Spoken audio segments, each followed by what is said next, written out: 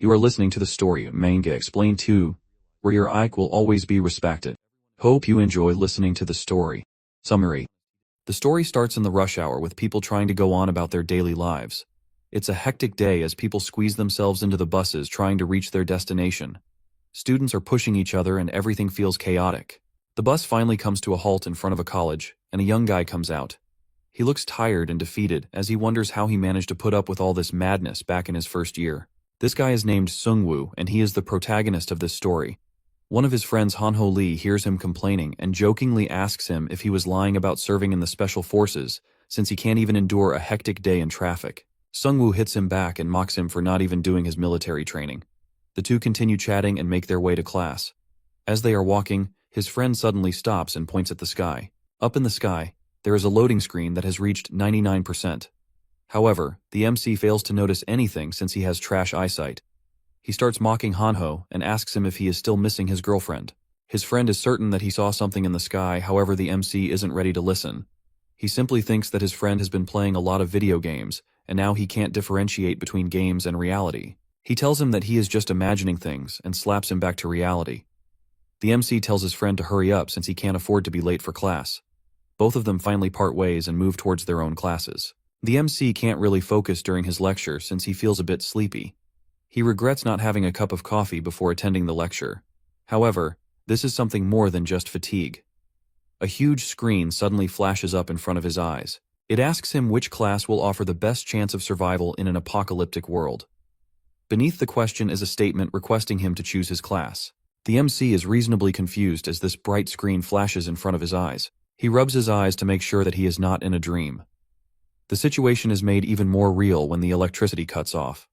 All the students start panicking. It is currently daytime, but they still can't see anything in front of them. Moreover, none of their electronics work. All the students start to notice the same bright screen in front of them. They are all equally confused and wonder if this is a hologram or if they are having hallucinations. However, the MC knows that something is not quite right. He can now see a countdown on the screen along with a bunch of cards with different pictures and stars on them. As the cards start floating in front of everyone, the students decide not to touch them, since they don't understand anything yet. Sungwoo sees the situation in a different light. He thinks that it is more dangerous not to pick a card since they don't know what is going to happen after 15 seconds. As the timer continues ticking, he stares at the cards in panic. He doesn't know what to pick, but he can't waste any more time. Suddenly he notices a flash, and it appears that one of the students has picked a card. A huge sword falls in front of the student out of nowhere. Moreover, the card he chose also disappears. The MC knows that he has to make a decision quickly. He starts to wonder which class will give him the best chance of survival in an apocalyptic world. Every card has a different number of stars on it. In a hurry, Sungwoo picks the card with the highest number of stars that he can find. This is the Necromancer class card. Bro is about to turn into Jinwoo. A few seconds later, the class selection concludes, and all the screens disappear. It seems like the classroom is back to normal. However, the nerdy student still has his sword. All the students stare at his sword in confusion. He tells them that it came down after he chose the warrior class. Hearing this, the MC wonders if he has actually become a necromancer since he can't feel anything different.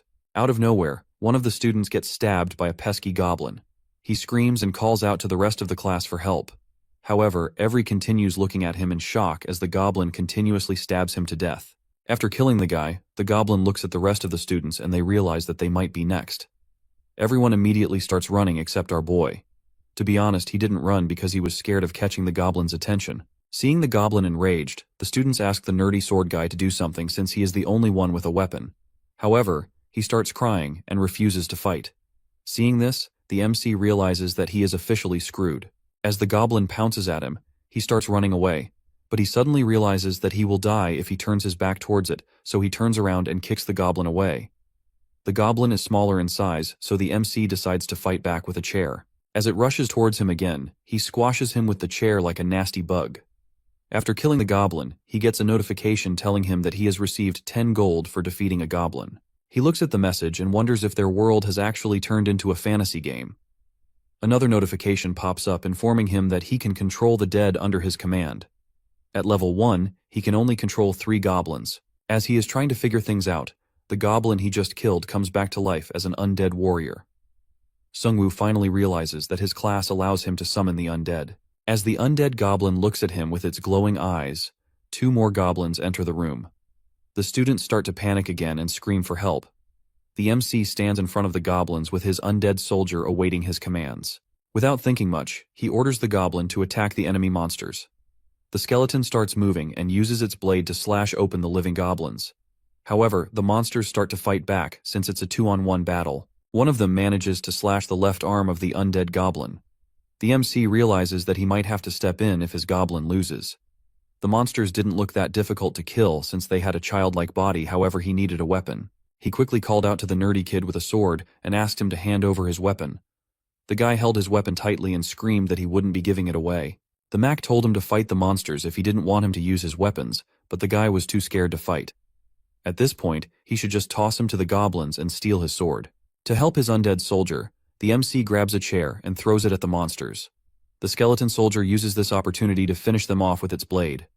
The MC gains more gold for killing 2 monsters. He stares at the one-armed goblin as it slowly walks towards him with a cute expression. The MC gets a bit weirded out by the skeleton looking him straight in the eyes, so he orders him to look somewhere else. The skeleton lowers its head as if the MC hurt its feelings. Just then, Sungwoo gets another notification reminding him that he can control the undead.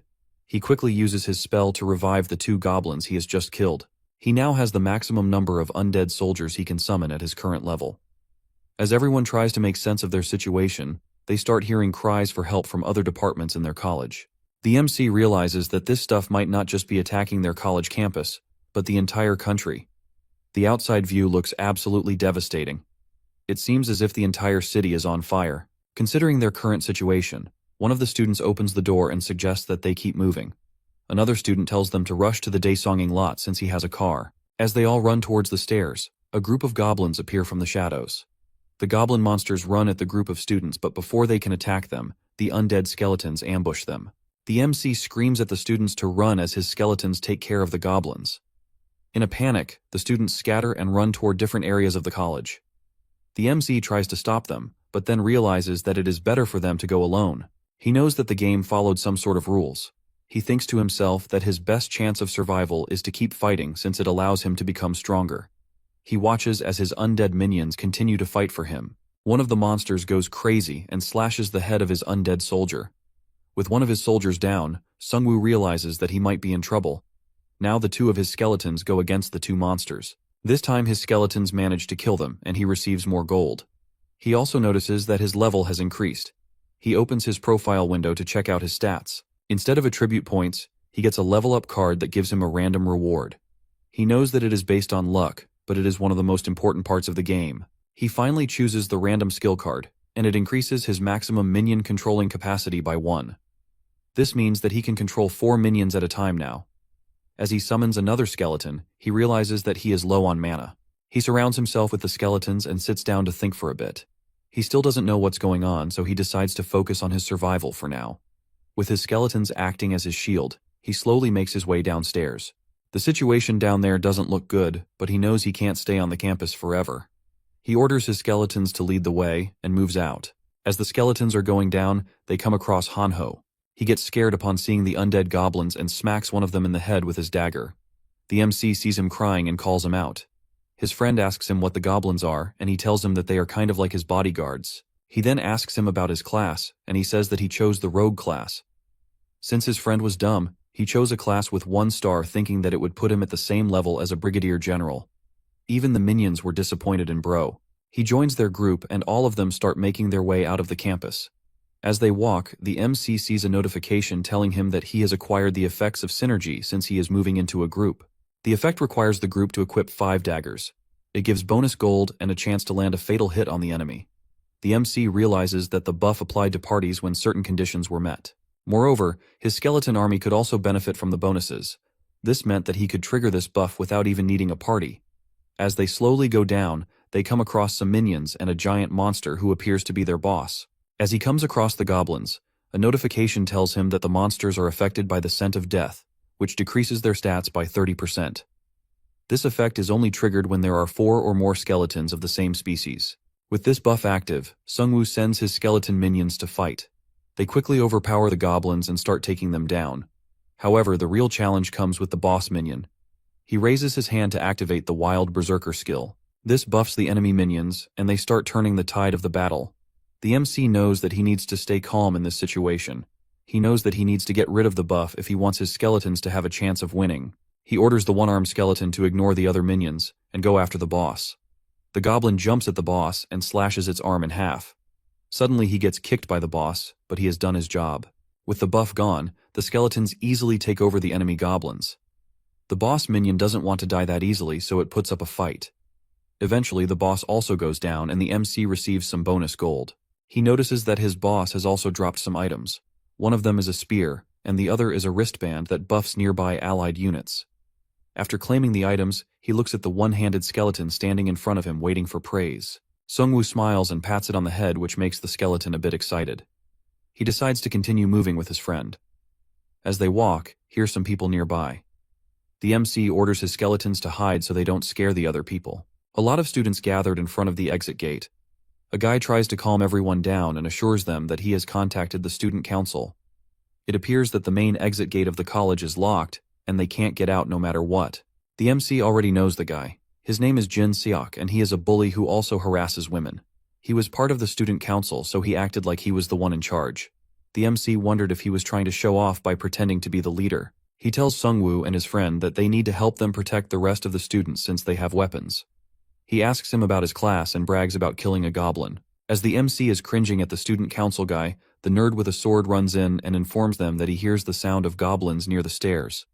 The council guy orders everyone to hide in the cafe while they guard the front. Meanwhile, Sungwoo calls out to his friend and shows him the message on the door. It says that the door won't be opened until they defeat the boss in a set amount of time. The boss will only get stronger if it's not defeated in time. The MC realizes that he can't rely on anyone to save them, so they need to kill the boss if they want to get out. Just then he comes across Jin Seok again, who introduces him to the nerdy guy and orders him to hold the goblins. The MC asks him if he saw the message on the door. The guy tells him that he saw the message and he is waiting for a rescue team to arrive. He thinks that the Korean army could come in and save all of them. The MC knows that he can't just sit around and wait for help to arrive. As he starts moving back towards the stairs, he sees a bunch of goblins running towards him. The nerdy guy almost has a heart attack seeing the goblins. At the same time, the skeleton minions also come out, which causes him to panic even more. The MC signals the skeletons to stop and explains that they are under his control.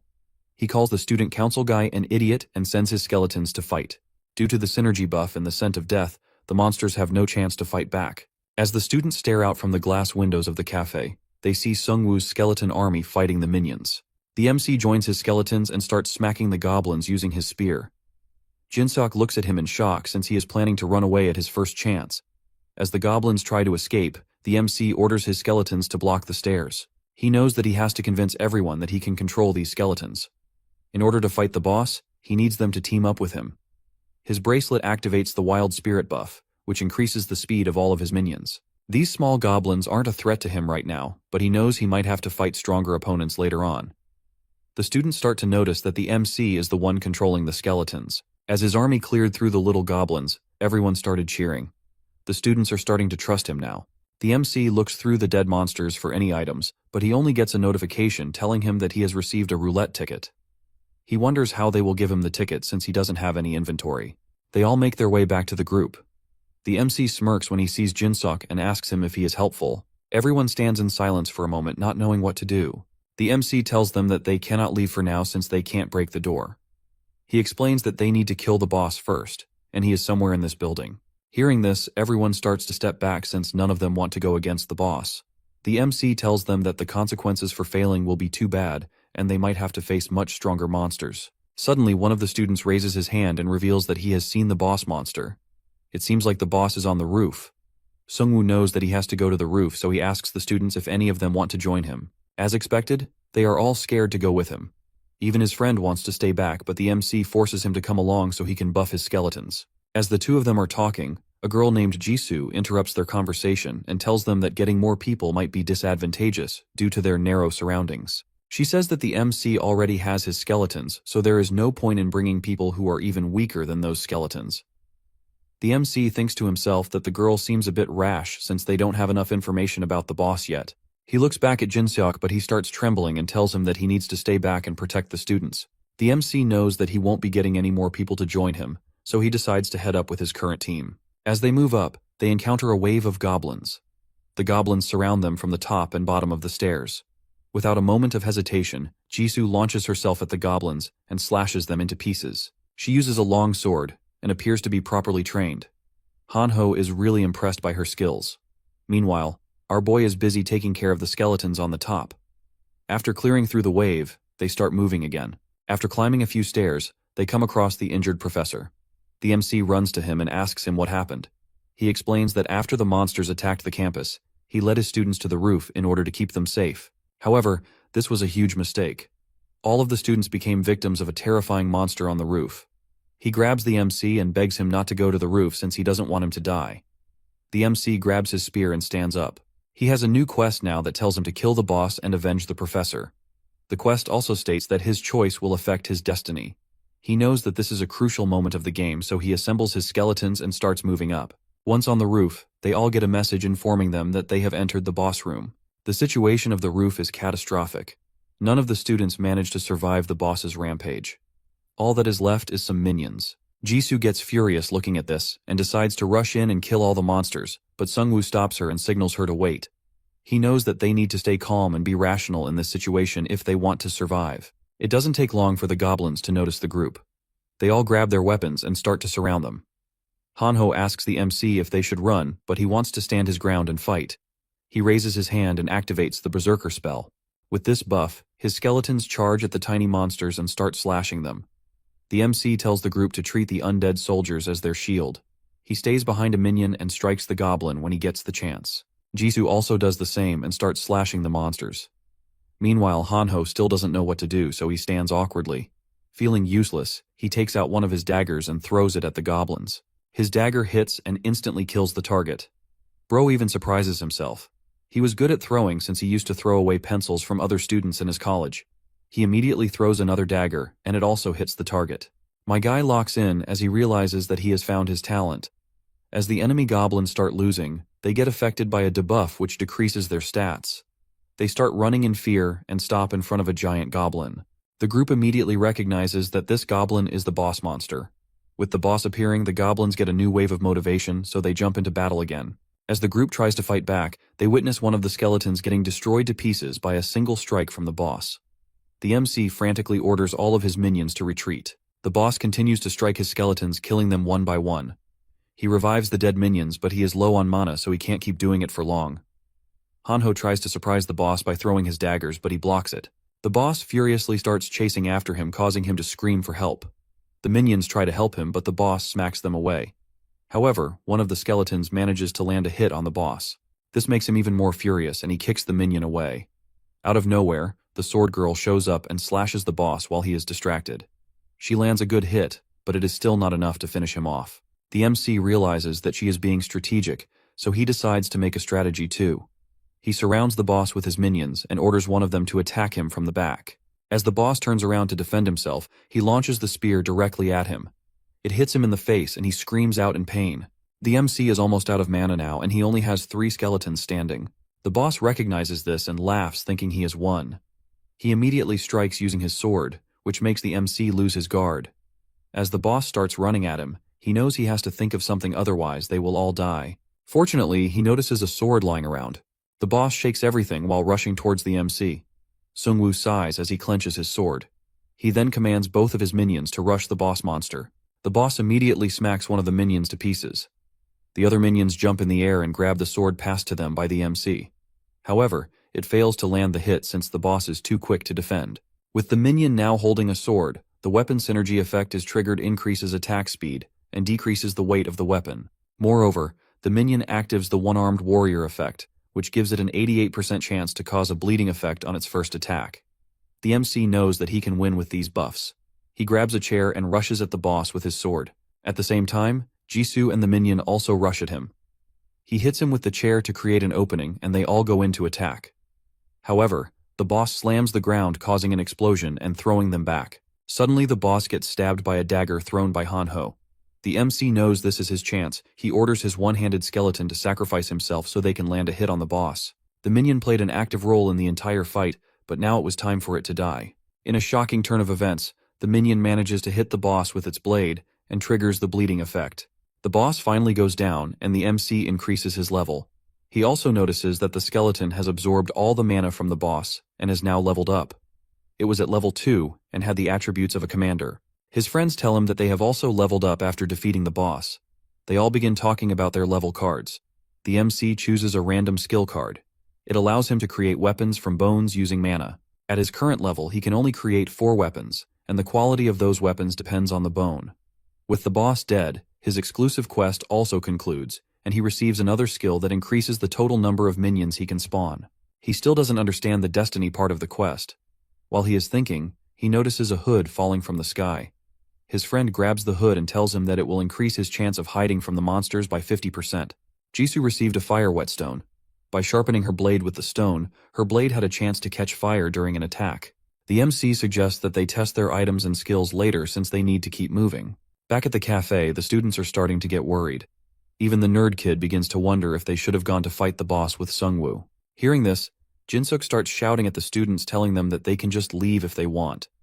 He says that if anyone wants to complain, they can go to the roof and die like the MC. The students start calling him out on his BS since the only one protecting them is Sungwoo.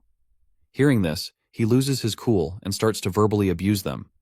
He also tells them that the MC has died and they have no one to protect them. Just then, a bunch of skeletons show up and scare the crap out of him. The MC returns and asks him if he wants him to die. He opens the exit door in front of him and gets ready to leave the campus. The group, along with the skeletons, glances back at Jinsuk. The MC asks if he has something to say. He feels slightly embarrassed and makes a face but doesn't respond. Behind him, other students start to whisper that he's only pretending to be a strong leader when in reality, he's still a loser. Ignoring all this, the MC, Hanho, and Jisoo exit the building with their skeleton minions. After inspecting the surroundings and finding it clear, Sungwoo notices a passageway and calls everyone to follow. As they walk further, they find several corpses with smashed heads and a variety of weapons scattered around. After examining the bodies, the MC concludes they were killed by goblins and wonders if any are still lurking on campus. Hanho suddenly gets excited as he notices a bunch of people in the distance. The MC and the rest approach the group. They all have weapons on them, and it looks like they have successfully fought the monsters and survived. Jinsuk pushes his way forward, grinning as he greets a guy named Daeseong. The guy also recognizes him and is a bit surprised that he has survived. As the two talk, Jisoo scowls since she already knows the guy. As Jinsuk whispers something to him, Jisoo and Hanho mutter that they are clearly talking about Sungwoo. The MC doesn't really care and he just stands there with a smile. Daesong introduces himself to the group as the president of the student council and comments on how much everyone has suffered. He tells them that they need to unite if they want to survive. He then points at the skeletons and asks about them. The MC casually explains that the skeletons are part of his class card abilities. With a hint of contempt, the council president asks the MC why he chose creatures that kill people. Sungwoo realizes that he is trying to make him seem dangerous. Daeyoung mentions that if he wants to join their group, he'll have to get rid of all the skeletons. Slightly irritated, the MC asks what would happen if he refused. The student council president dramatically raises his hand and asks the MC if he really wants to let the creepy and strange skeletons join their group. Hanho initially gets mad about the creepy part, but after glancing at the skeletons, he agrees with the council president, though he still finds them cute. The MC mentions that the skeletons are part of his class, and if he destroys them, he'll lose his weapons. He insists that survival in this new world requires protection, and the skeletons provide that. Daesong smirks and tells him that he shouldn't be worried since they will be protecting him. He asks him for the final time if he wants to join their group. Hearing this, Jisoo gets annoyed and steps forward while holding her sword out. She tells him that they don't even want to join their group, and points out that being on the student council doesn't make him special. Daeseong looks at her and asks if she's from the Department of Social and Physical Education. With a smirk, she responds that it doesn't matter anymore, as the university is destroyed. He suggests that they calm down and think about his offer again. This makes her even angrier. She reminds him how he embezzled student fees by forging checks during a festival, and reveals that she was the one who reported them on the university's website. Hearing this, he finally asks them to go their separate way. As the group begins to leave, he shouts at them, and says that they'll regret not staying together for the synergy effect. Imagine saying this to a guy who can spawn an army of skeletons. After getting away from the student council members, the MC asks Jisoo if she has a personal grudge against Daeseong. She tells him that he is just a bully who comes to school to hit on girls and harass women. Hanho grumbles as he hears that the student council president is a scoundrel. The girl suggests that they focus on getting out of the campus for now. Moreover, They should avoid places filled with people because monsters may be hunting for big groups. Sungwoo thinks for a second and suggests that they take the footpath by the hill since it leads to the main gate, but avoids most people. The team climbs a long wooden staircase with the skeletons scanning the area. It feels a bit too quiet. Suddenly, Sungwoo raises his hand, signaling everyone to freeze. At the end of the stairs, they spot a huge orc standing over several fresh corpses. This orc monster looks even bigger than the goblin boss. The MC realizes that this is the next wave of monsters. Without any warning, the monster swings its axe into the ground and charges at them. The MC is used to fighting monsters by now, so he smiles and thinks of it as an opportunity to make new skeletons. The orc goes for the skeletons and smashes them to pieces without warning. After destroying the skeletons, it turns its attention to Jisoo, who awkwardly thrusts her sword forward. The orc's axe crashes into her blade, nearly overwhelming her. As it raises its axe for another strike, one of Sungwoo's skeletons sacrifices itself, shattering to save Jisoo. The MC knows that he can't let the orc get closer, so he commands one of his skeletons to stop it. The one-armed skeleton steps in front of the orc. As the orc tries to hit it, it dodges the attack and lands a blow on his shoulder. The MC calls out to Jisoo and tells her to retreat to stable ground since they can't fight the orc on the stairs. She seems frustrated by how effortlessly the orc broke through her defense. After moving up, the MC tells the group that they can't really get close to the orc. The orc recovers from the hit and starts moving up the stairs. Meanwhile, the group heads for the trees to restrict his movements. The MC tells Jisoo that he will use the skeletons as sacrifices for his plan. Necessary. He has plenty of corpses nearby, so he only needs to look after his mana. The orc begins pushing through the trees trying to catch them. After surrounding the orc, Sungwoo orders his skeletons to strike. At the same time, Hanho hurls a dagger toward the monster. All the skeletons also join in and throw their weapons at the orc. Two of them rush the orc from his blind spots, but the orc manages to hit them both. Surprisingly, the skeletons manage to grab both of his arms and hold them tight. At the same time, the MC and Jisoo rush towards him with their swords. The orc swings at Jisoo, but she evades the attack, slipping beneath his arm and striking his knee with her blade. The orc falls to one knee, just as the MC slices through his right arm. Finally, the one-armed skeleton launches itself into the air and delivers the final blow. The MC sees a window that informs him that he has earned 110 gold for slaying the orc patrol leader. Surprised, he realizes they just took down the orc's boss.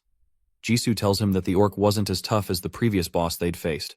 He walks towards the corpse and tries to summon it, but the system informs him that his level isn't high enough to raise medium-tier monsters. He summons some normal skeletons and asks Jisoo what card she picked. She recalls choosing the 3-star Tiger Hunter card because she liked its color. Since his mana is recovered, the MC decides to try his new skills. He uses his ability to craft weapons from bones, producing a sword, blunt weapon, spear, and arrow of the lowest grade. Each weapon can be traded for gold. As he holds the axe, he realizes that the weapons are much lighter than he thought. He throws the axe to one of his skeletons and gives each of them a new weapon.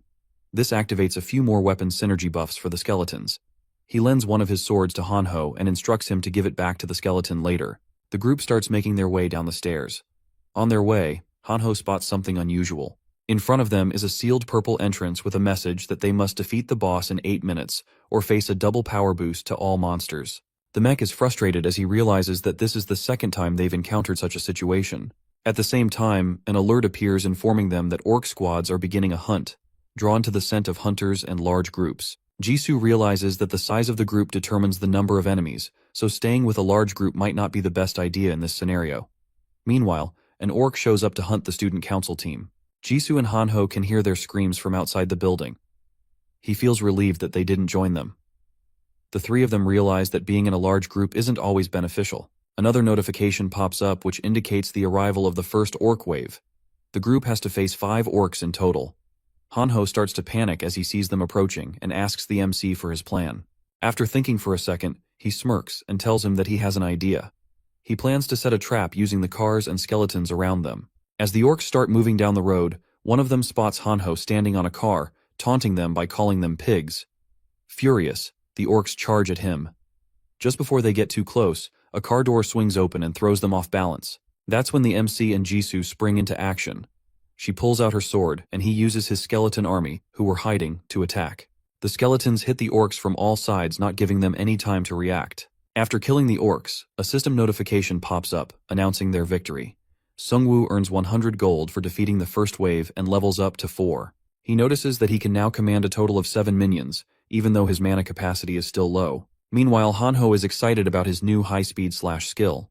The MC turns to Jisoo and asks her what she got. She explains that she picked Strength, raising her power by 2 points and giving her a warm, fiery sensation. The MC tells Hanho to give back his sword and summons 2 more skeletons, getting ready for whatever comes next. He hands the sword over to a skeleton that reaches out for it. As they make their way out of the area, they realize that the entire city is in chaos. While walking, Sungwoo suddenly raises his fist and signals everyone to stop. In front of them, a bunch of orcs are attacking a bus, trying to kill everyone inside. The 3 of them peek out from behind a tree and spot 7 orcs in total. One of the guys inside the bus tries to hit the orcs with a spear, but it's not enough. The MC knows that they might all die at this rate. Jisoo watches as 2 orcs swing their axes for another strike, and says that they should help them. She suggests that they attack the orcs from one side of the bus, while the spear guy attacks them from the other side. However, the MC is doubtful if the spear guy will be brave enough to go against the orcs. He tells her that relying on strangers might not be wise in their situation. Just then, he points at a truck and says that they will show the orcs the convenience of civilization. Inside the bus, a blonde guy with a sword and shield shouts at another man holding a spear, criticizing him for not hitting the orcs. Kyung-soo Lee screams at him to fight the orcs himself with his own shield and sword. The passengers are trembling and crying since they all think they are going to die. To their surprise, the orcs stop hitting the bus and turn to see a car speeding towards them. The vehicle plows through, tossing 2 orcs into the air. Seeing this, the guys inside the bus are left speechless, unable to comprehend what's happening. The skeletons jump off the trucks and start attacking the orcs. One of the guys inside the bus is even more scared of these skeletons than he was with the orcs. After everything calms down, the guys inside the bus wonder if the skeletons are gone. Suddenly a skeleton appears at the window. The man drops his spear in terror and falls to the floor, screaming for the skeleton to disappear. Hanho knocks on the bus door, urging the frightened man to open it. The man sees them but is too terrified of the skeleton to comply, despite their assurances that they're human. After killing all the orcs, they leave the area. The scene changes to Hanho striking a vending machine with his hammer. Sungwoo turns to him and asks what he's up to. He smiles and raises his hand, winking as he admits he has no cash but wants a soda, so he's trying to break the machine. The recently rescued blonde guy approaches the vending machine, attempting to buy a Coke for Hanho, only to find it's broken. The MC scratches his head and asks the group if they should continue their discussion. He points to a machine and asks if it spits out items. Kungu nods, explaining that they tried it, but they had little gold so they could only use it once. He then glances at an old TV with a sticker reading, "If you need this, go ahead and take it," suggesting that following the instructions could yield an item. Suddenly the TV screen lights up, welcoming everyone to the E-Class store. Sungwoo presses the screen to browse the offerings. The store offers a chance to try their luck, with 3 reward tiers: bronze, silver, and gold. E-Class stores sell items up to the gold rank. As he browses the shop, Hanho and Jisoo ask him if the shop would actually work. He tells them that they have to try it if they want to know. Hanho has about 360 gold while Jisoo has 584. Our boy, on the other hand, has 1,552 gold, which means that he can try the silver roulette as well. However, he also has the unlimited rank roulette ticket, which allows him to choose an item of any rank. Hanho watches him in shock as he chooses the gold roulette option. His luck is great since he gets first place in the spin. For this, he receives a blue ball called the Tear of the Sea Spirit. It is a legendary class item that increases his mana by 300 and mana recovery by 200%. This was exactly the item he needed since he was facing mana problems. After the gold roulette, he decides to spend his gold on the silver roulette. This time he gets second place and receives a shield. Jisoo also gets second place and gets a skill called Leader of the Expedition Force. However, my man Hanho ends up with third place and receives some potions. He feels disappointed, but Sungwoo tells him that his potions might be useful later on. Jisoo informs them that the situation at the sports field is still ongoing, so they should probably help them. Hanho looks at the MC and asks him if they are going to use the same plan again. The MC smiles as he stares at the truck and reveals that he has something bigger in mind this time. Away from them, the student council group cries for help as it is being attacked by the orcs. Daesung tells everyone to group up and prepare to escape as he holds them off using his sword. One of the guys informs him of people who are trapped in the stands. He tells the man to ignore them since they don't have time to be worrying about others. He then orders Jin-seok and Hyungmin to lead the way since the 2 of them have shields. The group suddenly notices a bus coming at the orcs from behind. The bus destroys them mercilessly as the man sitting inside laughs like a lunatic. After clearing through the orcs, Hanho leans out of the bus and tells everyone to get inside. The players outside realize that they should have followed them from the start instead of staying behind. Jisoo also jumps out of the bus and comes face to face with an orc. She wants her revenge for the last time. As the orc tries hitting her, she blocks it using her sword. This time, her sword doesn't get pushed back. She kills the orc with her burning sword, and excitedly looks back only to see Sungwoo and his skeletons killing all the other orcs. She notices his incredible strategy of attacking the orcs while keeping his distance. This makes her feel a bit stupid since she only invested points into her physical strength to overpower orcs. As he continues tearing through the orcs, she wonders what he did before all of this. After killing the orcs, he stares at Daesung and asks him what he is doing here since he didn't want to be near his skeletons before. Daesung nervously laughs and asks him if he is going to hold a grudge against him in their current situation. The MC looks at him furiously and tells him that he saw him abandoning people and running away. He explains that he was just retreating and trying to reorganize his team. However, everyone on the bus knows that he is lying. As they are having this conversation, they see a notification about the orc chief being enraged. The MC immediately gets on the bus and tells Daesung that he will only be allowed to get in if he follows his orders. He orders him to hand over his armor first. He complains and asks him how he is supposed to protect his body without his armor. Sungwoo smiles and tells him that he has nothing to worry about since he will be under his protection. After they leave, he gets a system notification telling him that his level has increased to 5, allowing him to control medium-sized monsters. Another system alert informs him that the maximum number of monsters under his control has increased. He feels glad that he now commands 9 monsters. Suddenly he notices movement behind him and turns to see one of the skeletons wearing all the armor he took from Daesung. He wonders if it's too heavy for him to move. Remembering their past battles, he realizes this skeleton is more reliable than the others. He sighs and tells the skeleton to undress. The skeleton looks at him in despair while he puts on a chainmail over his white t-shirt. Hanho walks in and points at the crowd behind them. He tells him that they might need another bus if they want to keep rescuing more people. The MC tells him that they won't focus on rescuing others anymore. He walks toward the crowd with Jisoo and Hanho by his side, gripping the handrail as the bus sways. He tells the people they need to fight the orcs. A system window appears, declaring that the orc boss has initiated a global destruction operation, meaning the monsters will hunt the survivors until no one remains. Sungwoo looks at the crowd with hopeful eyes, reminding them that according to the game's rules, they cannot evade the orcs forever. They must defeat the boss to escape. A guy in a tracksuit with bandaged fingers raises his hand and tells them that he saw a lot of orcs in the gym. He estimates that there were a total of 100 orcs. This revelation horrifies the crowd, as the system alerts them to a penalty for imperfect teamwork.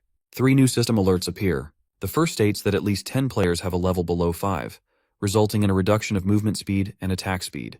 The second notification reports that at least 10 players haven't killed a single monster, which decreases their attack power and gold accumulation.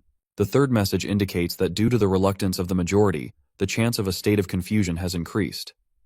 Sungwoo sighs heavily, realizing that while they could defeat most of the orc army in battle, things have become clear to him. The crowd looks at him in surprise when he declares that he will fight the orcs himself. He believes that having a weapon is useless if one doesn't know how to wield it. Jisoo and Hanho try to stop him, but he tells them the same thing. The people in the crowd stare at him, puzzled, thinking that he might have gone mad. The members of the student council smirk as they discuss how this might be a great opportunity to eliminate him. Jinseok looks out the window, calling him a fool and predicting that he will soon die. Jisoo thinks that it isn't a good idea, so she tries to convince him not to go alone. He reminded her that when they were on the first floor, she said there was no point in sticking together. His skeletons alone are much stronger than most of the people on that bus, so it's not really useful to bring anyone along. Hearing this, Jisoo thinks to herself how his strategies are usually foolproof, but this time the stakes are much higher. As Sungwoo walks into the ground with his skeletons, everyone watches him from the university windows. His friends are inside the bus some distance away from him. They are here to rescue him if anything goes wrong. Sungwoo freezes in the middle of the field as dark figures of enemies emerge. The orcs descend onto the field with a roar, approaching him. Without warning, they start charging towards him. The MC analyzes the monsters and tries to pick out the orc chief. He doesn't really see any system messages, so he concludes that this must be a mid-level boss. The red orc raises his axe toward him and growls. He steps up to the stands, instructing his minions to move forward.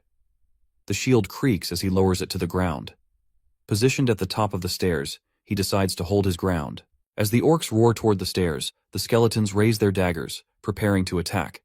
The MC immediately activates his wild berserker skill, increasing the strength and attack of the goblins. Instead of fighting at melee range, the skeletons start throwing their daggers towards the orcs. The daggers kill a few of them, but the boss manages to block them. The MC panics, realizing that his throwing attack has been blocked, and commands his skeletons to charge.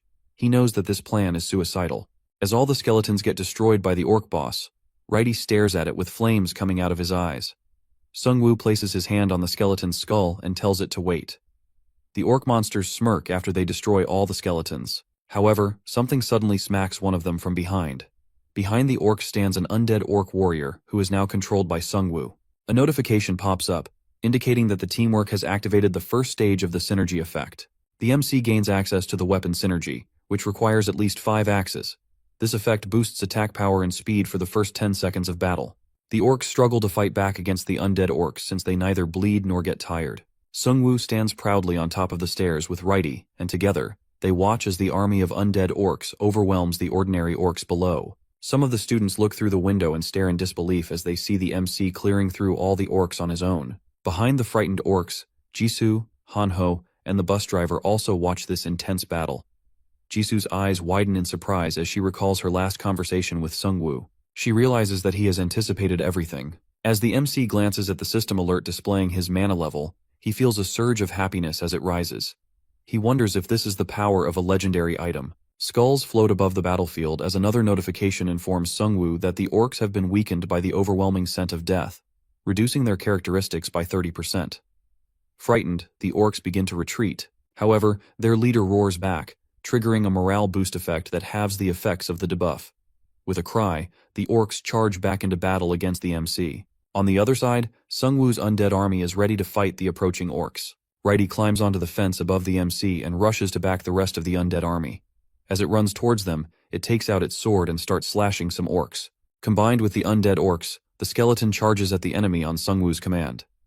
After finishing the orcs, the MC sits down on the steps, letting out a heavy sigh. A system notification appears before him, announcing that he has earned a lottery ticket for defeating 100 monsters. This achievement allows him to rank up to infinite status, making him the 21st player in the story to receive this honor. He realizes there are 20 players ahead of him who have already claimed this ticket. Suddenly, he hears the sound of a bus. Someone is trying to drive the bus away and escape. However, they hit the pink wall and it prevents them from leaving. Sungwoo gets annoyed as he sees the student president group being swarmed by the orcs. They were the ones trying to leave with the bus. They cry for help as the orcs try to kidnap them. Frustrated, he faces palms. He is upset that others disobeyed his orders and complicated the situation. As Sungwoo prepares to rescue the group, the other students are urged to join him as well. Even though he prefers to fight alone, he allows them to join him as long as they don't get in the way of his skeletons. He enters the building with 2 of his undead orcs. He can see the bodies of defeated goblins hanging from the ceiling. The inside of the building looks terrifying. The group halts as a glow emerges from the smoke ahead, revealing a monster with glowing eyes. Sungwoo holds the orb in his hands and questions if he is looking at the boss. He orders everyone to get ready since they are about to face the orc boss. The hostages are battered and bloodied, some even with knocked out teeth. The MC is somewhat relieved that no hostage is killed yet, but he is also confused since he didn't think that the orcs were intelligent enough to take hostages. The members of the student council look at him and beg for help. He glares at them fiercely and tells them that their current situation was the result of their own foolishness, and they also dragged other people into it. He is against someone who can't even understand him, so he decides to go all in and not show any weakness, since it can be dangerous for him. His plan is to confuse the orcs with a sudden attack and save the group. Out of nowhere, one of the orcs swings its axe and brutally separates the head of the student council president from his body. Everyone is shocked to witness this. However, the surprises don't end there. From the roof of the building, the actual orc boss shows up. He unleashes a strange spell that causes everyone to feel weak. The system sends multiple alerts to Jisoo indicating that she has fallen into a state of confusion due to the breath of the abyss, and her mana continues to drain. The orc boss finally makes his entrance. He is a junior-level black magician similar to a shaman. Hanho's hands tremble as he squeezes a bottle, attempting to open it. He drinks the bottle to restore his mana and even offers one to Sungwoo. However, he rejects it and tells him to give it to Jisoo instead. He grins, inhaling the streams of dark mana, finding the dark energy refreshing. Meanwhile, a system alert indicates that the breath of the abyss has significantly boosted his mana reserves, now exceeding 4,000. He understands why he feels so confident. The system informs him that due to the accumulation of abyssal breath, the effects of the First Awakening are temporarily activated, significantly enhancing his characteristics and increasing the number of monsters he can summon. As he walks forward, his figure is illuminated solely by the glow of his mana, giving him a terrifying appearance. Imagine using black magic on a necromancer. He continues walking towards the boss with a smile on his face and asks him what he did. The boss is reasonably confused since he didn't expect any of this to happen. Jisoo rushes after Sungwoo and says that they should all attack together, just like on the roof. Sungwoo lets out a creepy smile as his entire body seems to glow with overflowing mana. He declares that from now on, nothing will be the same. The undead soar into the air, and Hanho watches them as all the dead bodies on the roof start coming to life. His eyes stay wide open with shock as he stares at the numerous system notifications about different synergy buffs that they have acquired. Meanwhile, Sungwoo looks like an absolute monster who wants the boss to taste the true power of death. The orc shaman starts smashing all the undead warriors into pieces. However, a system notification appears revealing that there is a guaranteed chance to revive all these undead skeletons. No matter how many skeletons the shaman kills, they keep coming back. As he kills one skeleton, Sungwoo revives it instantly. The orc shaman starts growing tired. He stares at the MC who now looks like an absolute monster. My man accidentally turned into the boss. He asks the shaman if he finally understands who he is facing at the moment. He stares into his soul with his glowing eyes and tells him that it is the true nature of death. The shaman shrieks in fear as he doesn't know how to defeat the MC. He tries to retreat, but the undead army surrounds him from all sides. Sungwoo sees this and tells him that he is foolish to think that he can escape death. The poor shaman screams as all the skeletons leap at him from all directions. He tries to fight back, but the numbers are highly against him. At last, Righty delivers the final blow and puts him out of his misery. Sungwoo gets 1055 gold for killing the junior black magician. After killing the orc chief, Righty absorbs his mana and increases its rank. Sungwoo realizes that his minions have to defeat the boss in order to gain experience. He then opens up the list of his minions. He has a total of 33 skeletons, one of his which is a level 3 veteran. As he looks at the list, Hanho calls him and tells him that there is something coming out of the boss monster's mouth. As the MC takes a look, he realizes that it's an item. The item description says that it grants devil attributes to the user, and once equipped, it will require many sacrifices to remove. He doesn't really understand what the devil attributes mean, and assumes that it will likely be the same as his Necromancer class. He equips the item which grants him the devil attribute. It allows him to steal the enemy's mana with each attack. Suddenly all of his skeletons start crumbling back to bones as the effect of the orc shaman's spell wears off. The group goes back to the students who cheer them for defeating the boss. They call the MC their hero, but he doesn't really feel good about any of this since he has no need for other people. He knows that in order to increase his chances of survival, he needs to avoid getting too many people with him. Since the boss has been defeated, the seal finally breaks and the exit doors open. The students wonder if they can finally leave the area. They all start talking to each other, thinking about their next move. Some of them think that they should just continue following Sungwoo since it is their best option for survival. Hanho looks at his phone with a worried expression and tells the MC that it is happening all over the world.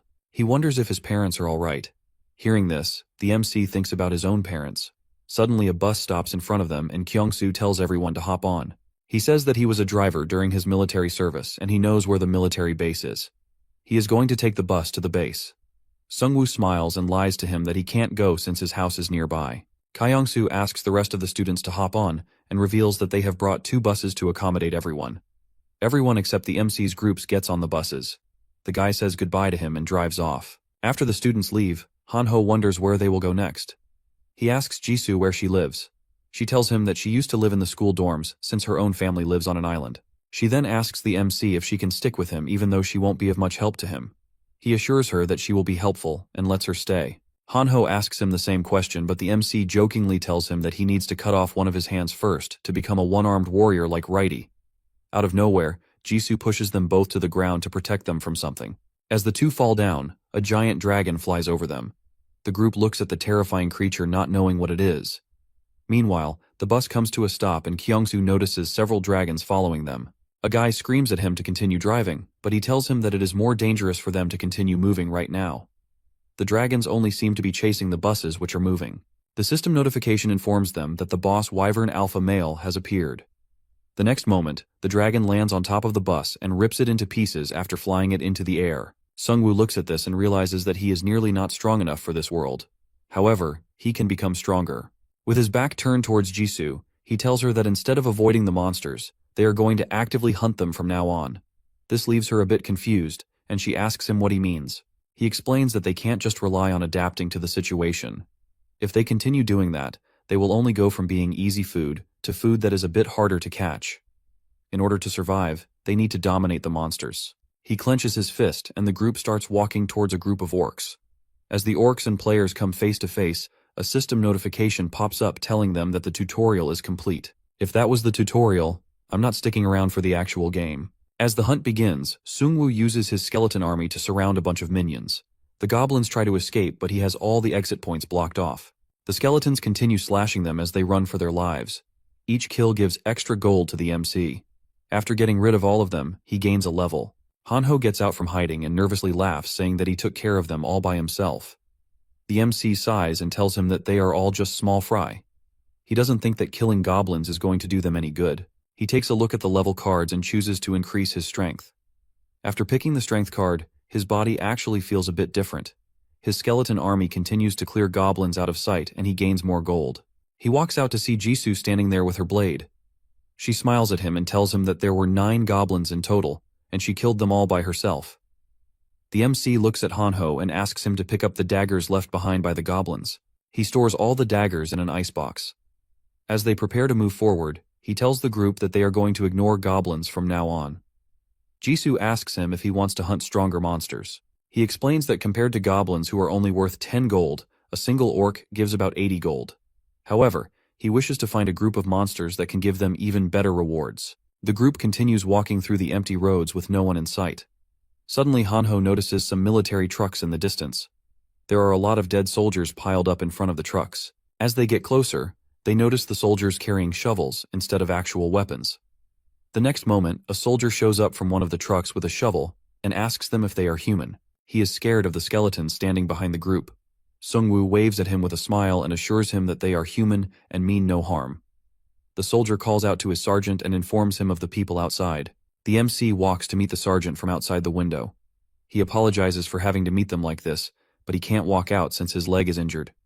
Sungwoo realizes that he has been stabbed by a goblin. Sergeant Kim feels a bit disappointed in himself as he tells him that he got stabbed by a minion who was no bigger than a child. Somehow, they manage to beat the monsters. The MC looks at the sergeant in confusion and asks him why they are not carrying any guns.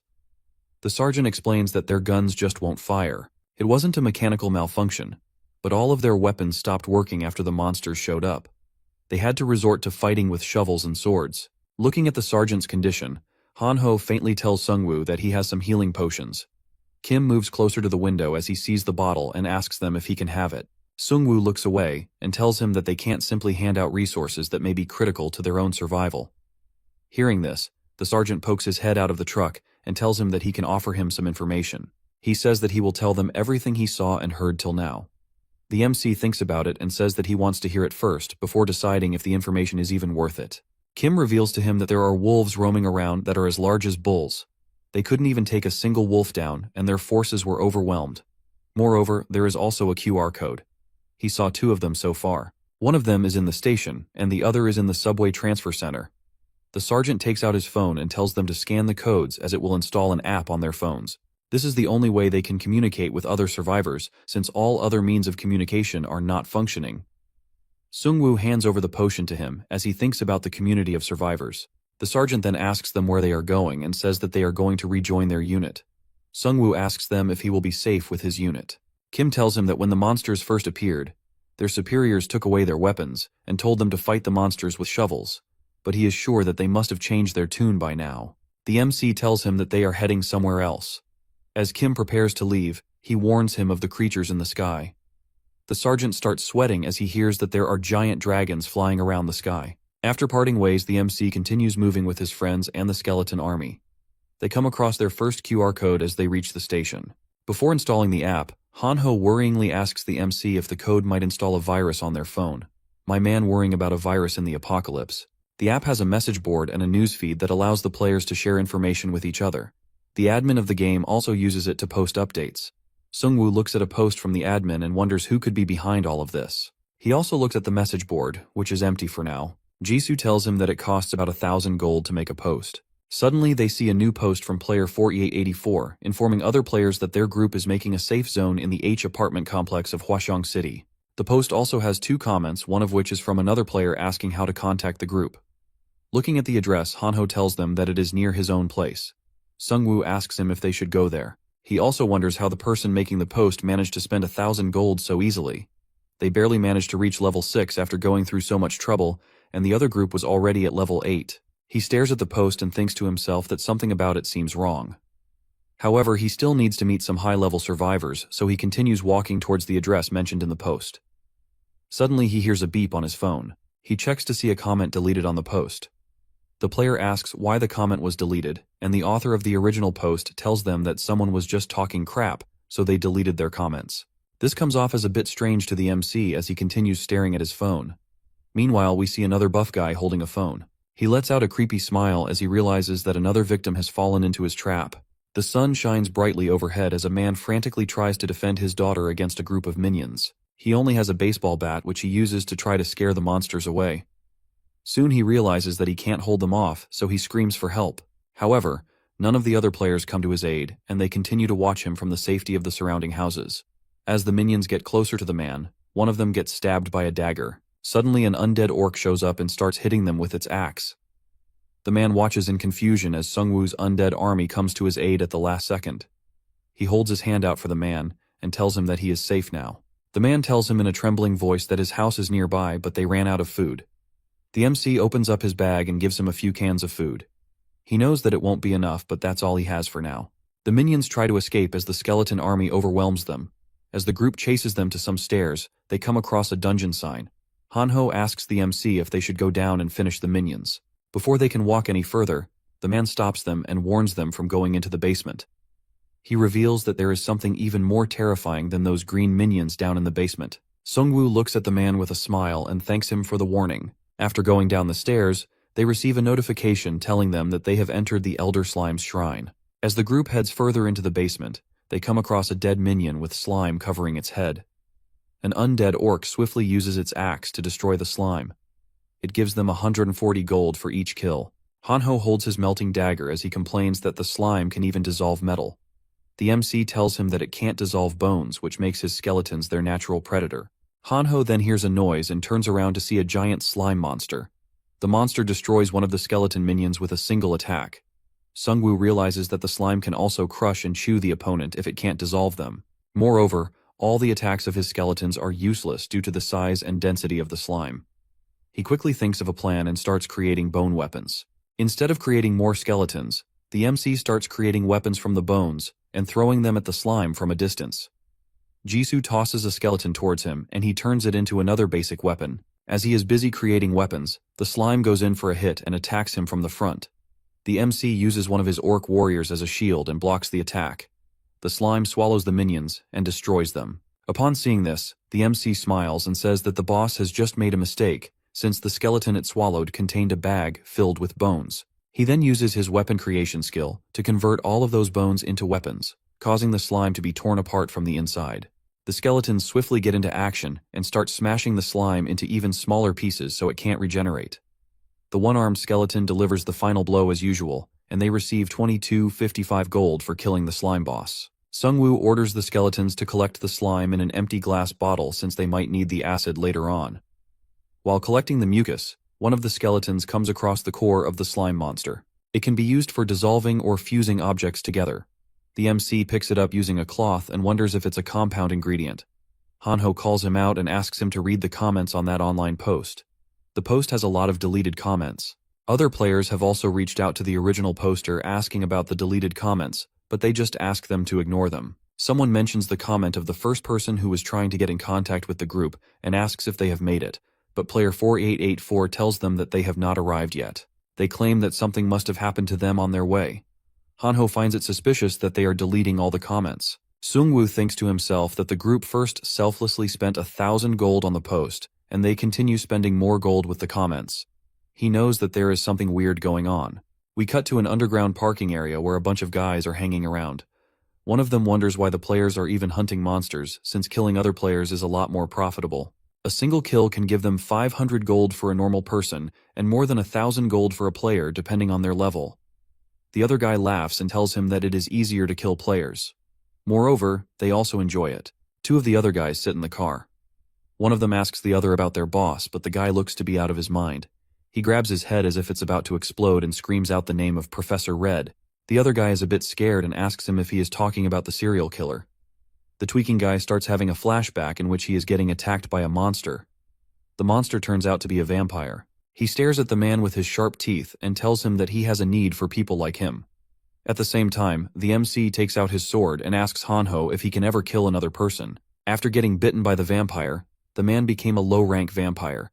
He wonders how things ended up this way. He just came to the convenience store with his other gang members to loot some stuff. However, the monster bit him and turned him into a vampire. After becoming a vampire, he started killing all of his gang members.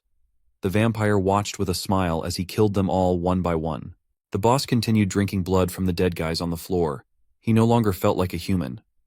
The vampire looked at him and told him to continue feeding and growing till they both met again. The boss finally comes out of his flashback as the guy sitting with him shouts at him. Another guy walks to the car window and asks him if there is a problem. He looks at the man and tells him that everything is fine. He then asks him what he wants to tell him. The guy shows him his phone and tells him that their prey has just arrived. Their post has got another comment from player 157 who says that he is with 2 other people. His group wants to meet them and calls them to the park. After hearing this, the boss immediately orders the guy to head for the park. With an evil smile, he thinks to himself how the open space of the apartment complex makes it easy for them to lure idiots like the person they just talked to. None of the apartment residents dare to say anything about it since they are all scared. The boss is planning on killing all of them once they run out of prey. The man driving presses the brakes as he notices the group standing in front of them on the road. They all are facing away from the car and wearing hoods, so the 2 of them can't really see their faces. The boss can't control himself as he sees the group. He screams at the guy to just run them over with the car. The guy obeys the order and slams into the group at full speed. However, upon hitting them, all they see are bones flying in the air. It turns out that there weren't any people in those hoods but skeletons. Sungwoo uses the bones from those skeletons to create spikes and hit the car. The driver loses control and the car crashes. The boss doesn't understand what is going on. Someone suddenly breaks the car window and drags him out.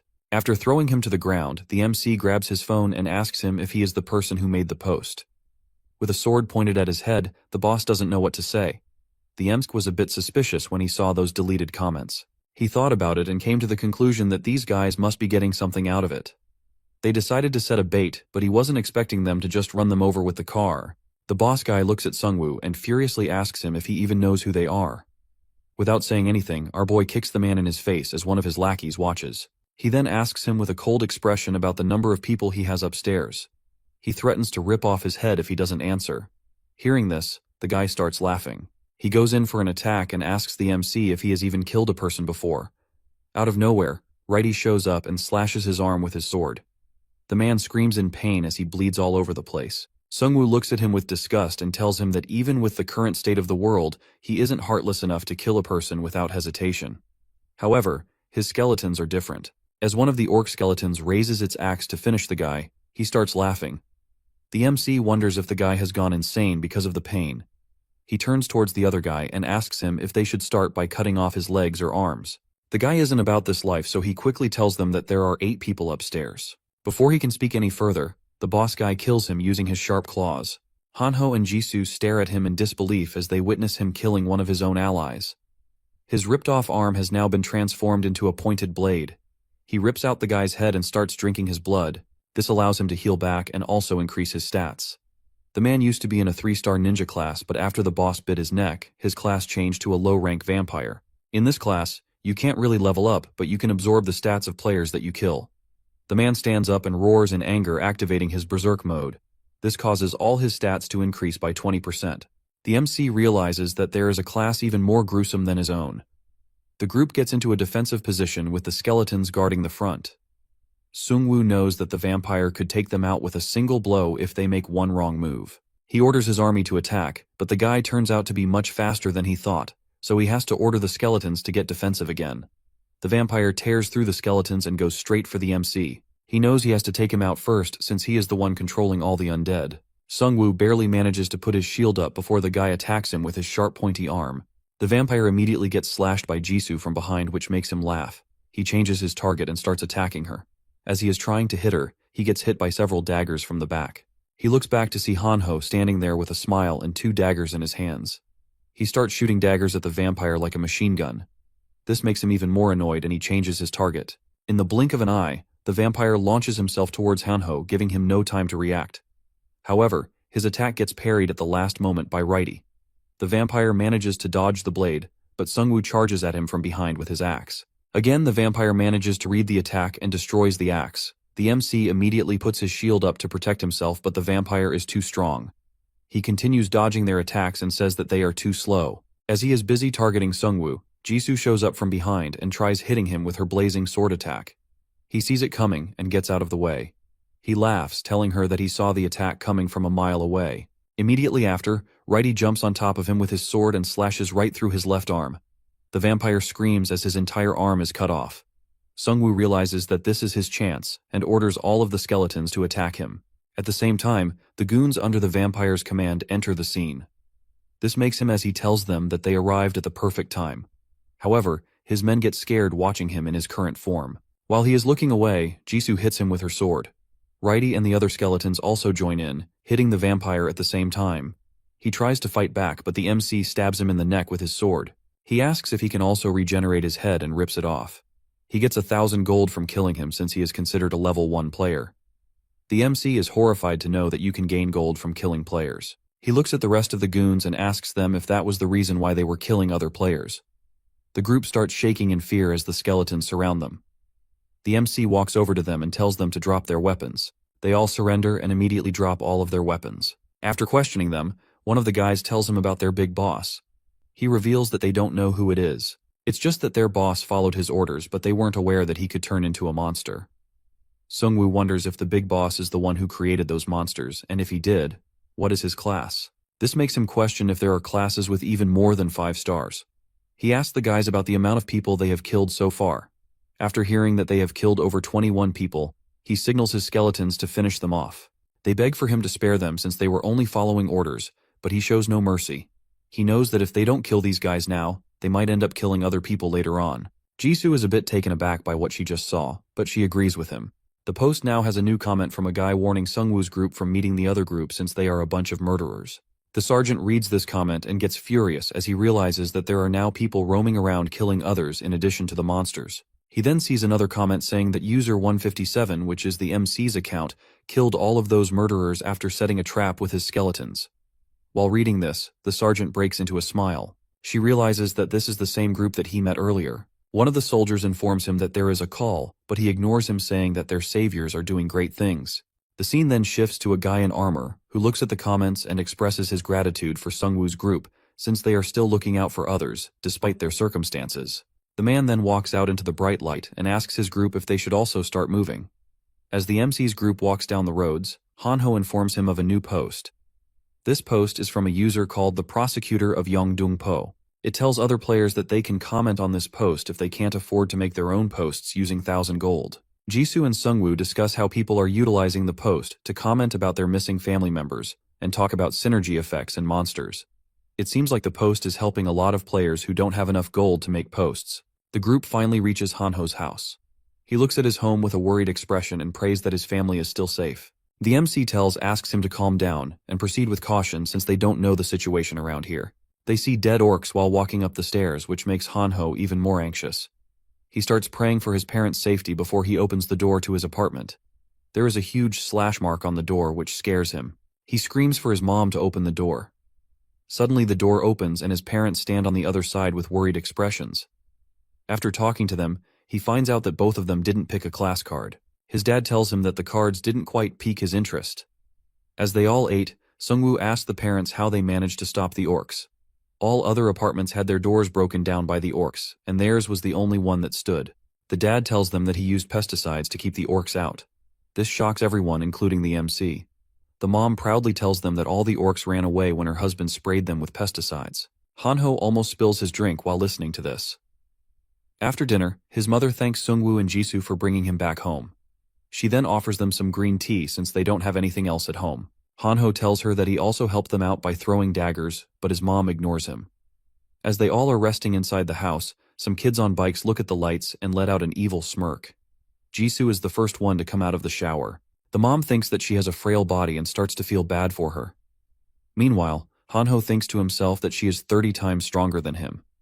The MC feels relieved as he finally goes to take a shower. He is glad that both of his friends' parents are fine. His dad was able to utilize the orcs' strong sense of smell against them. Otherwise, both of them would have ended up like the rest of the players. Even with the world going to hell, there was still something positive. After showering, the group begins cleaning their weapons.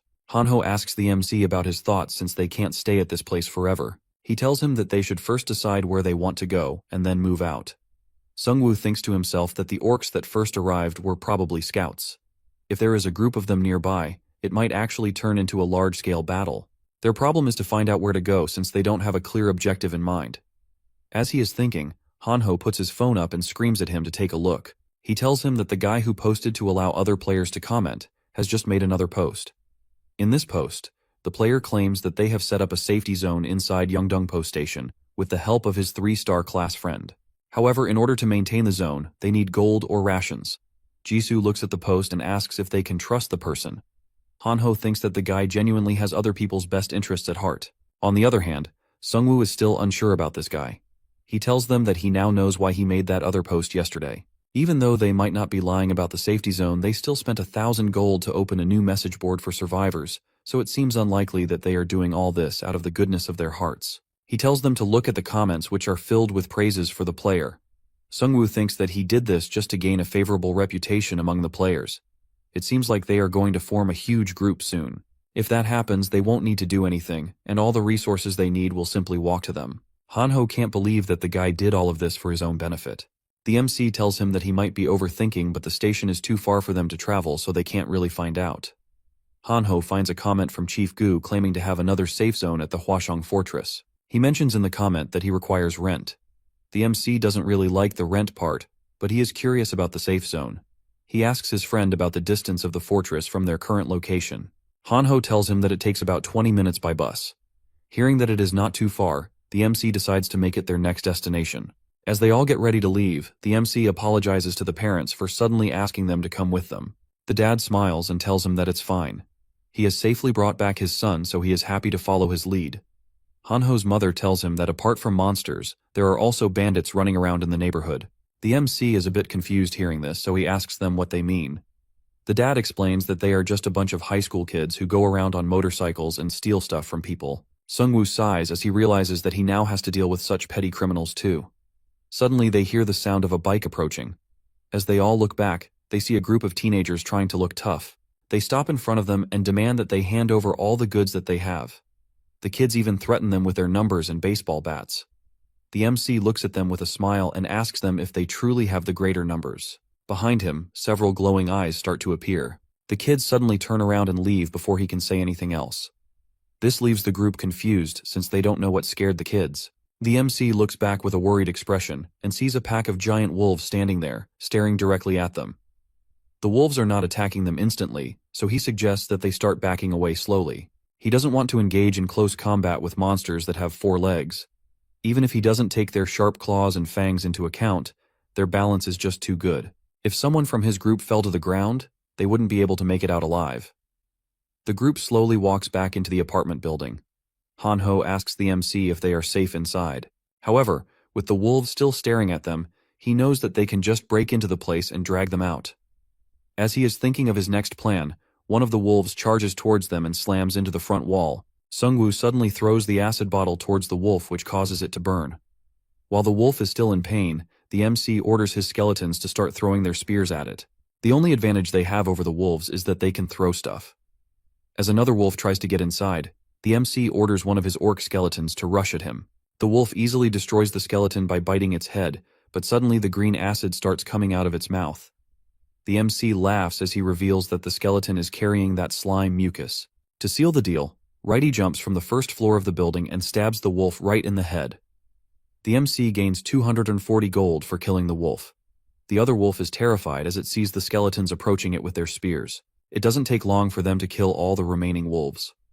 Sungwoo gains some experience and reaches level 7. Jisoo looks down and tells him that they just feel more and more like a burden to him. The MC tells her that it's not true since the situation just wasn't favorable for them. He looks at her and thinks to himself that even though her class is Tiger Hunter, he should see her as a specialized class since she is only focused on increasing her physical strength. On the other hand, Hanho doesn't seem to be getting any stronger. He tries to take the wolf under his control, but it doesn't work since his level is still too low. He suggests that they keep moving since there may be more monsters nearby. Somewhere else, a military helicopter is being chased by flying dragons. The captain screams at the pilot to go faster, but the pilot tells him that they are flying at their maximum speed. He hurls insults at Sergeant Kim for not describing these dragons in more detail in his report. The pilot reminds him that he was the one who disregarded his reports since he was only a sergeant. Suddenly a notification pops up that the field boss Wyvern has appeared. The dragon grabs the helicopter by its claws and destroys it like it's nothing. It then lands on top of a huge building and lets out a loud roar. Sungwoo and the group witness this, and they are terrified. Hanho thought that the military helicopter might be able to do something against the monsters, but he was wrong. His dad notices that the dragons are planning to sleep on top of the building. They are too close to the safe zone, but they can't move while that thing is still around. Sungwoo tells them that they will eventually leave and suggests that they take some rest. At night, the dragons fall asleep on the buildings while the group rests on the ground. Suddenly, the MC notices a flash followed by a system notification similar to the one they saw at the start of this apocalypse. It is the second phase of card selection. Hanho screams at his parents and tells them not to make the same mistake as him by picking a low-star card. His dad assures him that he won't make any mistakes since he has been playing cards for 20 years. As Sungwoo looks around to analyze the cards, he notices that only 15 seconds remain. Since he has already picked a card, this card will act as a secondary class card in addition to his current class. One of the cards suddenly disappears in front of his eyes. He realizes that other people are also picking up the cards. Hanho carefully looks at the card trying to find one with the most amount of stars.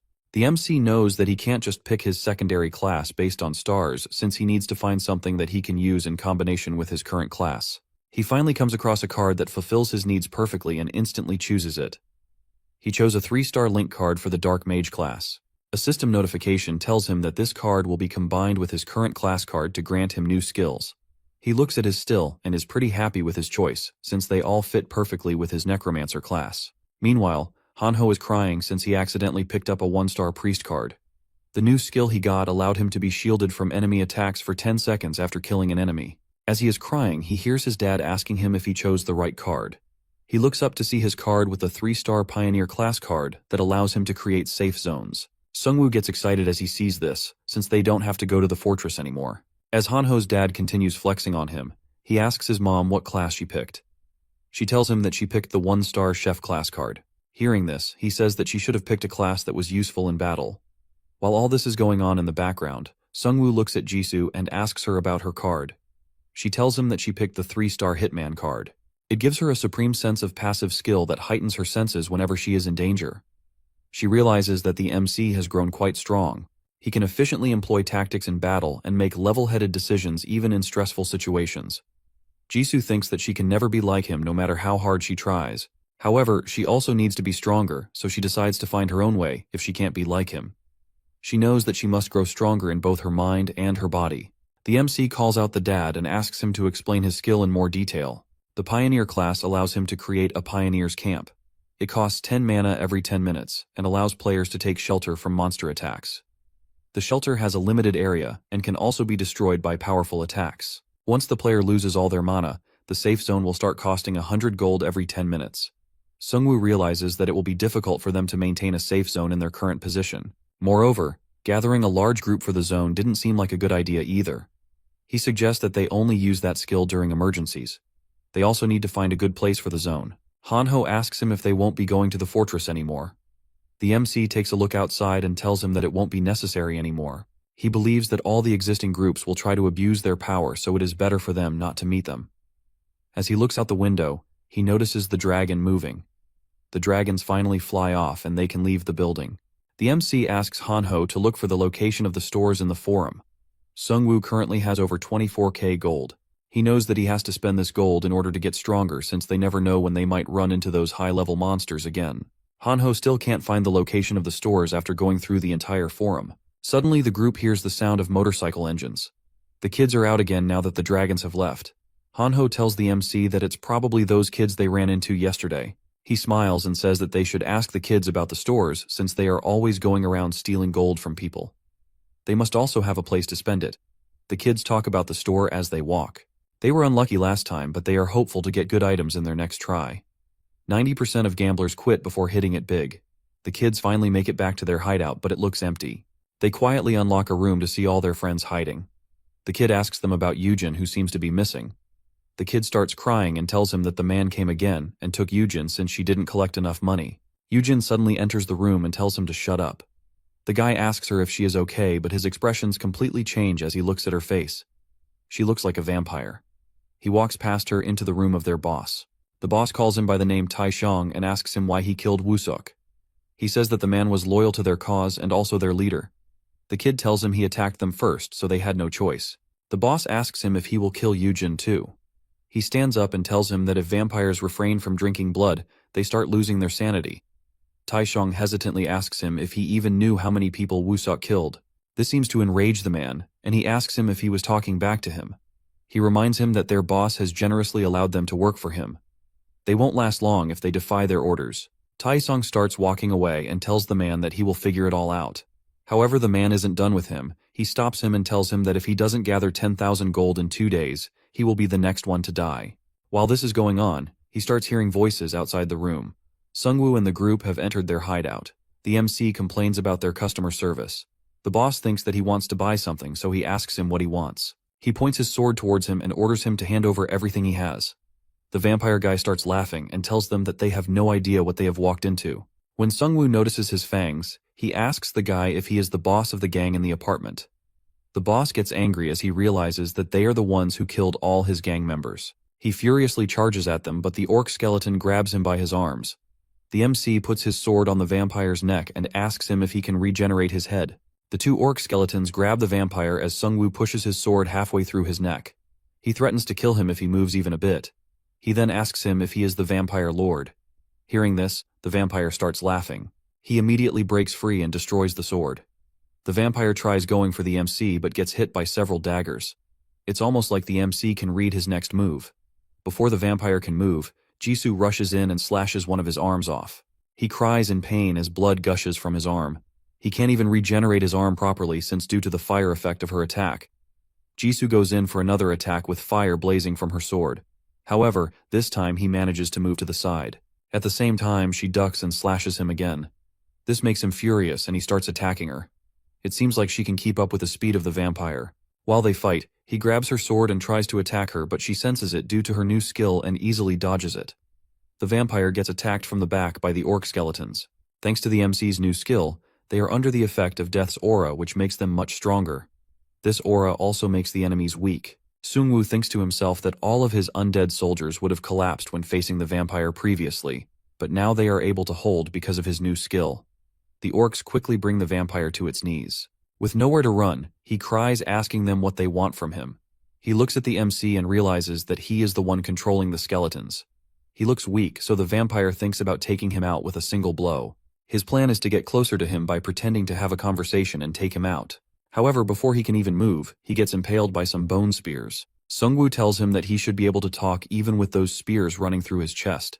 He looks at the vampire with a terrifying gaze and asks him if he wants more. Meanwhile, Taesong looks at this in disbelief as he wonders how they managed to kill such a powerful monster.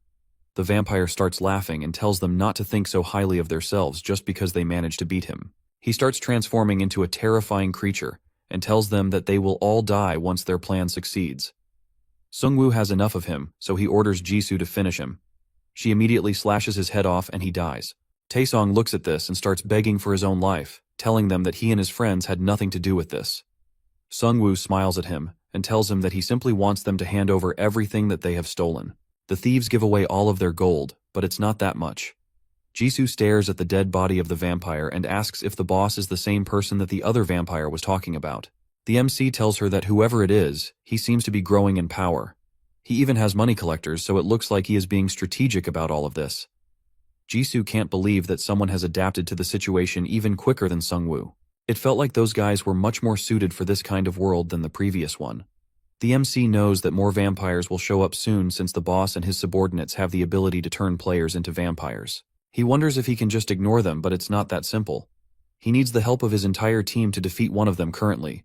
If they grouped up and attacked them, they would have no chance to fight back. He knew that they would have to face the vampires again after what happened today. The MC then looks at the teenagers and asks them about the store. Taesong enthusiastically offers to lead them to the store. The next moment they all freeze as they see a system notification pop up. It talks about players who have not chosen a card despite being given a second chance. This isn't like a usual notification since it is red, and the MC can feel that something bad is about to happen. One of the teenagers starts to scream as he hasn't chosen a card yet. He says that it seemed a bit fishy to him, and he doesn't trust the system. He points to another guy and tells them that he hasn't picked a card either. Another red system notification informs them that those who haven't picked a card yet will be transformed into monsters. Both of the players scream as they start transforming. Sungwoo looks at them transforming, and he instantly knows that they won't be able to fight them if their transformation is complete. He orders everyone to attack them while they are still transforming. Meanwhile, Hanho's parents grow anxious while waiting outside. The mom wonders if it's okay for them to hurt all these thieves. The dad stomps his foot and tells her that the teenagers made a lot of people suffer, and even killed some of them, so they deserved everything that was happening to them. Inside the building, the orc skeletons were trying their best to destroy the monsters before they could fully transform. The MC knew that their only option was to kill them during their transformation. Suddenly one of the wolves attacked the skeletons and broke it in half. The MC couldn't believe that the monster had such overwhelming strength. Righty and the orcs continued hitting the werewolves, and they finally managed to kill them. It gave them 3,000 gold for each kill, and even leveled him up to 8. He stares at the dead bodies in horror as he wonders what kind of terrifying monsters they could be, since they gave out a huge amount of gold. He selects a random stats card which increases his speed by 3. He seems pretty satisfied with the outcome of the card. Jisoo tells him that it is beneficial for him to increase his stats, since his opponents will try to focus him upon realizing that he is the one controlling all the skeletons. Meanwhile, Hanho is still losing his mind as he wonders if they are going to continue facing such terrifying monsters. Hearing this, the MC tells him that he has a plan of his own. He will try to turn the monsters into his minions. He still hasn't tried it on humans, since it might give him a bad name among other players. However, things are different now. There are a lot of other players who still haven't chosen a card. All of them will be transformed into monsters soon, and if he wants to fight them, he needs to stop caring about his reputation. As he turns the skeletons into his minions, he thinks to himself that they might even be able to go toe-to-toe against the vampires. Taishong watches in disbelief as his friend turns into a skeleton soldier for the MC. Sungwoo looks at him with a cold expression and asks him for the location of the store. Taesung explains to him that the store is located in a used car complex, and the people in charge of that place do all kinds of bad things. His group only goes around stealing, but the people there work directly under the vampires and hunt people for them. Hearing this, Sungwoo orders him to take him to those people. They walk into the car complex while surrounded by orcs and werewolf skeletons.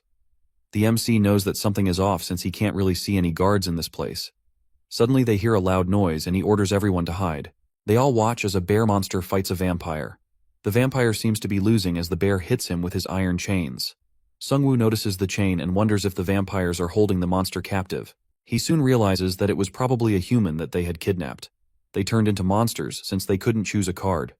When the fight seems to be over, the vampire gets up and rushes at the bear again. The bear is injured, but he slams the vampire back. The MC realizes that this is actually good. If he plays his cards right, he can put the bear monster under his control. As the two of them roar and go back to fighting, the MC orders his werewolf skeletons to attack them.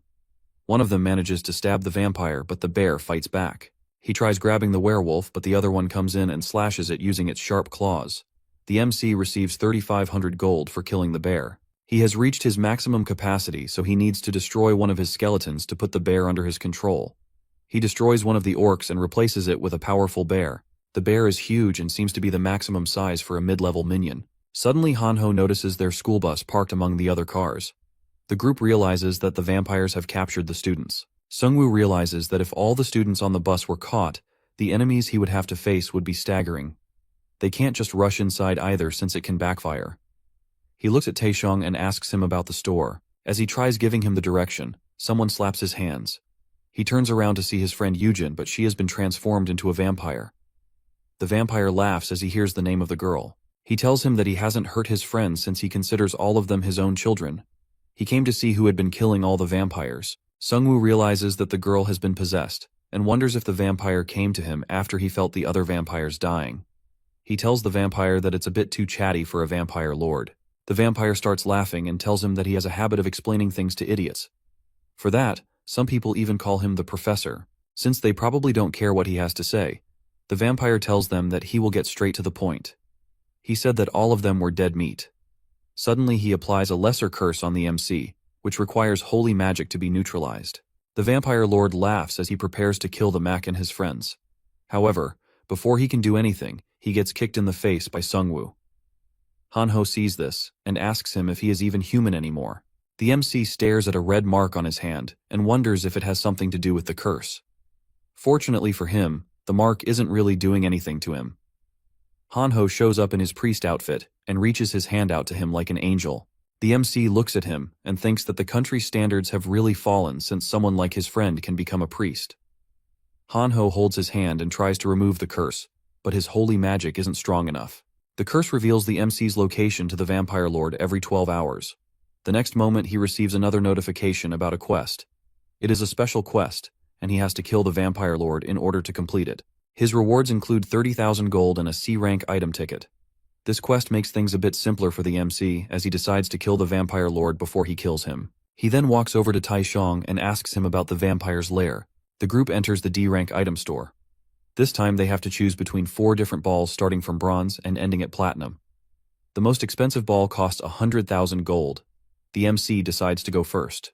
He has an unlimited rank ticket, which can allow him to gain access to the platinum ball. However, he decides to spare it for later as he thinks that it will be more beneficial. He is still fully capable of surviving on his own, so it's not like he desperately needs an item. He chooses the gold option and comes across another screen showing him different options for the balls. He thinks back to the last time, and realizes that he should pick the first place ball regardless of its price, since it has the highest chance of giving the best item. He lets out an evil smirk and goes all in. Lucky for him, he receives the first place prize. His reward is a coupon that grants him a master-ranked exclusive class skill. His new skill costs 0 mana and allows him to create a safe space for his minions. The minions can just rest and recover in that space until he summons them again. If he summons multiple minions together, it will trigger the curse of death, which will grow stronger with the number of minions. Jisoo and Hanho look at him furiously, as he has all the good stuff. She pushes him away and goes in to try her luck. Meanwhile, Sungwoo tries his new spell and sends his minions to the safe space. It is almost like a giant inventory for him. He can store his minions in the inventory and summon them back whenever he likes. As he excitedly looks back to ask his friends about their new items, he sees both of them in absolute dread. It turns out that Jisoo received a B-rank medkit and some hiking equipment while Hanho got a tough bullhide cuirass. Looking at their condition, he nervously asks them if they should continue moving. At the same time, the vampires are holding all the students captive in their lair. With the dead bodies of all his friends lying around him, Kyungsoo wonders if he should have followed the MC back then. He realizes that he was wrong to take everyone to the military base. When they finally reached the base after carefully evading all the dragons, they found it to be completely destroyed and abandoned. Everyone started asking him what they should do next. A huge panic erupted among the students as they all tried to think of their next move. They all looked at Kyungsoo for his opinion. He got overwhelmed and thought to himself, why was he the one taking responsibility? He simply drove them to the base. One of the students showed him his phone and informed him about the safe zone in the fortress. As everyone stared at him for an answer, he realized that they all survived because of him. He decided to have more trust in himself and led everyone to the fortress. Of course, it was a bad decision. Instead of a safe zone, they were all met with vampires who killed the students without mercy. The surviving students were turned into slaves by the vampires. One of them kicks Kyungsoo and tells him to continue moving. He laughs as he tells him that they can simply eat him if he is feeling too tired. As the vampires talk about eating them up, he stares at them hopelessly. He knows that he will get killed just like the rest of his friends. As the vampires line up all the students, they notice a skeleton standing in front of them.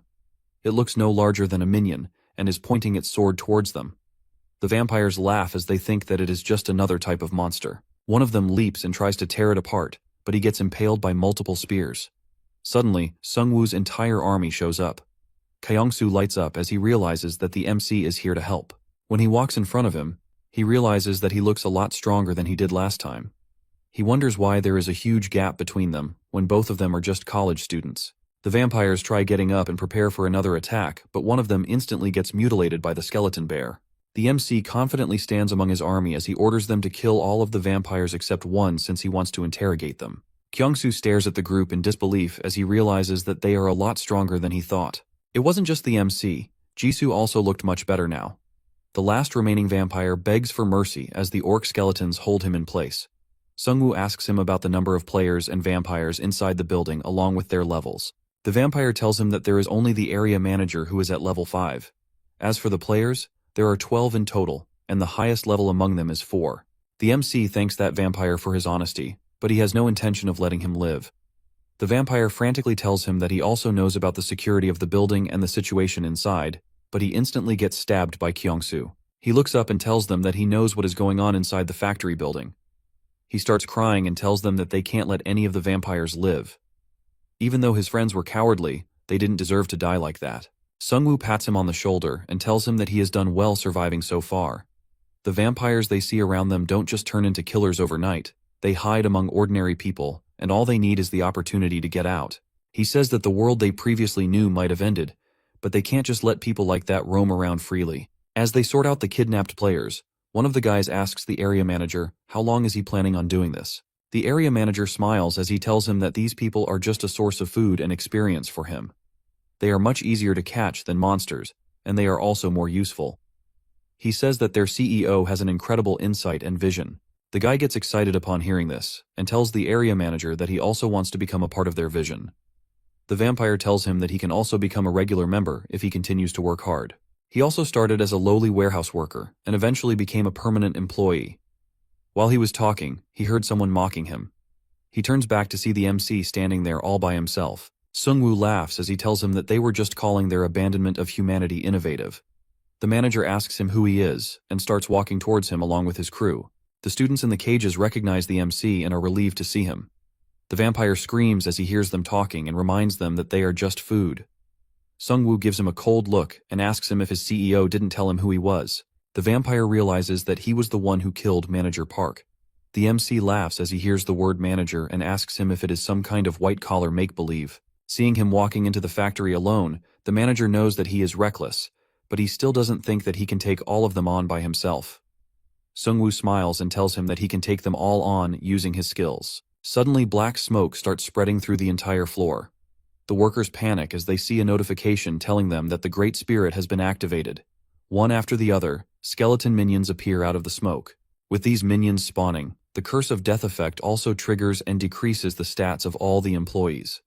The vampire finally realizes what it feels like to meet someone terrifying. They start to crumble as the skeleton minions go after them. The manager tries to calm them down but to no avail. As the vampires kill one minion, it is instantly revived. The manager starts to grow furious and kicks one of the orc minions to pieces. He tries going after the MC since he knows that he is the one controlling all the minions. However, before he can make his move, he gets hit in the head by an acid bottle. Hanho stands at the first floor window and has a clear shot of the vampire. As the vampire falls down, Jisoo rescues all the hostages. At the same time, Kyungsoo crashes his bus into the factory wall and calls all the hostages to get inside. The vampire tries to go after them, but he doesn't realize that Righty is coming for him while riding a wolf.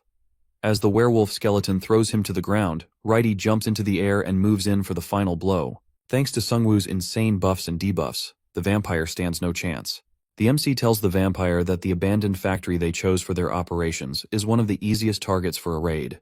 The vampire starts to get worried as he realizes that in addition to being strong, the MC is also smart. As he is bleeding from one of his arms, he hears the voice of their CEO offering him some of his strength to get rid of the MC. Sungwoo stares at the vampire in confusion as he starts to grow bigger and even more like a feral monster. He gets a notification that a high-level vampire has gone berserk. Looking at his completely changed appearance, he asks him if this is his true form. The vampire lunges at them with anger and starts attacking the skeletons. The MC orders them all to fight back, but the vampire manages to hold them off by himself. He moves quickly while destroying the skeletons. He notices Jisoo for a split second as she jumps over him and slashes him on his back with her sword. As he turns back, she grabs Righty and throws it at the vampire. Righty slashes through the vampire as he moves in the air. At the same time, another orc tries to hit him, but the vampire destroys it into pieces. As the vampire destroys his minions, the MC immediately revives them. Hanho is impressed that Jisoo is able to hold him off on her own. The MC looks a bit worried and says that it's not good for them. He knows that the vampire doesn't really have much time left before he collapses since he has lost a lot of blood and is also in a berserk state. However, he can also run out of mana before that happens. If his orcs stop defending the front line, he will be in trouble. Still, his biggest worry is that the vampire is only a subordinate of the actual boss. Sungwoo wonders just how powerful the actual vampire lord is. As the MC is reviving his minions, he notices the corpse of a werewolf monster. He smiles and apologizes to the vampire for taking control of one of his captured monsters. With an additional werewolf in the team, all the minions gain a new synergy buff. The vampire gets confused as he realizes that the skeletons have suddenly become a lot more powerful. He orders his werewolves to rip the vampire into pieces. They obey his command and start eating him up alive. Sungwoo stares him in the eyes and asks him to inform his boss that his little business in Hwaseong is now bankrupt. He receives 10,000 gold for killing the vampire, but the system labels him as a player. The MC thinks to himself that he might be able to convert the vampire corpse into his minion. He previously killed the vampires by cutting off their heads so that they couldn't regenerate. However, this one still had his head intact, which meant that he could convert him into his minion. He revives the corpse as a vampire skeleton, and tells him that he will be working for him now, instead of that vampire lord. The MC suddenly gets a notification informing him that he can access the memory of the corpses under his control. He wonders what it is, and looks at the memory of the vampire. He wasn't able to see the memories of any of his minions, so it makes him think if this is one of his new skills. He sees all the vampires having a meeting with the vampire lord as he drinks a huge glass of blood. He asks them about the purpose of the game. When none of them answers, he tells them that their main aim is to evolve. It didn't matter if the game was created by a god or a being from outer space. What actually mattered was that they finally had an opportunity. They could get rid of their fragile self and give birth to a new species. The vampire lord expresses his aim to create a new world order. Sungwoo looks at him in anger as he realizes that he is the vampire lord. The vampire lord tells everyone that he has received a new quest and they are all obligated to help him. Everyone immediately agrees upon hearing this. The MC wonders if they got brainwashed after getting bitten since they showed an instinctive loyalty to the vampire lord. He then tells everyone about a party he will be hosting in Hwaseong. He orders them to invite as many people to the neighborhood as they can and have a little fun. He instructs manager Kim to take care of food and farming supplies. The MC realizes that they are actually setting up human farms and slaughter parties. Their main plan is to lure people in by giving them a false sense of hope in the form of safety zones. Moments later, the MC receives an exclusive quest. He remembers getting a similar quest when he witnessed the death of his professor. This quest revolves around the massacre party being organized by the vampire lord. Sungwoo can either choose to prevent the massacre or take advantage of it by using the corpses. The action he chooses will determine his destiny. Hanho tries to wake the MC, but it seems like he is still stuck in the vampire's memory fragment. He starts crying as he thinks that something has happened to Sungwoo after taking control of the vampire. When the MC finally comes to his senses, he dramatically puts his hand on Hanho's head and asks him who he was accused of messing up. This makes Hanho a bit scared. Sungwoo lets him go and reminds him that he promised to do anything he said. He smiles and says that he wants him to do a quest with him. Meanwhile, the vampire lord is frustrated that the MC killed his vampire manager, even after receiving some of the vampire lord's strength. Madame Yang nervously asks if Sungwoo might disrupt his plans, but the vampire lord dismisses this idea, saying that his weak skeletons are no threat. After the upcoming Great Feast, he plans to track down and eliminate him with a curse. Outside the factory, everyone is busy collecting daggers and other weapons from the vampires. Hanho asks the MC if it's okay for them to be doing this. Sungwoo asks him what he means. Jisoo reminds him what he told them earlier and says that a huge massacre is about to happen in Hwaseong Fortress.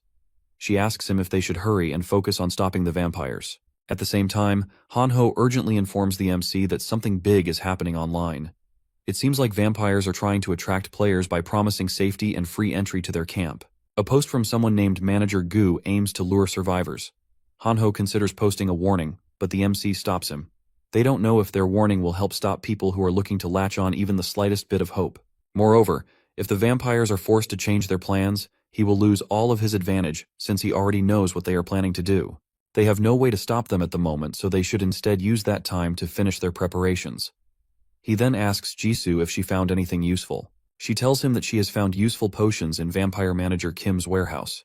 Hanho finds a wireless charging battery that they use to recharge their phones. Jisoo also finds a white potion called Treatment, which cures infections. Sungwoo immediately uses it on Taishong's friend, partially restoring her to normal. Taesong and his friends thank him deeply. The MC knows that the girl has been having a tough time until now. Even though the potion didn't heal her completely, it was still pretty effective. He turns to Taishong and warns him to watch over his friend in case the vampire lord possesses her again. He says that he will have to kill her if that happens. With a determined expression, the guy tells him that he won't let it happen. The MC makes a confused face as he wonders if he is saying that they will try to stop him if he comes after their friend. He knows that they are criminals, but they aren't bad people, so he sets them free. However, he tells them that he might them later on. Sungwoo then asks Hanho's dad, Mr. Lee, to use his skill, which create a safe zone around the factory. Recovery is greatly enhanced inside the zone, and Mr. Lee has full control over this space. Everyone feels better as their injuries heal. Since Hanho's mom has the chef class, she can cook food that grants buffs to everyone. Jisoo looks at all the players and says that the people are finally adapting to the situation. Sungwoo asks her if she also has an exclusive quest. She acts confused and tells him that she didn't. It turns out that he is the only one with an exclusive quest. He tells Jisoo Yoon she doesn't have to join him. She tells him that she wants to go. He asks her if she is doing this because of her sense of justice, but she says no. She tells him that she can't just keep running from the monsters forever. She will get killed sooner or later if she continues on this path. Therefore she wants to fight in order to survive. As they talk, a notification appears, revealing that all survivors are now in Chapter 1 of the game. The admin congratulates those who have made it this far, acknowledging the many lives lost, and explaining that those unable to adapt have turned into werebeasts. The real challenges are just beginning, as survivors must now fight both monsters and other humans. Only the bold will survive. The message includes 4 key warnings. The event will last 7 days, and no one can leave the Suwon and Hwaseong Fortress areas during this time. Players will earn double the gold. Each second-round player who defeats a werebeast has a chance to receive a random combo card. Lastly, a boss monster will appear in each region, with powerful items as rewards for defeating them. These items cannot be found in shops. Sungwoo looks at the screen and realizes that they can't go to other regions anymore. Jisoo stands there with a determined expression and tells him that they must stay here and fight instead of running away. Hanho feels frustrated since Sungwoo is forcing him to join his dangerous quest. The MC tells him that Jisoo has been with them from the start, even though she is fully capable of surviving on her own on the other hand. He's too weak to survive even a day alone.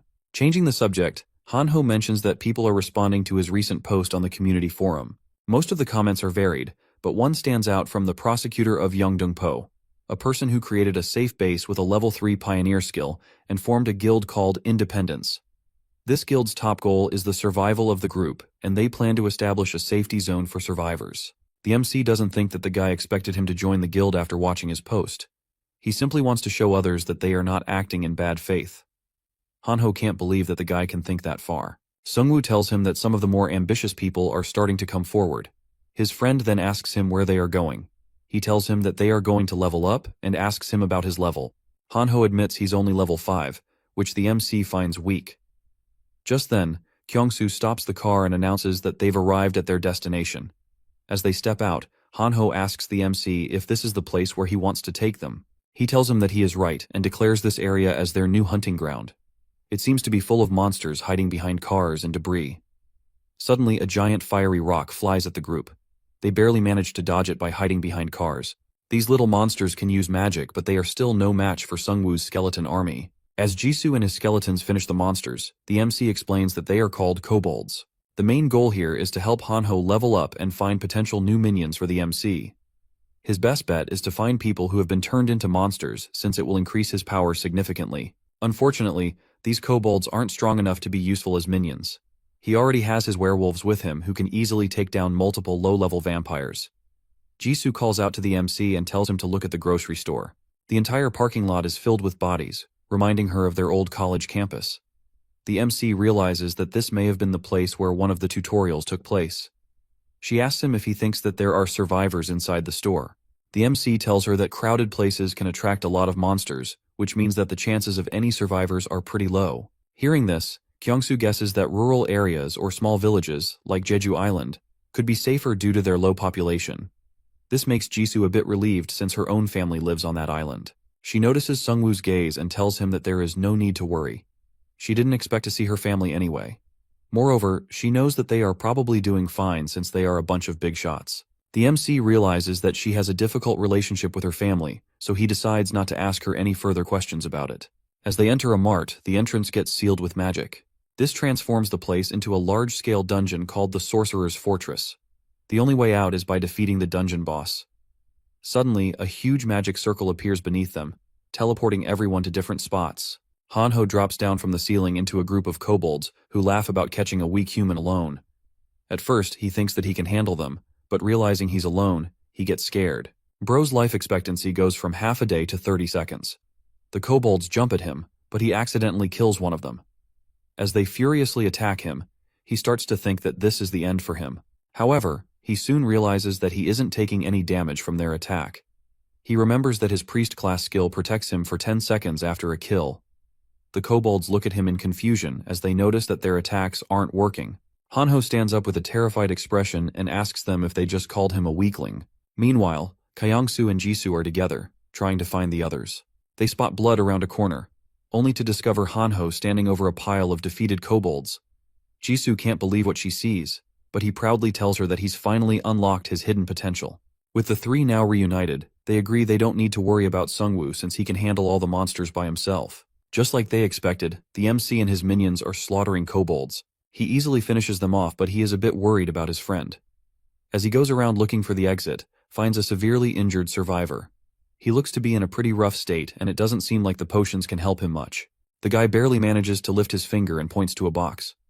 Sungwoo picks it up for him and asks if there is a potion inside. As he opens the box, he finds a mysterious egg. The item description says that a creature will emerge from the egg with will change his fate.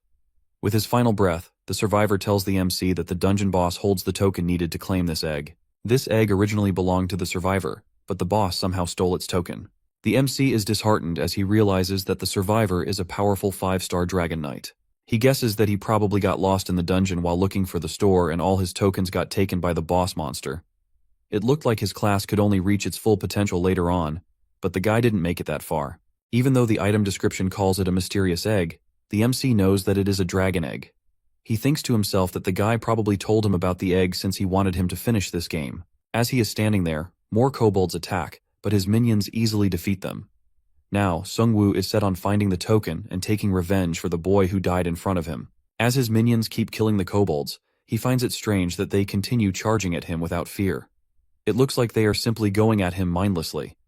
Suddenly he hears an explosion and spots a kobold sorcerer. Despite its scary look, one of his minions quickly takes it out along with the other kobolds. The MC levels up and decides to go with the skill option since he wants to increase the maximum number of his minions. However, he gains a new skill called Corpse Explosion, which costs 10 mana to blow up a corpse. He immediately gets a chance to test his new skill as more monsters try attacking him. He orders his minions to stay back and uses the skill on one of the corpses, causing a large explosion. The kobolds outside feel a bit scared as they hear the sound of the explosion. Out of nowhere, Righty jumps out of the door and clears them out. The MC praises him, which makes him happy. They then find the dungeon boss surrounded by roots.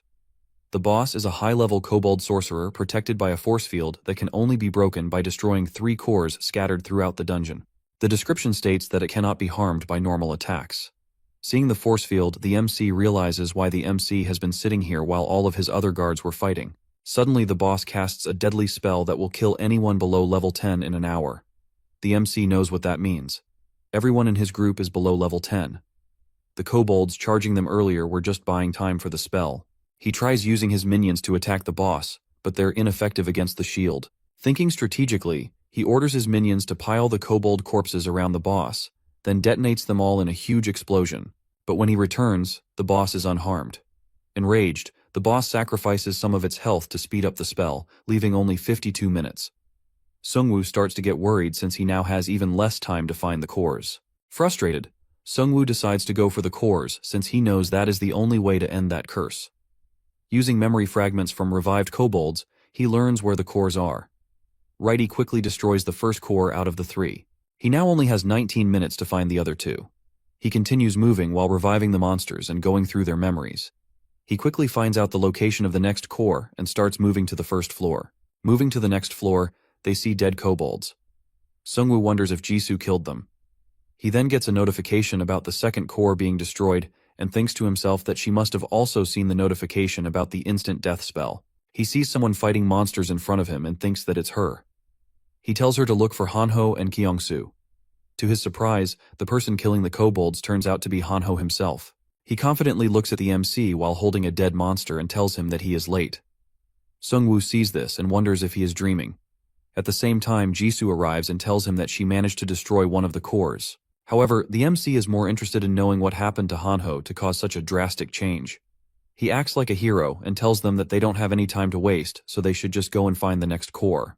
They now have only 13 minutes left. As they reach the last core, the kobolds defend it desperately. The MC knows that they can't waste their time fighting the monsters, so he asks the group to focus on finding the core. It isn't long before just finds the core. The time limit has now reached 10 minutes. Sungwoo helps Righty, who leaps over the kobolds and shatters the core. With the force field down, they only have 9 minutes to defeat the boss. The MC is furious at the boss and decides to teach it a lesson when they find it. Hanho goes back to his normal self and says that it should be easier for the MC to kill the boss since he can blow up corpses now. The MC tells him that he already used that spell in front of the boss, so he might be expecting it. Hanho gives him the idea of blowing up the whole building, and it makes him think. He orders everyone to regroup and head for the boss room since they don't have much time left. They reach the boss in time, and a fireball from one of Sungwoo's kobold sorcerers disrupts the instant death spell. The MC looks at the boss in anger and asks if it has anything else up its sleeve. Enraged, the boss transforms into a fallen tree spirit. It lets out a roar and starts attacking the group. It smashes through his minions effortlessly. The boss attempts to strike the group, but they dodge at the last moment. Jisoo uses her fire sword to burn a branch, though it regenerates quickly. The MC tells her to get out of the way and orders his werewolf minion to throw dead kobolds at the boss. He detonates the bodies as they reach closer to the boss, injuring its face. Looking at the smoke, the MC thinks that it was enough to kill the boss, but it appears that the boss has regenerated.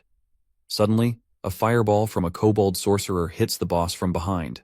The group bombards the boss with fire attacks, but even that is not enough since it keeps regenerating. Sungwoo tells them to keep attacking the boss. Suddenly a notification pops up, telling them that the boss has lost all of its mana and will now be giving away its health. The MC smiles as he reveals that he has been using the Devil's Bloodstone all this time to drain its mana. However, even with its mana depleted, the boss seems to be attacking them. The MC orders everyone to retreat.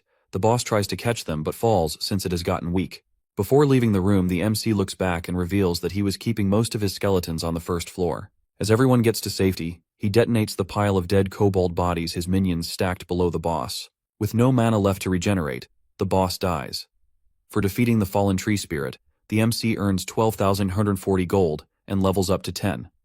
The system also rewards him with a roulette ticket, since he's the 69th person to reach level 10. His max number of minions rises by 5, and he now has a new skill, Death Response. It allows him to summon 10 zombies for 10 minutes without affecting his minion count. He realizes that he can now control up to 25 undead. In addition to this, he also has the token of the Dragon Knight. As he raises his sword, he is confident that he can now beat the Vampire Lord. The Dragon Knight's token is actually the Masterless Sword that increases his strength by 6. Though he can't open the dragon egg yet because he isn't a dragon tamer, he learns he can hatch it by keeping it for 5,000 days. He can also reduce that time by killing powerful monsters using that sword. The MC realizes that he will have to wait 13 years to use the dragon egg. Jisoo tells him that it must be the penalty for not having the right class for the sword. Sungwoo tells them that he can prove himself to the sword by killing monsters, which means the more monsters he hunts, the less time it will take for the egg to hatch. However, the sword also gives him strength, so he is quite happy to keep it. Hanho tells him that his phone is ringing. He receives a message from Taeseong, who was sent to Haegung Square to spy on the vampires. He reports that many people are there, but no vampires have appeared yet. The MC is relieved that he is still doing okay. While back at the factory, he ordered him to blend in with the rest of the survivors and keep an eye on the vampires. He also advised him to send him a private message if anything happens. Taesong happily accepted the job since he had been spending time with vampires all along. It seems like he still hasn't seen any vampires in the supposed safe zone. Just then, one of his orc skeletons informs him that they found 2 dead werewolves. The MC wonders if the tree spirit killed them. He revives them and adds them to his army. He now has 5 werewolves and his minion count is at 15. Now that he is fully equipped, the MC decides to head toward Hwaseong to eliminate the vampires. Meanwhile, survivors grow anxious since those who invited them are nowhere to be seen. From a nearby building, vampires watch as they wait for the right time to start killing the survivor. The vampire master enters the room and tells them that it's time for them to get ready. One of the vampires asks him if they are going to feast on the survivors, but the vampire master smirks and tells him that they are going to kill the guys who attacked the factory. The other vampires are confused since they thought they were going to party first. The vampire master tells them that the plan has changed since the guy is nearby. He wants him dead before he can disrupt their plans. The vampire master tells the others that the order is directly from the vampire lord, so they shouldn't hold back. Taesong spots the vampires heading out and immediately informs the MC through his phone. The vampires reach the elementary school as they go out looking for the MC. He is still under the vampire's curse, so they can track his location. They talk about how stupid he is to let his guard down. As they move further, they come across the body of a dire wolf. Looking at the claw marks, they find out that it was probably killed by one of his werewolf minions. They then notice a blood trail and start to follow it. The vampire master wonders how their area manager lost to a loser like this. They think that the MC is some kind of idiot who doesn't know that blood can attract monsters. One of the vampires sees that the blood trail leads to the auditorium. Upon finding the location of the MC, the vampire lord orders all of the other vampires to kill him as soon as possible. They know that he can control minions, but the vampire still thinks that he can beat him. He is expecting him to have 5 werewolf skeletons in his army. He is the vampire master and serves directly under the vampire lord. He thinks that he can easily handle 2 of them himself. Given their numbers, he is confident in their odds of winning. He leads the vampires inside and spots the MC with his minions. The vampires notice that he only has a few skeletons with him. This makes them even more confident, and they start to chase after him. As the MC runs, he leads all of them to a dead end. He stops and tells them that it will be their final resting place. The vampires start to get worried as they realize that something is wrong. He mentions that they were counting his skeletons and tells them that they don't know all of his skills. Hearing this, one of the vampires tries to mock him and asks if he has hidden a few more of his skeletons in the area. Sungwoo grins and tells him that he doesn't just command a pile of bones, he commands an army of them. With this, he summons the rest of his minions from the void and uses death response to bring in zombies. The vampires almost lose their minds when they see the zombies. Meanwhile, Sungwoo sits back and relaxes as his minions do the trick. Righty commands the skeletons to give them a small power boost, and the zombies start tearing through the vampires. The vampires almost feel suffocated due to the amount of debuffs. Sungwoo teaches them what happens when you try to fight an army of undead. One female vampire charges at the MC but is struck by kobold sorcerer's fireballs, and Righty finishes her off. The MC earns 2,000 gold for this kill. With the rest of the vampires dead, only the vampire master remains. However, he is strong. He starts tearing through the skeletons and zombies. 2 zombies manage to bite him, but he easily shakes one off. As the vampire master leaps toward MC, trying to kill him, he sits patiently and smiles at the vampire, telling him that he should look more carefully before attacking him. Hearing this, the vampire master starts to panic and asks him what he means. 2 hours earlier, as they were all standing outside the school building, the MC gave specific orders to one of his minions. He tried exploding his orc skeleton, but it didn't work. He realizes that the orc was a skeleton and not a corpse, so the skill didn't work on it. He then used his death response skill to summon a bunch of zombies and wondered if they would explode since they were just a bunch of corpses. The MC finds out that when his zombies are moving, they are considered summoned minions, but when they stop, they are just some corpses. He detonates the remaining zombie, dealing massive damage to the vampire master. He mocks him as he falls to the ground in pain. As one of his werewolves bite his leg off, the vampire master asks Sungwoo if he really thinks he can beat their boss. The MC finishes off the vampire master with his nameless sword, earning 20,000 gold. He also reduces the egg's hatching time to 4,149 days. He revives all the vampire corpses, and since he now commands more than 5 vampire skeletons, he gains a synergy bonus, a 5% bleed effect on all their attacks, and a berserk mode before they die, which boosts their stats by 10%. Confident in his army, the MC feels ready for the next challenge. Meanwhile, he receives a message from Jisoo informing him that the vampires are on the move. The guards started acting suspiciously, asking everyone to hand over their weapons to enter the safe zone. The MC guesses that the vampire lord must have sensed the deaths of his royal guards, so he is in a hurry to catch him. Now all of his vampire guards worked for him. In the survivor camp, an old player spots werewolves impaled on a rooftop. The crowd wonders who managed to hang up there, since that person must be pretty strong to beat them. It's almost Jisoo and Hanho's turn for the weapon check. She looks at one of the guards, who tells the players that they are taking away their weapons for the safety of other players. He claims that they have managed to kill 4 werewolves, so they have no use for their weapons. Jisoo feels disgusted by the humans working with vampires. All they want is to make it easier for the vampires to kill those people. Just then, Taishong sneaks up and tells her that he hid her twin swords as planned, thanks to their friend Yongshik, who is a 2-star swordsman. Hanho asks him if he also prepared the stuff he asked for, and Taishong confirms it. After passing the check, they join the other players. Soon, the vampire lord appears with his minions, all in masks, clearly enraged about the MC. Hanho immediately figures out that it is the vampire lord and guesses that they are wearing their masks to hide their fangs. The group has hidden the swords somewhere safe, and now all they have to do is to wait for the MC to arrive. As the vampire lord starts his speech, the vampires in masks surround the entire crowd.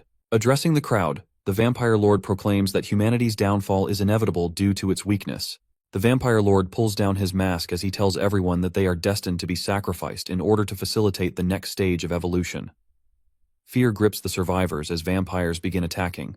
They find an opening and try to get out, but it's surrounded by electric fences. All of them have fallen into the vampire's trap and are now trapped. The vampire lord smiles as he sees everyone desperately trying to escape. In the chaos, Jisoo tries to lead the survivors to safety. The vampire lord notices the swords in her hands and wonders how she has a weapon. At the same time, Kyungsoo crashes the school bus into the fence. This destroys the electric barrier, giving the players a chance to escape. Jisoo and Hanho jump out, leading survivors to safety. Furious, the vampire lord turns to the MC who just got off the bus. He looks at the vampire lord with a smirk and mockingly calls him the Mosquito King. He looks at the vampires and asks them why they aren't having fun. The vampire lord starts laughing and says that he is right on time. He looks at him with his sharp fangs and says that they are going to have a lot of fun. He then turns to Madame Yang and tells her that their party hasn't been to a good start. She says that they are missing their main course and orders the other vampires to surround the fleeing survivors. The vampire lord asks him if he is going to rescue the survivors, but he reassures the lord that his teammates can handle the vampire girl. The vampire lord laughs as he hears the word teammates, and tells him that if the circumstances were different, he might have even hired him to work for him. Sungwoo tells him that he doesn't need that since he has friends of his own. Suddenly, a werewolf skeleton jumps out of the bus and goes for the vampire king. He feels disappointed, and asks him if he really thought it could kill him. As the vampire lord tries to fight the werewolf, he realizes that it's a trap, loaded with goblin corpses. The MC detonates it, causing a massive explosion. All the vampires start to get worried as they see their boss on the ground. They tell themselves that he won't be defeated that easily. They see the MC going inside the bus and chase after him, but all they find inside is a bunch of monster bodies. Sungwoo escapes through a hole just as he detonates the bus, taking out a large number of vampires. Meanwhile, Madame Yang is hunting the survivors with human collaborators. The humans following her hear the explosion and wonder if something has happened to the vampire lord. She assures them that he is too powerful and can't be killed by the MC. She tells them to focus on hunting the survivors instead. However, as she looks back, she sees both of them dead on the ground. She senses a deadly presence behind her and narrowly dodges an attack from Jisoo. She looks at the vampire girl with fire in her eyes as she prepares to take her on by herself. Hanho and Taesong manage to lead the survivors to a safe place. Everything seems to be going well for them thanks to Sungwoo's plan. Hanho has his daggers with him just in case, but they hope that they don't need to use them. Unfortunately for them, a vampire appears from behind. The vampire lord had stationed him there to guard the perimeter. The vampire mocks them for getting caught and asks them if they will help him to level up. Taesong rushes in to fight, thinking this vampire looks weaker than the others. Hanho tries to stop him, but to no avail. The vampire dodges Taesong's attacks and nearly bites his neck, but Hanho interrupts just in time, throwing his daggers. The vampire leaps into the air to avoid Taesong's punch, but Hanho throws more daggers, hitting the vampire in the face and knocking him to the ground. Hanho can't believe that he has just defeated a vampire. However, he soon realizes that he hasn't received any gold yet, so it's probably not over. Furious but still alive, the vampire stands up and curses them for scarring his beautiful face. Meanwhile, the MC has cleared out the lower-level vampires with the explosion. He knows the real threat is still out there. The vampire lord suddenly umps onto the bus. This time he even has wings. Bro bought a premium skin. The MC realizes that it won't be that easy to kill him. He summons his undead minions from the void as the vampire lord charges toward him. When the vampire lord lands in the center of his orc skeletons, he smashes through them with ease. Realizing they won't hold him off for long, Sungwoo calls forth zombies from the ground. The vampire lord is a bit surprised to see the zombies, but he doesn't really care since he knows that they pose no threat to him. As the vampire lord kills one of them, the MC quickly tries to detonate the corpse. This time the vampire is prepared as he uses his blood flied to create a mist of blood, shooting it at incredibly high pressure. Even though the skill is not that strong, it is enough to stop him from detonating the corpses. Switching tactics, the MC sends his werewolves forward, activating the Cerberus synergy, which boosts their strength against a single enemy. However, the vampire lord easily slices through 3 werewolves in one strike. The MC realizes that he can't beat the vampire in close combat, and immediately orders his minions to attack him with spears. As the vampire lord effortlessly dodges the spears, he says that it is boring for him. He claims that this is the limit of the humans who remain unevolved. Sungwoo asks him if he calls monsters like himself evolved. The vampire lord proudly tells him that it is a vast improvement over humans. He believes that the strong is meant to rule the weak. That's just how things have worked out in all of human history. Modern society wants to treat him like an outcast since he is a serial killer. However, he finally got his chance when the apocalypse started. The vampire lord thinks that he is one of the chosen ones like other humans. He believes that someone chose him to lead the world to its next stage of evolution. Sungwoo grabs his head as he realizes that the vampire's plan is just some crap show. He asks him if he still believes in all that, telling him that no one has taken it seriously in the last 100 years. The vampire lord keeps yapping about being the new form of evolution, till he hears Madame Yang calling him for help. She can't believe she is losing to a human since she thinks that she is superior to her. During their entire fight, she hasn't managed to land a single hit on Jisoo. She tells him that the reason she hasn't hit her once yet is because she hasn't done any training all this time. She has impressive strength, but all her attacks look the same and have no coordination. This happened because she spent all her time around the vampire lord and taking easy experience. Jisoo lands a powerful double slash on Madame Yang, taking her down and finishing her off. She thanks her for bringing back her self-confidence. Meanwhile, things aren't going well for Hanho and Taesung.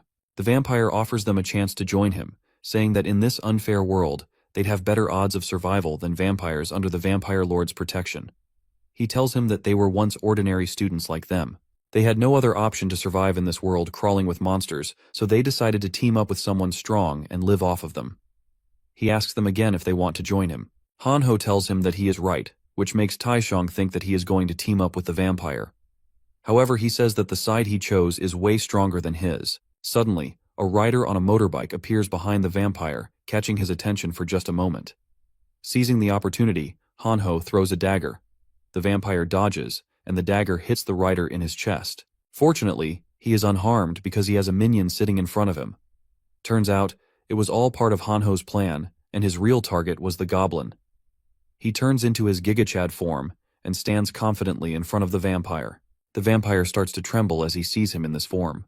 He tries to hit him with full force, but it doesn't affect him. The vampire feels like he is hitting a metallic wall. Hanho towers over him and hits him with rapid stabs using his high-speed slash skill. Taesung and Kyungsoo also join the fight, attacking the vampire together.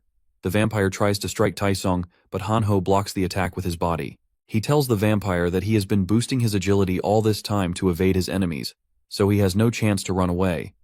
He acts as a punching bag for the vampire while the other two try to finish him off. The vampire senses that their individual attacks aren't strong enough, but when combined, they can actually knock him out. Moreover, they also have a fast-moving tank to protect him. While hitting the vampire with his dagger, Hanho realizes that he is losing his power. The vampire also figures out that his skill must have a time limit. Right then, a goblin gets thrown at Hanho, which he kills with his knife, reactivating his skill. One of the guys is assigned to throw goblins at him from a safe distance. Hanho taunts the vampire, telling him that he can keep powering up as many times as he wants since they have plenty of goblins on standby. He reminds him how he said that living with the strongest was the best way to survive. He says that he was completely wrong. True survival happens through friendships with people you can trust. Bro is about to defeat a vampire with the power of friendship. He hits a weird pose and says that they survive with love and peace. The vampire trembles in fear and claims that he is losing since they are ganging up on him. He is not wrong though. Meanwhile, the vampire lord grows furious at his elite vampire's failure as he watches them die one by one. Sungwoo tells the vampire lord it's his turn next and that he already knows all his weaknesses. First, the vampire lord can't use weapons. Initially, he thought that they had no use for weapons since they had sharp claws, but after controlling some vampires as his minions, he came to know that it was a penalty for their class. Considering the type of weapons, it is a huge disadvantage for them. Second, he has low defense but high regeneration. His movements are also big and inefficient. Third, he has no mana, which means that he has to rely on blood for his abilities. The MC reveals that he's been using Devil's Bloodstone, which was draining his health with each hit. His final weakness was that he talked too much. The MC tells him that if he were in his place, he wouldn't talk to his enemies and go straight for the Necromancer. Enraged, the vampire lord activates a blood field and charges at him, but Righty steps in and deflects his attack using a parry skill. Righty then throws a bottle of slime liquid at the vampire lord's face. The acid starts to melt his skin and blur his vision. Low on blood and too weak to regenerate, he's now vulnerable. The MC orders his minions to finish the vampire lord. Although he's still a threat, he's visibly weakened. Smelling blood, he heads towards some werewolves hung as trophies on a nearby building. He reaches the rooftop, only to be ambushed by a werewolf minion who stabs him from above. Sungwoo mocks him, revealing he'd been sourcing his werewolf minions from that very building. Severely wounded, the vampire lord crashes to the ground. The MC decides to end it dramatically, so his minions toss the vampire lord into a room filled with monster corpses. He then detonates the building, finally killing the vampire lord. He earns 10,000 gold for killing a special player. along with 30,000 gold and a C-rank item ticket for completing the No Country for Wicked Men quest. His destiny is altered, granting him an exclusive skill. When his group arrives, they celebrate their victory together. He looks back at them and smiles as he thinks that the world may be coming to an end, but he is going to stick with them. The next morning, everyone is singing his praises. Some of them had been rescued by Sungwoo's group before. Hanho tells him that a lot of people have started to recognize them. The celebration is interrupted by the arrival of a regiment of soldiers led by Sergeant Kim. He tells them that he saw the epic battle from a distance, and was curious about how it was. Suing greets him with a smile and says that he is glad to see him doing well. He asks him why he is here. The sergeant tells him that they were monitoring a group of people who claimed they were creating safe zones for survivors. However, they never imagined the situation to turn this chaotic. The MC looks at them and feels relieved that they didn't try to do anything about the vampires, since they don't look all that strong to him. Kim reveals to him that someone wants to meet him. The MC is confused and asks him who it is. Kim smiles and tells him that the Korean army is still alive and well. Meanwhile, an army officer stares out the window with 4 stars on his hat. At night, the MC stands in an office and looks at his profile. He is currently at level 10 and has about $300,000 gold. He received half of this gold from his recent battle. He realizes that running and hunting monsters is nowhere near as efficient as doing quests. His skill has also upgraded and he can now make bone armor in addition to making bone weapons. As he creates the armor, it immediately starts to wrap on his skin. It fits him perfectly and leaves little room for attacks. Moreover, he can move pretty well with the armor. He decides to equip all of his minions with the armor to make them more durable. The quest also gave him an item. It's a heroic rank crossbow that allows him to fire arrows without needing to reload it. This is a perfect weapon for him, since he mostly stays in the back lines. With these new upgrades, he feels a lot stronger and thinks that he can beat anyone. He suddenly starts feeling a fire burning behind him. He looks back to see his old home burning to the ground and his parents calling him out for help. They ask him for his help since he is strong now. Sungwoo tries to summon his minion, but he realizes that he is just a kid. He watches helplessly as his parents suffer in the fire. This makes him scared, and he runs away.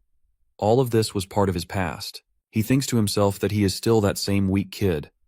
The nightmare wakes him up from his sleep. Hanho watches him waking up and tells him that he has been sleeping all day. He points to the door and tells him that Sergeant Kim is back with those soldiers from the last day. When they asked him to accompany them back to base, he sent them away telling them that if someone wanted to meet him, they could come to him. He didn't want to meet them back then since he was so tired. He gets up and tells Hanho to make the people wait outside for a bit. In his mind, he is still thinking about that dream. He wants to become stronger so he doesn't have to leave anyone behind anymore. As Hanho tries to keep the soldiers outside, the lieutenant pushes him away and goes in. He introduces himself as Lieutenant Major Taeyong Park and asks the MC if he is the Necromancer.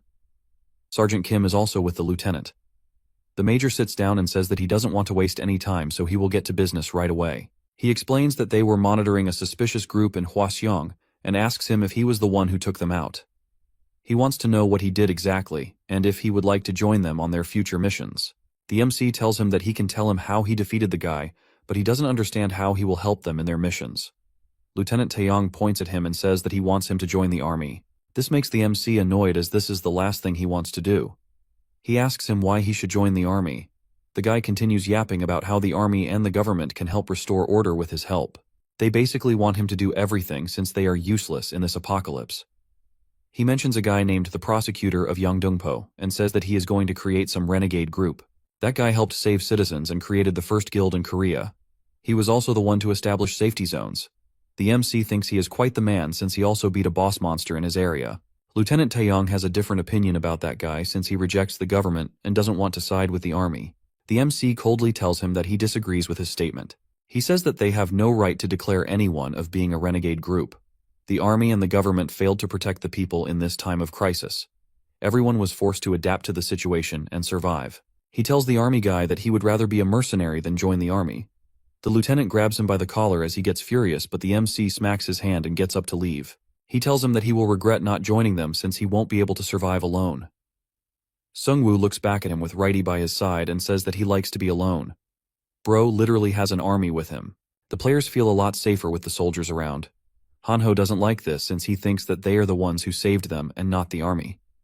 Jisoo tells him that it can't be helped since people need someone to rely on. Hanho also feels better with them being around since they can probably fight better than an ordinary guy. She looks at the soldiers and notices that they look a bit anxious.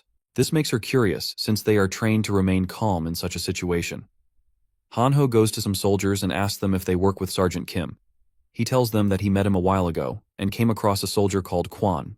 He asks the soldiers if he can meet him. One of the soldiers tells him that he doesn't really know where people in other units may be stationed. The other soldier says that it's classified information, so they can't tell him anything. Jisoo hears this and finds it odd since he is only asking about a private. They both think that something is wrong with the soldiers. Meanwhile, Sungwoo steps out of the office after rejecting the offer of the army lieutenant. He was hoping to be on good terms with the army, but the lieutenant made him lose his mind. As he walks away, he gets approached by Sergeant Kim, who apologizes to him since he was the one who asked him to meet the lieutenant. The MC understands that he was just following orders, so doesn't hold anything against him. He asks him if the lieutenant sent him to make him change his mind. As Kim nervously laughs, Sungwoo sighs and says that the army must really need him. The sergeant tells him that they do need him, but the way the battalion commander talked to him was not right. He then gets closer to him and says that he wants to show him something top secret. As the two of them move through the underground parking lot, the MC wonders what the secret could be. The sergeant raises his hand and signals him to stop since there are several soldiers ahead. He tells him that they can get executed if they are found out. However, the soldiers are all demoralized, so he thinks they can sneak past them. This makes the MC even more curious about the secret since the sergeant is willing to put his life on the line. The two of them move down some stairs and enter a room. Here the sergeant shows him a glowing crystal stored in a box. He explains that it is called the Prophecy Stone. There are several of them scattered throughout the world, and whoever touches them can see a vision of the future. If someone finds the stone, it puts them at a huge advantage compared to other players. Sungwoo finally touches the stone and starts to experience a vision.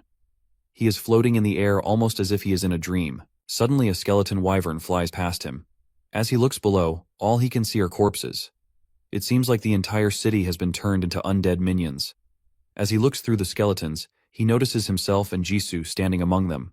Hanho, like always, is below, among the less important minions.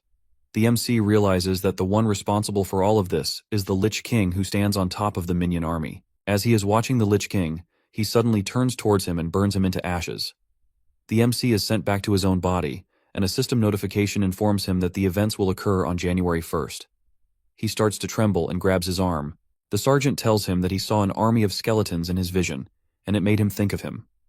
Sungwoo receives an exclusive quest where he has to seize the Grim Reaper's scythe. He needs to be level 15 in order to find out the location of the scythe, and if he can't do it before January, he will be overpowered by the Lich King, thus making the vision true. He faces palms as he realizes that he has another quest because of the sergeant. He only has 2 months left to reach level 15 and to find the scythe. He did look badass in the vision he saw, but he doesn't want to live that future. He asked the sergeant about the boss monster of their area. He has been avoiding them since it was a bit risky to find them, but now he has no time to be cautious. Moreover, they are the quickest way to level up. Sergeant Kim tells him that he does know of a boss monster, and it is the greatest source of frustration for the lieutenant. His biggest aim was to clear the area of any monsters and to re-establish stability. However, that is impossible without players like him. Hearing this, the MC agrees to help him defeat the boss monster, but he says that he isn't doing it for free. He wants to be paid for his service. The soldiers go back to the commander and tell him that the MC is demanding over 100,000 gold to join them. This makes him enraged, and he asks how he dared to make such a demand. One of the soldiers tells him that they don't really have anyone as powerful as him. He has seen him fighting vampires by himself, and it looked shocking. The commander thinks for a second and asks him if he thinks that Sergeant Kang could beat him. The soldier tells him that Sergeant Kang might be strong, but the MC has an entire army with him. The commander really doesn't want to agree to his demands, but the soldier explains that no matter what they try, they can't beat him since he is even more powerful than a battalion. As the lieutenant starts thinking again, Sergeant Kim arrives and tells him that hiring the MC would be more tea than worth it. He assures him that he is true to his words. The army troops bring in about 60,000 gold per day, so they have to pay the MC almost 2 days' worth of gold. The commander knows that it is too much, but he has no other choice since they have to secure the strategic points. One of those points is the 01 fighter wing. A terrifying monster has taken control of the airstrip, which prevents the army from using their planes. They tried sending in dozens of men, but none of them stood a chance against the monster. If they can get rid of the monster, they will be able to travel by air. Keeping all of this in mind, the commander finally agrees to the demands of the MC. However, he promises to make him pay someday. As one of the soldiers hands him the agreed amount of gold, he asks him to proceed with the mission as soon as possible. Sungwoo can't leave the area for 5 days because of the event. He asks the soldier if it's okay for him to beat the monster within those 5 days. The soldier tells him that they need to repair the airport and also access damages, so he has to do it in 3 days. He also introduces him to Sergeant First Class Kang, who is a survivor of the team who was sent to take out the monster. The sergeant looks at the MC and says that he will be his assistant even though his rank is higher than him. He asks him his level, expecting it to be lower than his own. However, Sungwoo confidently tells him that he is level 10. This shocks the sergeant and he asks him if he has been using some sort of cheats. He says that he has been hunting orcs non-stop but his level is still not that high. The MC coldly tells him that he just needs to hunt stronger monsters. The sergeant is clearly getting mad. He tells him that the boss inside the airport is on a whole different level. The MC thanks him for the advice and tells him to try to level up in the next 3 days. Meanwhile, the survivors are looking for him since they trust his protection. Kyungsoo looks at them and realizes that there are even more people to protect now. He wonders what they are going to do with all these people. He has instructed Hanho's dad to only deploy the safe zone when there is a danger, since it costs gold to maintain. The mother asks him what they should do now. He tells her they will create their own town with the remaining survivors. Everyone that survived must have some kind of abilities that they can put to use. The people well suited for everyday tasks can be builders. People who are good at fighting can act as hunters. Their main goal is to increase their gold and military strength. Hanho's parents start clapping for him as they hear his plan. He tells them that it wasn't his idea and he was simply instructed by the MC. He feels like he doesn't deserve their praise since he failed the people who put their trust in him. Seeing him like this, Hanho's dad gave him some words of wisdom and told him that he tried his best to lead those people, and this is something that requires courage to do. Meanwhile, the MC and his group stand among flames and a pile of monster corpses. Hanho looks around and says that it looks like a slaughter. The MC tells him that he is not wrong since they have gotten quite strong. The monsters who try to attack them get killed on the spot. Those who try to call for help have to face his minions. Those who try to attack in a large group get blown by his explosions, and if there are still any of them left, he finishes them off with his crossbow. As the group walks inside the building, they come across a marker with a hammer sign on it. The MC wonders what it means and decides to go inside the room. Inside he finds various crafting tools and gets a notification informing him that he can combine 3 of his items. The combination will cost him 100,000 gold. The MC is in disbelief as he realizes that he can combine his legendary items. He wonders how powerful the resulting item will be.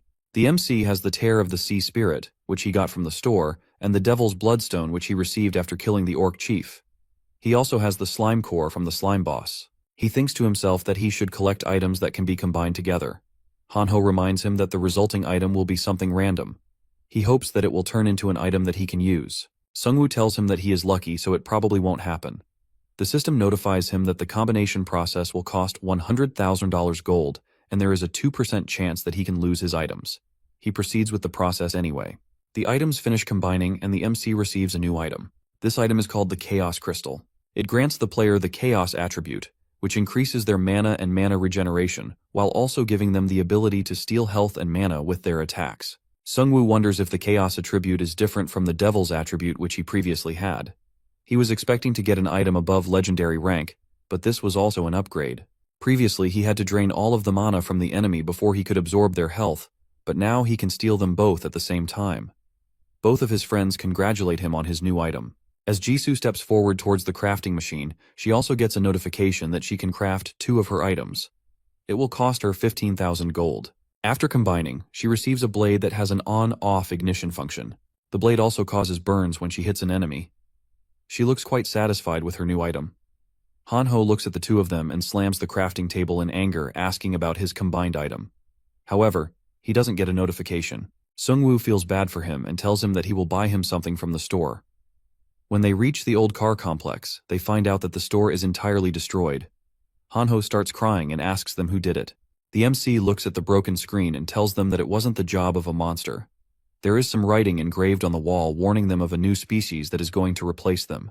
The writing looks like claw marks, but it's too perfect to be written by a monster.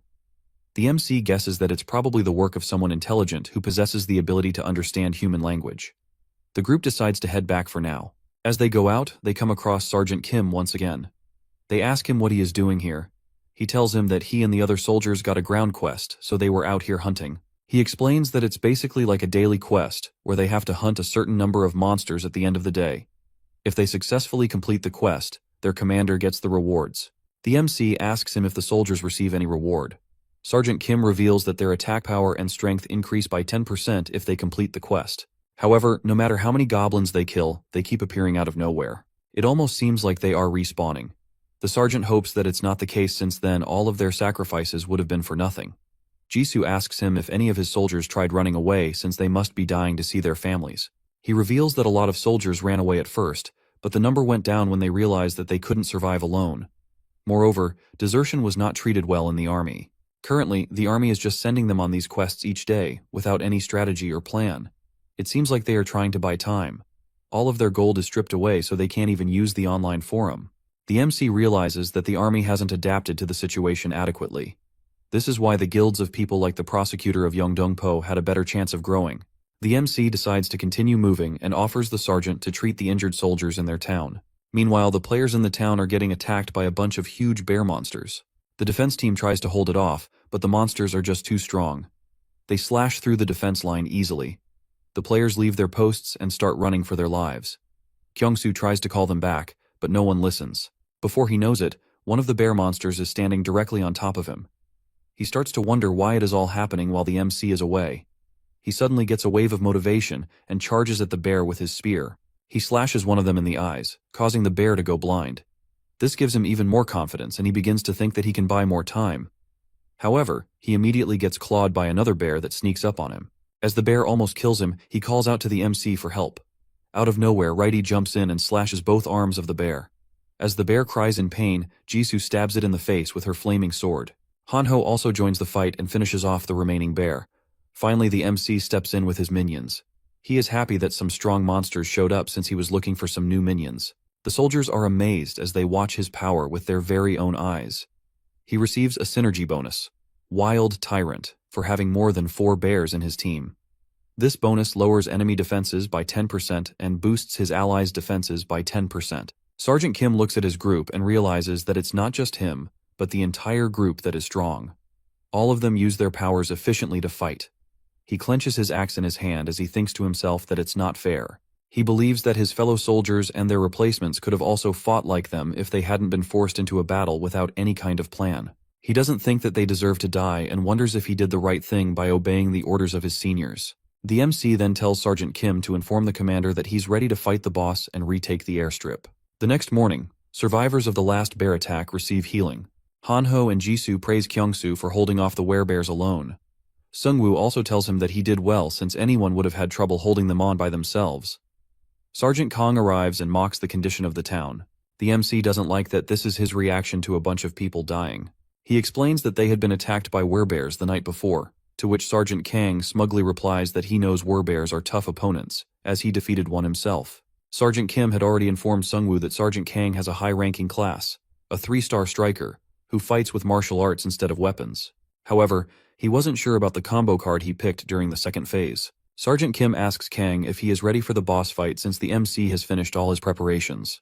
Kang gets mad as he thinks that he is acting like the MC's messenger. He smacks him on the foot and says that Sungwoo can tell him everything by himself.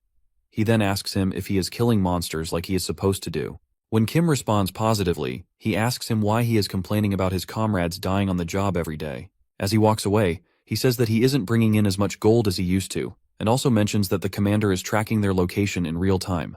The MC also hears this and realizes that the way the army extorts gold from the soldiers is pretty much like slaves. Sergeant Kim has enough of Kang. He lashes at him, accusing Kang of causing the deaths of many of his comrades just because he wanted to level up. Kang strangles him and asks him if he has forgotten his place. He says that all the privates need to keep their mouths shut and continue bringing in gold, since he is the one who fights tough monsters. He says that the troops died because of his own incompetence. Kang mocks him for choosing the blacksmith class and says that he is too scared and wants to hide behind others. In reality, Kim chose to be a battlesmith because he wanted to do whatever he could to keep his troops alive. Sungwoo is clearly fed up with all of this. He grabs him by the arm and tells him that he doesn't have time for this drama. Kang shrugs him off and says that he really wants to teach the guy a lesson, but they need to move on. He apologizes to him since he has to see all of it. Kim explains that Sergeant Kang feels threatened by the MC, and that's why he was taking it all out on him. Sergeant Kim then leaves with his team to prepare for the upcoming boss battle. Sungwoo feels bad for him, but he can't really help him. The MC and the soldiers reach the airstrip, which is in terrible shape. Kang says that he messed around with the boss the previous day and it was pretty strong. The MC looks at him with an annoyed expression since he hasn't shared anything useful with him till now. He knows that he doesn't want the raid to fail, but he is still too envious to tell him everything. However, Sergeant Kim has already told him about the boss, so he isn't worried. Finally, the boss monster shows up. It's a massive troll that looks even bigger than the aircraft. The MC is shocked to see the monster since it is a lot bigger than he thought. He has to change his plan to overpower the boss using his werebeasts since it won't work. The boss notices them and starts walking towards them. Sergeant Kang mockingly tells him that it's still not too late for him to give up his 100,000 gold and run away. The MC raises his hand and tells him he is fine. It's not like he only had one plan. Sungwoo uses death response, sending his zombies to latch onto the troll's legs, but the troll quickly smashes them with a single ground-shaking attack. He then detonates a zombie to blast the troll, but the troll monster heals rapidly. The MC realizes that it has incredible defense since it should have been weakened by the curse, but it seems like it's not affecting the boss at all. This boss doesn't really have any unique abilities like the slime monster or the vampires, but it has incredible physical strength. Kang starts to talk crap again and says that they can't even run now since they will lose a bunch of soldiers. The MC isn't planning on leaving without defeating the boss, so he stands his ground and decides to fight back. Even though Hanho is scared out of his mind, he stands with Jisoo and his friend to defeat the boss. Meanwhile, the company commander informs Lieutenant Kang that the prosecutor of Yangdong-po is gaining influence by uniting survivor groups. The commander wants to update the public about the status of the army through a forum post. But the lieutenant stops him, saying that the army can't trust an unverified communications network. He tells him that information is their bloodline, and as soon as they reveal themselves to the public, they can risk giving away their position to the enemy. They still don't know who created this game. Hearing this, the commander isn't sure if that's the best strategy. They might not know everything about the system, but it's still too impactful in this world to be ignored. It is the only thing allowing them to communicate with their troops. The lieutenant asks him if all the troops have been informed. He is planning to kill Sungwoo after the troll boss is defeated since he doesn't want to leave any threats that don't cooperate with them. He already sent Sergeant First Class Kang to oversee the plan and then steal all of Sungwoo's valuables. The lieutenant is still worried about the MC's friends, especially Jisoo, and asks if they pose any threat to them. The commander tells him that she is just a girl, so she won't be that strong, and the other friend is practically useless. He dares call him useless after what happened in the last chapter. The lieutenant orders him to go to the airstrip and make sure the plan works smoothly. He doesn't want to kill them right away since he wants them to give away all of their gold first. The commander realizes that it feels more like a robbery than a mission, since the lieutenant is more worried about stealing gold than killing a potential threat. Back on the battlefield, Hanho tanks all of the troll's attacks with his invincibility skill, barely feeling the impact. As the troll tires, Jisoo stabs him from behind, leaving her sword embedded with an invincible rope attached. Hanho then circles the troll with a rope, surprising Kang, who thought that the MC's friends were just leeching off him. After seeing them in action, he wonders if Sungwoo got famous by taking credit for their achievements. Hanho's invincibility is about to expire, but Sergeant Kim has a fresh supply of goblins ready to recharge him. Hanho throws a knife to take out some goblins, which reactivates his force field. Sergeant Kang is in disbelief to see that he is killing goblins while fighting the boss, but he soon realizes that his skill requires him to kill monsters in order to stay in effect. He looks at Jisoo and thinks that she isn't trained for human combat. He believes that he can still take her out since fighting humans, and monsters is a completely different thing. However, he didn't expect himself to end up in a situation like this. He wonders if he should just kill the MC right now. As Sungwoo stares down the monster, he has a flashback of their plan. Hanho and Jisoo suggested tying down the monster's feet using a rope. He thought it was too dangerous and said that it was better for his minions to do this job. Jisoo told him that if his minions were killed, their entire plan would fail. Moreover, the two of them were quicker than the minions, so they had a better chance of tying him up. The MC still was skeptical about the plan's safety and told them that he needed time to think. Jisoo told him that he wasn't their babysitter, so he didn't have to think about them so much. They were partners, and he needed to trust them. Back in the boss fight, the MC watches as the two of them successfully tie down the boss monster, causing it to collapse. He tells them that he is impressed by their growth. Now, it's his turn. He uses his great spirit skill to summon all of his minions from his inventory. Sergeant Kang is terrified upon seeing this and wonders if this is the true power of a necromancer. One of his minions hands him the Dragon Knight's masterless sword, and he charges the boss. With the boss tied down, they all start attacking him non-stop. The boss manages to eat one of the orc skeletons as it tries to hit him, but the MC immediately detonates the skeleton's bag full of corpses, causing a massive explosion in the boss's mouth. He then steps up and strikes the boss's head with the masterless sword, finishing it off. For killing the boss, he earns 220,000 gold and levels up to 11, boosting all his stats by 2 points and receiving a special item chest. By killing the boss with the masterless sword, he reduces the egg's hatching time by 98 days, leaving 4,950 days until it hatches. As his level-up skill, he selects the Great Bone Weapons card, allowing him to create more weapon types from bones. Sergeant Kang can't believe that the boss is dead. The MC looks at him and tells him that he has fulfilled his contract. He says that he will be keeping the corpse of the boss since his only mission is to kill it. Kang wonders if he will be able to kill him if he attacks him now. He has 20 soldiers behind him, so he is feeling confident. He plans to get closer to him and break his neck in one go. Sung-woo smiles since he already knows what the sergeant is thinking. He tells him that it's too late for that. Realizing that he has been exposed, Kang tries to hit him up front. His attack causes a huge explosion, but the MC manages to block it using his shield. Kang is in disbelief to see that his surprise attack failed. He orders the soldiers to take care of the minions while he fights the MC. He thinks that the MC will be too weak to fight without his skeletons. As he attacks him again, Sung-woo defends it with his shield and it breaks. He tries to hit him back with the sword, but Kang kicks his arm, throwing the sword away. He laughs as he thinks that the MC is out of weapons. Suddenly he gets slashed in the face with a dagger. He quickly retreats, but the attack leaves a cut on his face. He asks the MC how he managed to obtain the dagger when he clearly didn't have anything a second ago. Sung-woo tells him that his armor is also made of bones and he can convert it into weapons. The sergeant screams at him, claiming that he is still far superior to him when it comes to close combat. He suddenly finds himself surrounded by skeletons. The MC reminds him that he can also create weapons using skeleton bones. He uses his skill and creates bone spears to trap him. The sergeant calls for help, but his soldiers reveal they're already siding with the MC. Sergeant Kim speaks up, saying that they have finally decided to survive. All the soldiers are tired of being slaughtered like sheep under his leadership. Kang screams as he tells them that it is a mutiny. They are not even fighting to protect the citizens. All they are doing is to earn gold for the army. The rest of the soldiers also join in with Sergeant Kim and say that he is right. Suddenly the company commander arrives and asks what's going on. Sergeant Kim tells him that the other platoon has revealed their real mission to them. They refuse to work for an army like this. Hearing this, the company commander tries to scare him back into line. He tells him that he can't survive alone in the current state of the world. Jisoo says that the commander is just digging himself into a hole at this point. The commander continues screaming at the soldiers and tells them that they will be penalized if they leave the army. Kim looks at Sung-woo's group and thinks to himself that they only ended up becoming slaves because they feared being penalized. However, with the MC and his friends on their side, they had nothing to fear. Sergeant Kang can't hold his rage anymore and takes out a syringe. The commander tries to stop him, but he injects the drug that transforms him into a ferocious tiger-like beast. Now crazed and stronger, he kills the company commander. Kang then looks at the MC and tries going after him, but he has to go through Jisoo first. She attacks his head, which gives him a chance to counter, but she quickly ducks thanks to her supreme sense skill. Using her flaming sword, she manages to stab his paw. Kang is strong enough in his current form to grab her with one arm and throw her away. She starts to spit out blood due to the injuries. The were-tiger suddenly sees a notification for a new synergy effect. It turns out that the MC has summoned more than 3 of his canine skeletons. He is furious to see his friend getting injured and discards the idea of keeping him alive. He orders all of his skeletons to tear him apart. Meanwhile, the lieutenant gets excited as he sees Sergeant Kim returning back from the mission.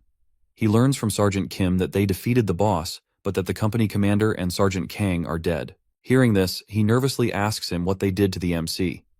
At the same time, Sung-woo walks into the room with the were-tiger as his new minion and says that he wants to talk to him about the mission. As Kim goes back to the soldiers, they are confused since he was supposed to be on the mission.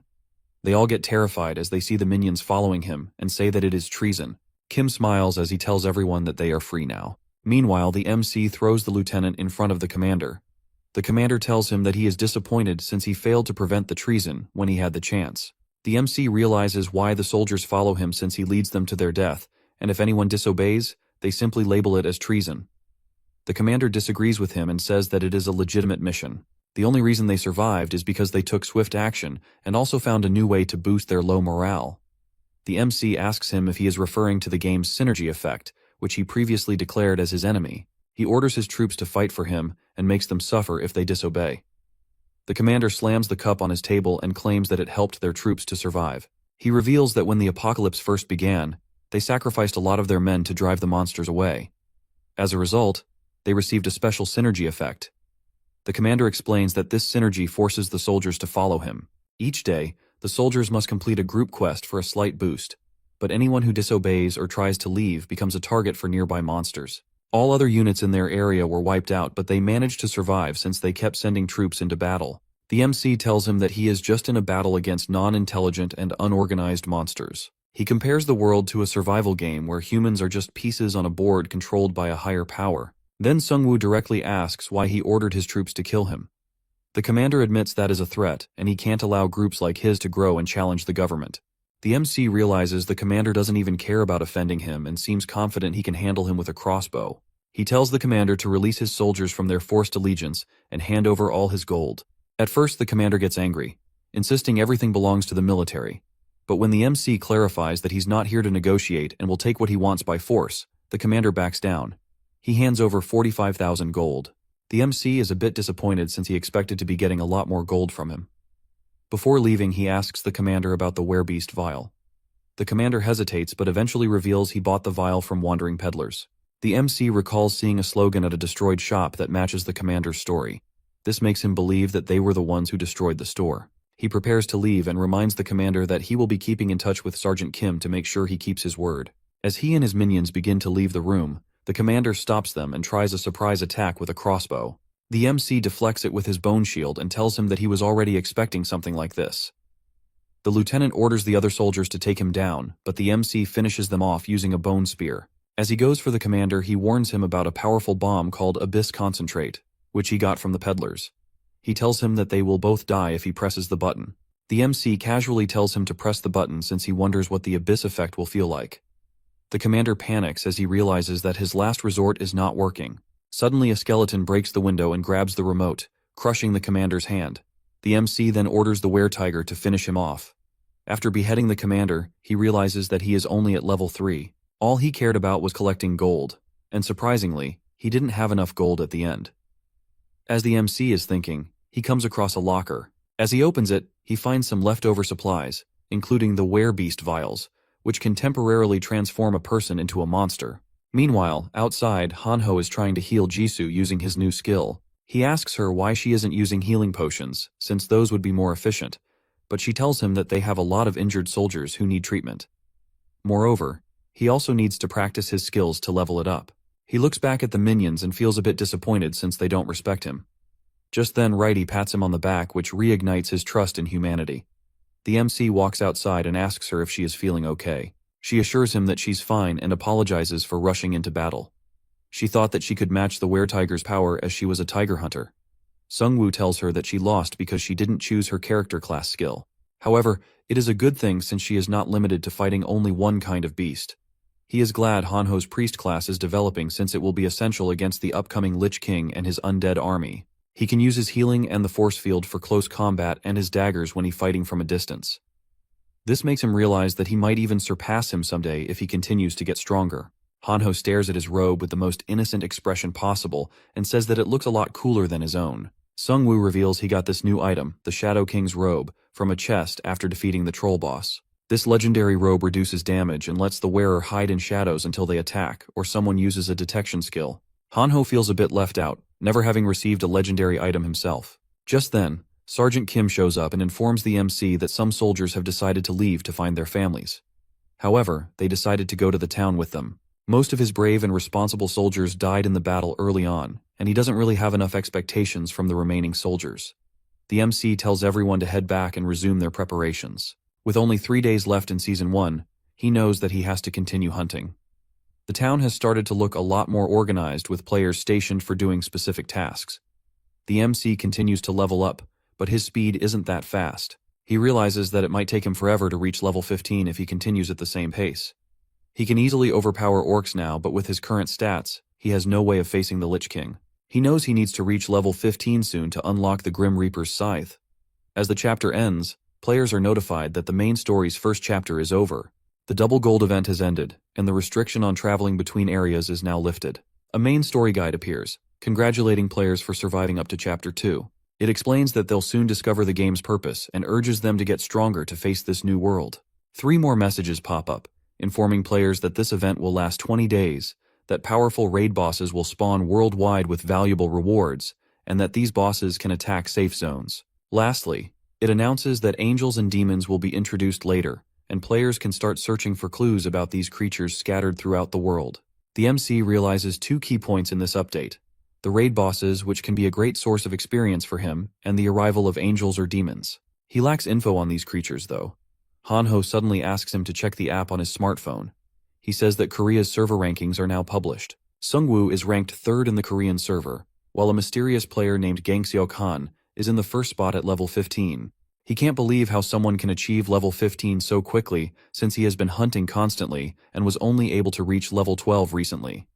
It's just the first ranked player that is odd. The same is true for the players at rank 4 and 5. They both appear to be from the same group, and they are still in the top rankings. Hanho screams and tells him about an online forum post from the prominent player, prosecutor of Yeongdongpo, who leads Korea's largest survival community of 500 players. The prosecutor publicly requests a meeting with the MC, inviting him to join their guild, as he's heard good things about him. He thinks they can work together to survive this crisis and uncover the game's secrets. As the MC thinks about his past, he wonders if he has an ulterior motive. However, he agrees to meet him regardless. Meanwhile, the prosecutor and his guild appear to be thriving. One of the members suggests that they should expand their territory now that travel restrictions are lifted.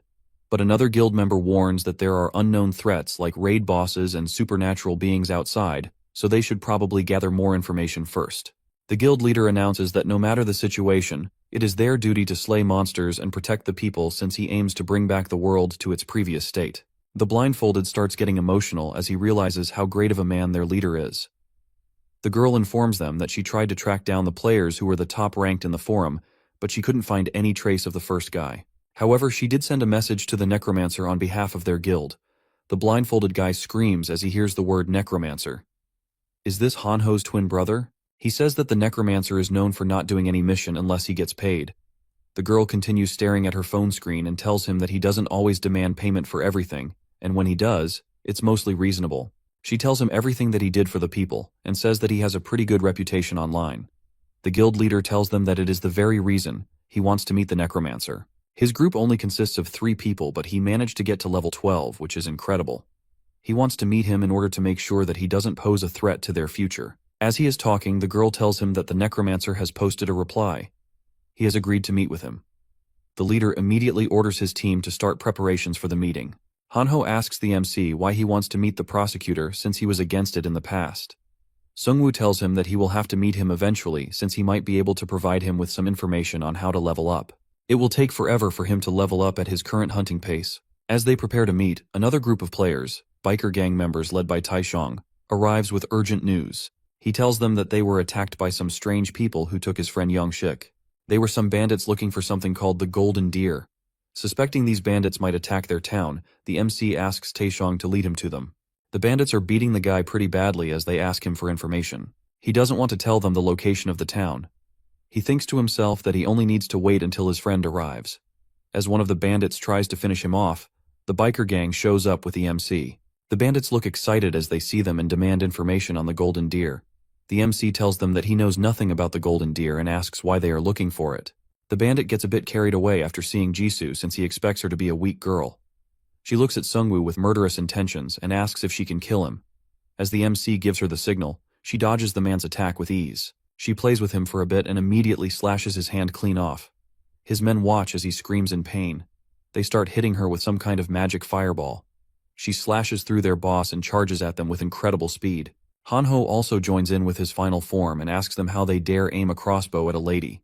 The bandit tries to take Youngshik hostage, but the MC sneaks up on him and kills him. He receives 8,000 gold for killing the bandit while the rest of his friends run away.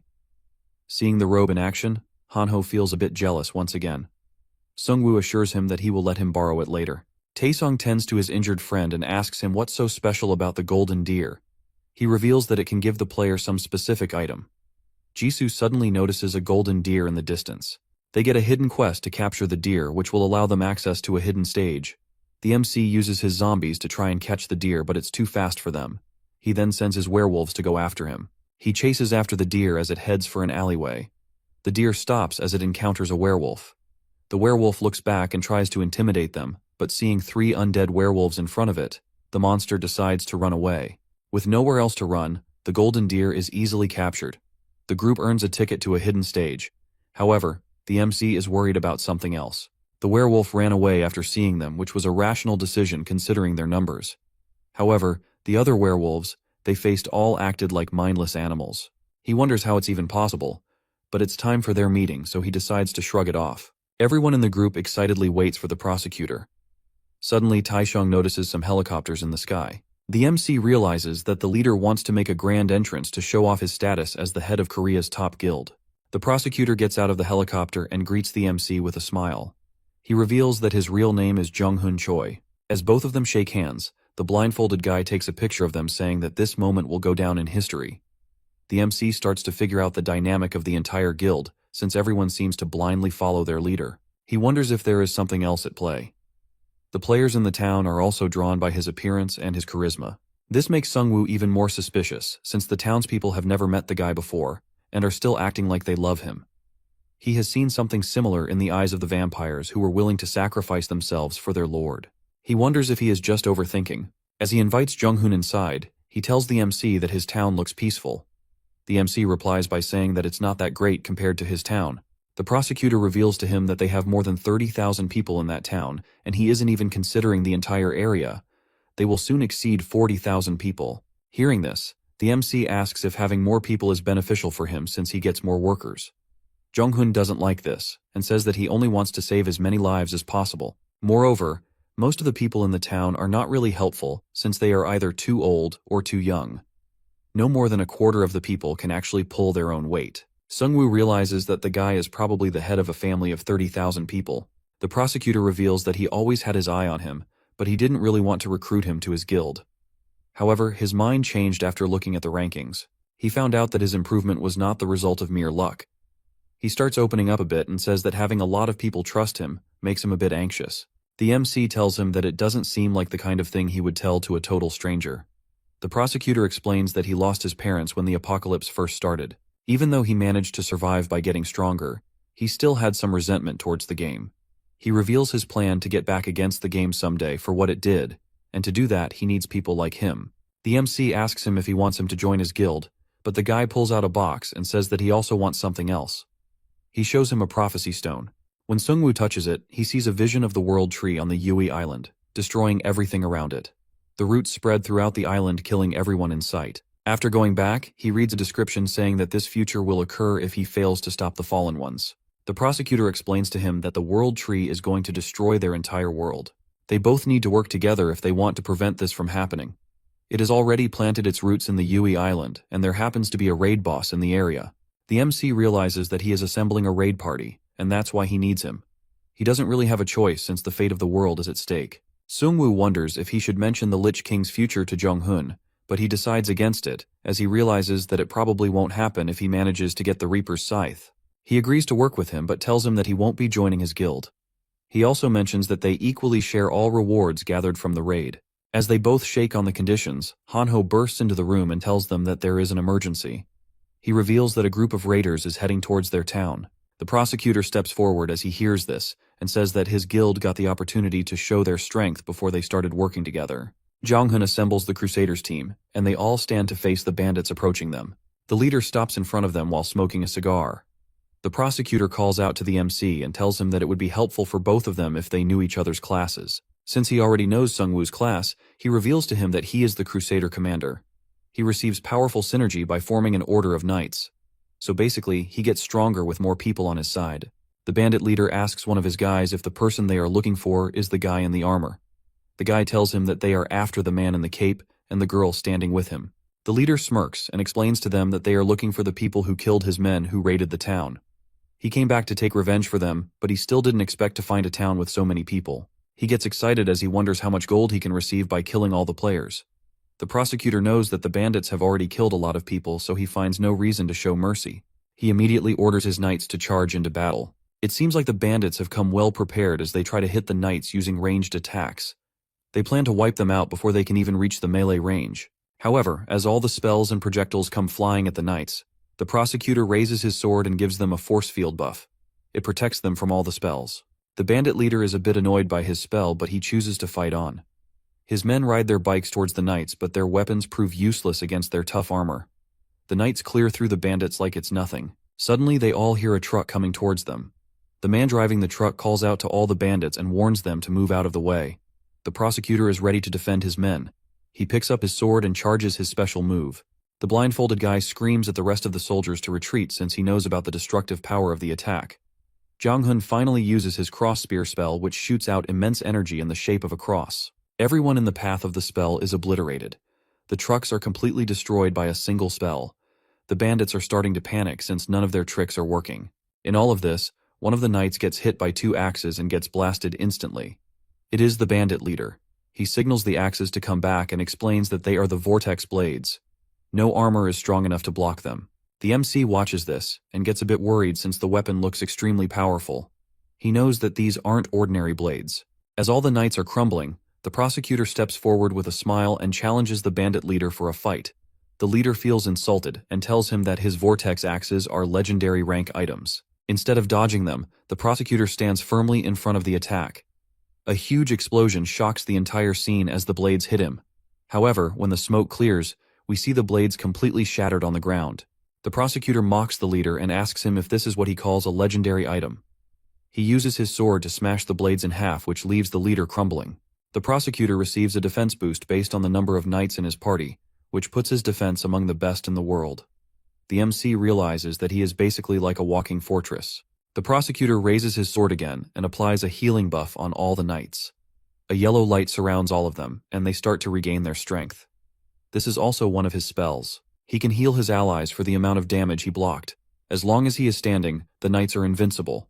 With the knights back in battle, he orders them to charge at the enemy. Meanwhile, Kyung-soo and the rest of the survivors are hiding in the building. Hanho's dad becomes a bit curious and suggests that they see what is going on outside. Kyung-soo is hesitant, but he eventually agrees, and the two of them go outside to witness the battle. A huge smoke has engulfed the battlefield. All the knights are on the ground, and it seems like the tide of battle has completely shifted. The bandit leader knew he couldn't win against the knights, so he unleashed a poison cloud that he received from the wandering salesman. It was called the Abyss Concentrate.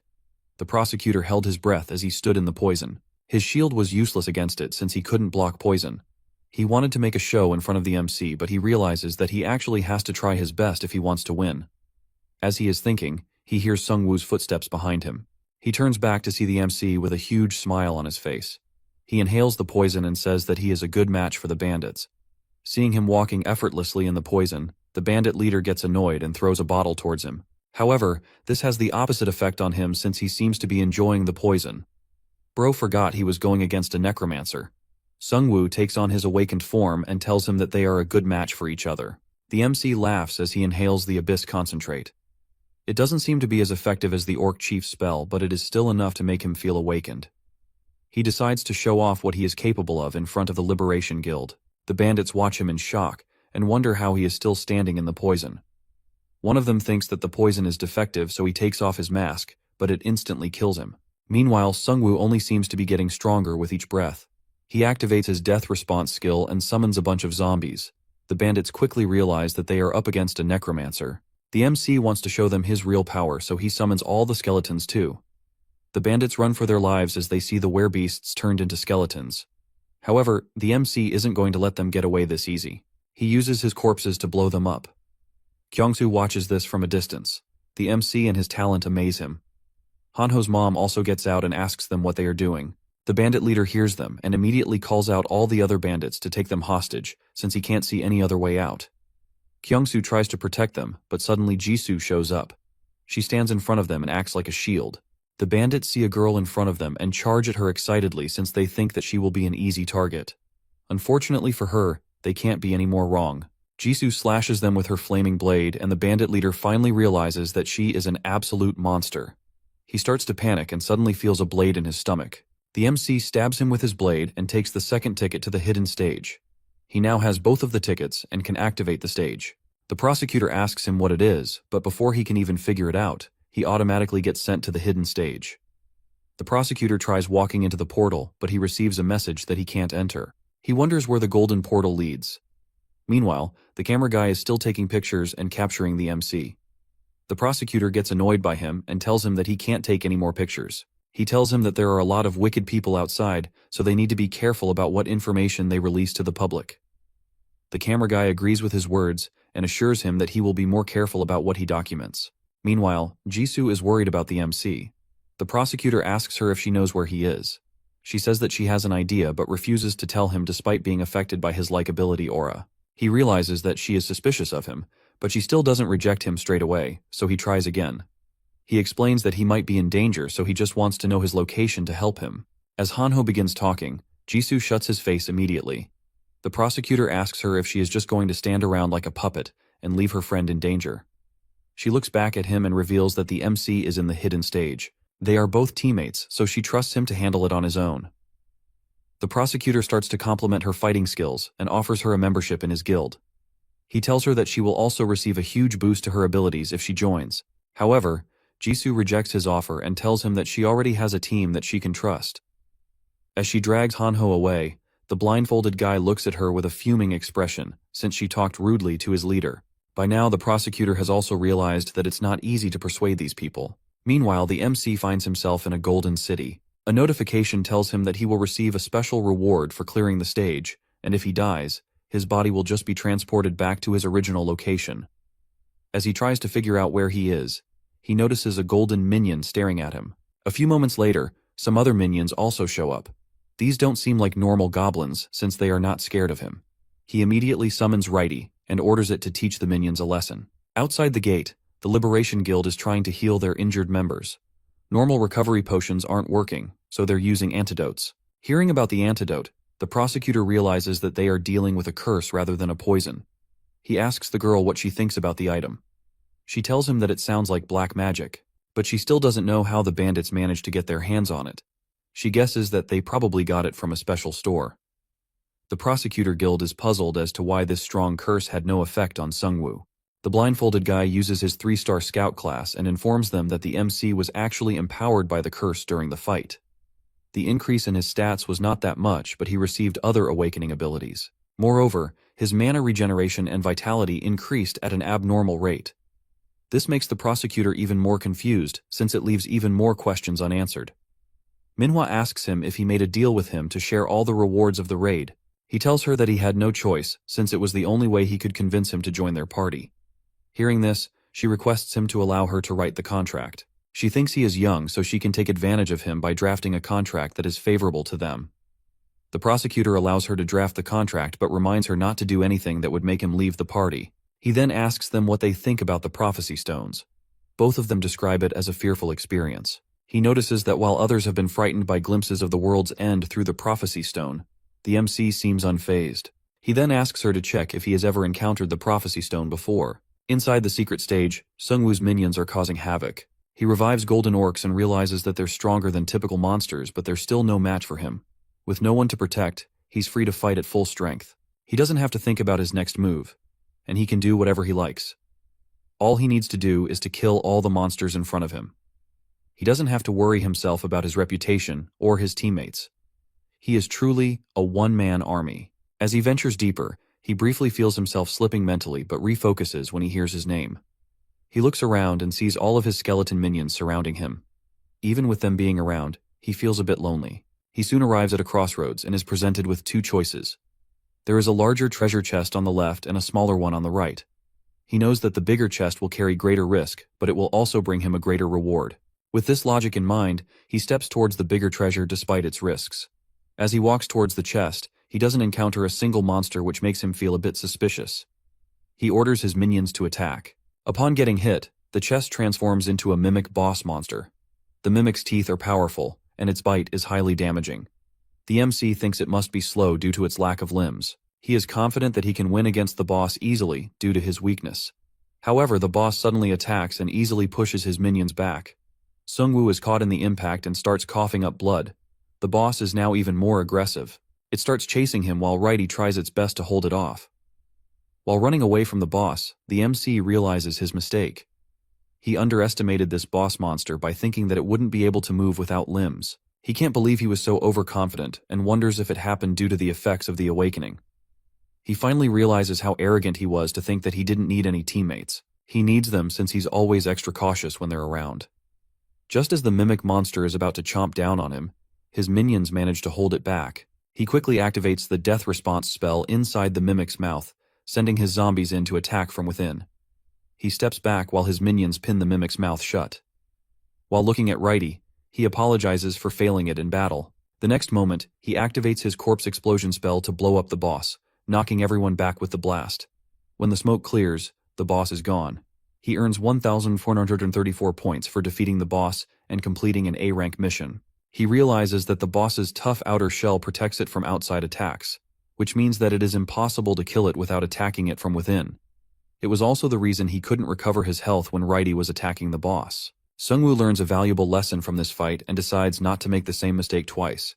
Even though the entire world has turned into a game, he can still die. After healing up, he heads to the next room, which turns out to be a reward room with lockers he can open using his newly earned points.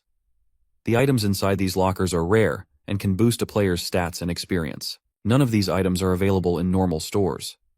He thinks for a moment and chooses an oath parchment, which lets him form a pact with another player. Both parties must fulfill the conditions of the pact or face death.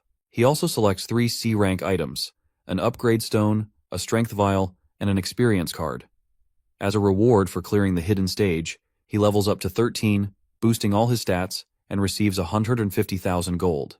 He uses an agility card to gain 3 points, figuring it could have helped him dodge the boss's attacks. After getting everything he needs, he exits through the same golden portal. He meets up with the prosecutor, who tells him that he was surprised to see him disappearing all of a sudden. The MC apologizes for wasting his time, but the prosecutor tells him that it was all worth it. He shows him a crate with some potions as a gift.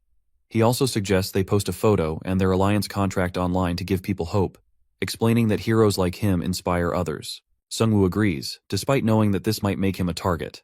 However, he also needs to maintain a positive image, so he thinks it will be fine. After taking the picture, the prosecutor gets back on his helicopter and leaves. Hanho looks at all the potions he left for them and can't help but be impressed. He thinks that the prosecutor is a good guy, but the MC still has his doubts. Jisoo suggests that they should start to train and get stronger since they have joined the raiding party. The next morning, they attract a group of goblins and orcs with a foul-smelling bait called rancid wolf meat, which was actually a failed recipe of Hanho's mom. As the monsters charge in, the MC detonates the ones that die, creating a huge explosion. This allows them to hunt at an exceptionally faster rate. Meanwhile, Hanho's dad sets up a sentry post with his new skill, creating a safe zone around the town. They don't really have to worry about monsters attacking the town now. As they are talking, Taesung arrives with his biker gang and says that he has some urgent news for the boss. The MC is a bit surprised to hear the word boss. He reveals that they found a store in Hayangnam, but it was already destroyed by someone. Sungwoo realizes that it is now becoming a serious problem since someone is deliberately destroying all the stores. These stores are important in this world since they can't really produce anything. With no stable source of supplies, they're left to hunt and forage daily, as farming seems impossible for now. Sungwoo orders him to inform Kyungsoo if he comes across any other stores in the area. They have to assign guards to every store they find, or their safety could be at risk. He then notices that some of his female friends are standing far away. Taesung explains it's because he kicked Yujin when she was possessed by a vampire lord, so now they think he's a brute who hits women. Hanho whispers to him that he might be popular online, but his reputation on the ground is terrible. For the first time, Sungwoo is glad that the forum exists. Taesung leaves with his gang, and the MC prepares to grind for more levels. Suddenly, Jisoo senses something and alerts everyone in the group. She tells everyone to get ready, and 2 werewolves burst out from nearby buildings. The MC's minions try to hold them off, but while he's about to shoot one, another werewolf warns him not to shoot. He is shocked since he has never heard a werewolf talk. As they continue fighting the monsters, one of them grabs Hanho's bag and starts devouring the rancid wolf meat they've been carrying. While the werewolves are distracted eating, Sungwoo's minions surround them. He aims his crossbow at them and demands a reason not to shoot this time. 2 of the werewolves look to their leader and ask what they should do. The leader wolf tells them to calm down and says that they still have a chance. Sungwoo wonders what the wolf is talking about since they are completely outnumbered and don't seem to have any chance of escaping. The leader wolf suddenly attacks the weakest orcs nearby, giving his companions a chance to escape.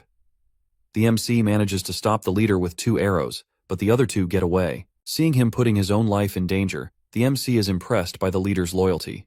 His minions immediately pin him to the ground and Sungwoo asks him why the werewolves attacked them. The leader explains they lost control after smelling the meat in Hanho's bag.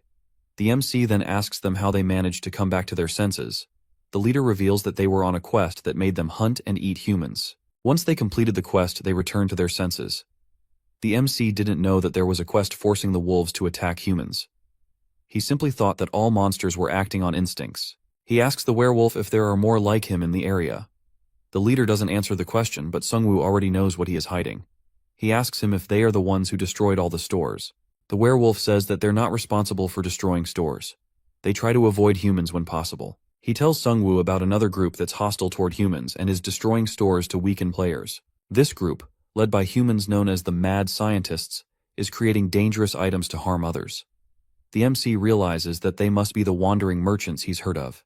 He asks the werewolf if he is telling him all of this information so that his teammates can come back and save him. However, the leader says that he already instructed the wolves to run away and never look back in a situation like this. When Sungwoo finally puts his sword on the monster's neck, he is expecting him to beg for his life, but the werewolf does the opposite. He says that he has been waiting for this moment for quite some time.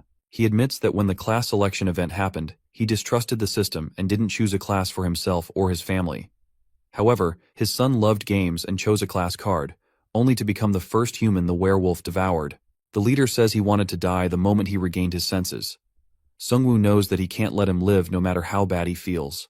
In his final moments, the werewolf tells him how unfair the game is. He only made the choices he did because he was trying to survive, and all of them ended up being the wrong ones. Sungwoo finally ends his suffering, and Hanho feels bad for him knowing that they are all rational beings just trying to protect each other.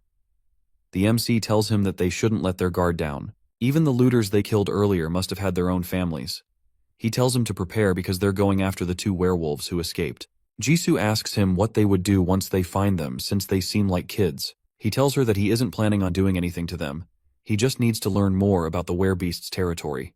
He knows that this isn't fair. By making the werebeasts conscious, the system is creating a conflict. Even though the players don't want these monsters around, knowing that they are human may cause them to show sympathy for them.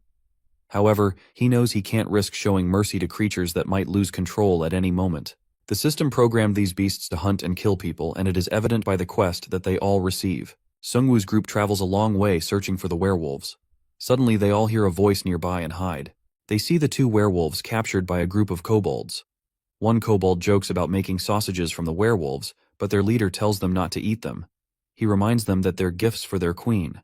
The kobolds stab the werewolves with their spears and drag them off to their hideout. The MC and his friends are puzzled since kobolds are weak monsters, yet they manage to capture two mid-level werewolves. Sungwoo guesses that they might have spread some kind of paralyzing poison on their spear, but he still can't figure out how they managed to tie them up like that. They also spot a store in the dungeon, which means it hasn't been cleared yet. Sungwoo tells his team they need to secure this store to help their whole community survive.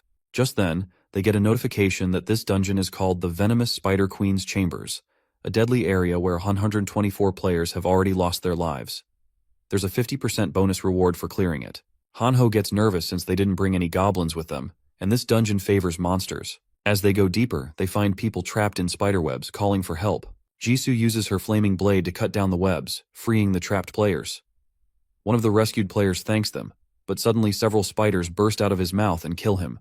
Sungwoo tells everyone to step back and blows up the bodies. He tells everyone to stay alert and keep an eye on the ceiling since the spiders appear to be coming from all directions. The explosion attracts more spiders and kobolds towards them. They begin swarming the group. However, Hanho suddenly throws his knife and kills one of them. This activates his Super Saiyan form. Fired up, he activates his berserk mode and starts crushing the spiders and kobolds with a huge smile on his face. This scares all the monsters who think that he is the demon and start running away. My boy gets a bit too carried away with his power and starts to replay Sungwoo's monologue all over again. He also thinks that he doesn't need his teammates anymore since he can fight everyone by himself. He is now a priest bandit. The kobolds try a new tactic, ordering the spiders to trap Hanho with webs from all directions. Sungwoo realizes that this is how they manage to tie the werewolves. They manage to tie him up briefly, but Hanho breaks free with a loud roar. The kobolds command the spiders to keep spraying him, and they finally immobilize him completely. Realizing that he can't get out, Hanho comes back to his senses and calls the MC for help. Sungwoo explodes the bodies around them again, catching the monsters in the blast. As he gives him a short lesson about controlling his emotions, more monsters appear. He activates his death responsibility to summon zombies and sends them to the monsters. He clears the invading monsters with an explosion, allowing his team to take control of the subway station. However, the path to the next station is blocked. He remembers that this subway connects to a mall above, where he thinks the queen might be hiding. After clearing the mall, They reach the boss room, but a notification warns them that this dungeon, known as a killer dungeon, has claimed the lives of 124 players. They will still receive a small reward if they leave now. Hanho is scared since the dungeon is already offering them a reward without even entering the boss's room. Jisoo asks him if he wants to continue. Our boy isn't the one to back down, so he insists on pressing forward. Inside, a kobold shaman greets them, revealing that he's the dungeon boss. Sungwoo expected the boss monster to be a spider queen, so he is a bit surprised. Hanho is also shocked since this shaman can speak fluent human language. The shaman laughs and explains that it's because he's eaten 20 human brains. The MC realizes that the game lets monsters grow stronger by killing humans. The shaman taunts them, saying he'll soon have 23 human brains. Suddenly the ground shakes and the venomous spider queen appears, joining forces with the shaman. It appears that this dungeon has two monsters. The two monsters merge, with the shaman acting as the brain and the spider queen as the body. Sungwoo immediately activates his death's response spell and releases all of his zombies. He is planning on using the zombies for explosions, and then finishing them off with his skeletons. However, the Spider Queen traps his zombies in her steel webs. She tosses them away instead of finishing them. The shaman laughs and tells him that he already knew he was going to blow them up. This makes the MC worried since the kobold seems to have acquired the intelligence of the humans he ate. He watches as the Spider Queen blocks Hanho's dagger throw. The kobold exclaims that he is acting as the brain while the queen is acting as the body. She will protect him at all costs. As the Spider Queen attacks with webs, Jisoo burns through them with her flaming sword. She smiles and tells him that the queen spider is as flammable as the others. The kobold shaman uses water magic to douse the fire and keeps Jisoo at a distance. At the same time, the MC orders his minions to form a barrier and instructs Hanho to guard Jisoo. He tells Hanho that he has a plan in mind. As the Spider Queen crushes his minions, he uses his Necromancer powers to resurrect all the corpses from above. As all the corpses are falling down, he tells them that their nest was practically made for him. Decorating your house with corpses is not a good idea when you are fighting a Necromancer. The awakened minions swarm the boss, but the Spider Queen slashes through them with her legs. One minion manages to strike her leg, making her angry enough to spray poison. However, the poison doesn't affect the undead since they're just bones. The shaman quickly realizes this, and tells the queen to stop using poison. It appears that she is losing control since she is not listening to the shaman anymore. Sungwoo knows that the shaman is smart enough to figure it out. The queen takes down the first wave of skeletons. The MC resurrects even more from the bodies lying around. He knows that he can't let the fight go on for much longer since he is losing his mana. Most monsters simply fight till they are exhausted and then surrender. However, this boss is different since the kobold knows what he is doing. The kobold shaman becomes frustrated with the endless waves of resurrected minions, so he and the Spider Queen go straight for the MC. The Spider Queen lunges at him, but he blocks her with a bone shield. His current stats are much higher than an orc monster. He may not be able to keep up with a boss monster's strength, but he knows that he can hold off if he focuses all of his energy on his defense. The Spider Queen breaks his shield again and one of her strikes hits him. He is sent back, but he holds his ground. He expected the boss monster to do some damage to him, but as long as they can't kill him in one blow, he is okay. His minions can continue to heal his health and mana with their attacks. All he needs to do is to endure the pain and hold on. The queen suddenly stops attacking him. Sungwoo mocks them and asks if they are already tired from the fight. The kobold starts to brag about his intelligence and says that he won't continue a fight with no end.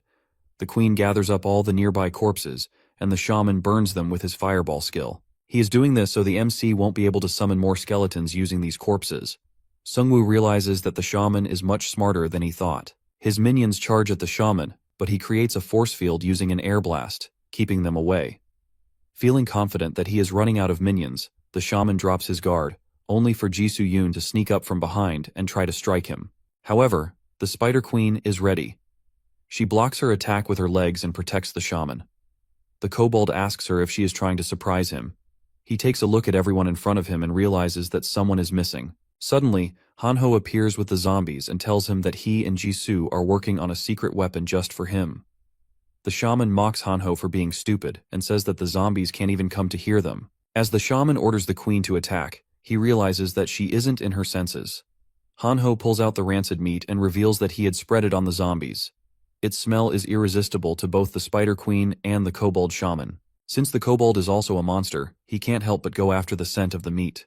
Sungwoo knows that no matter how intelligent the kobold is, he can't go against his natural monster instincts. The shaman tries to stop the queen, but it's too late.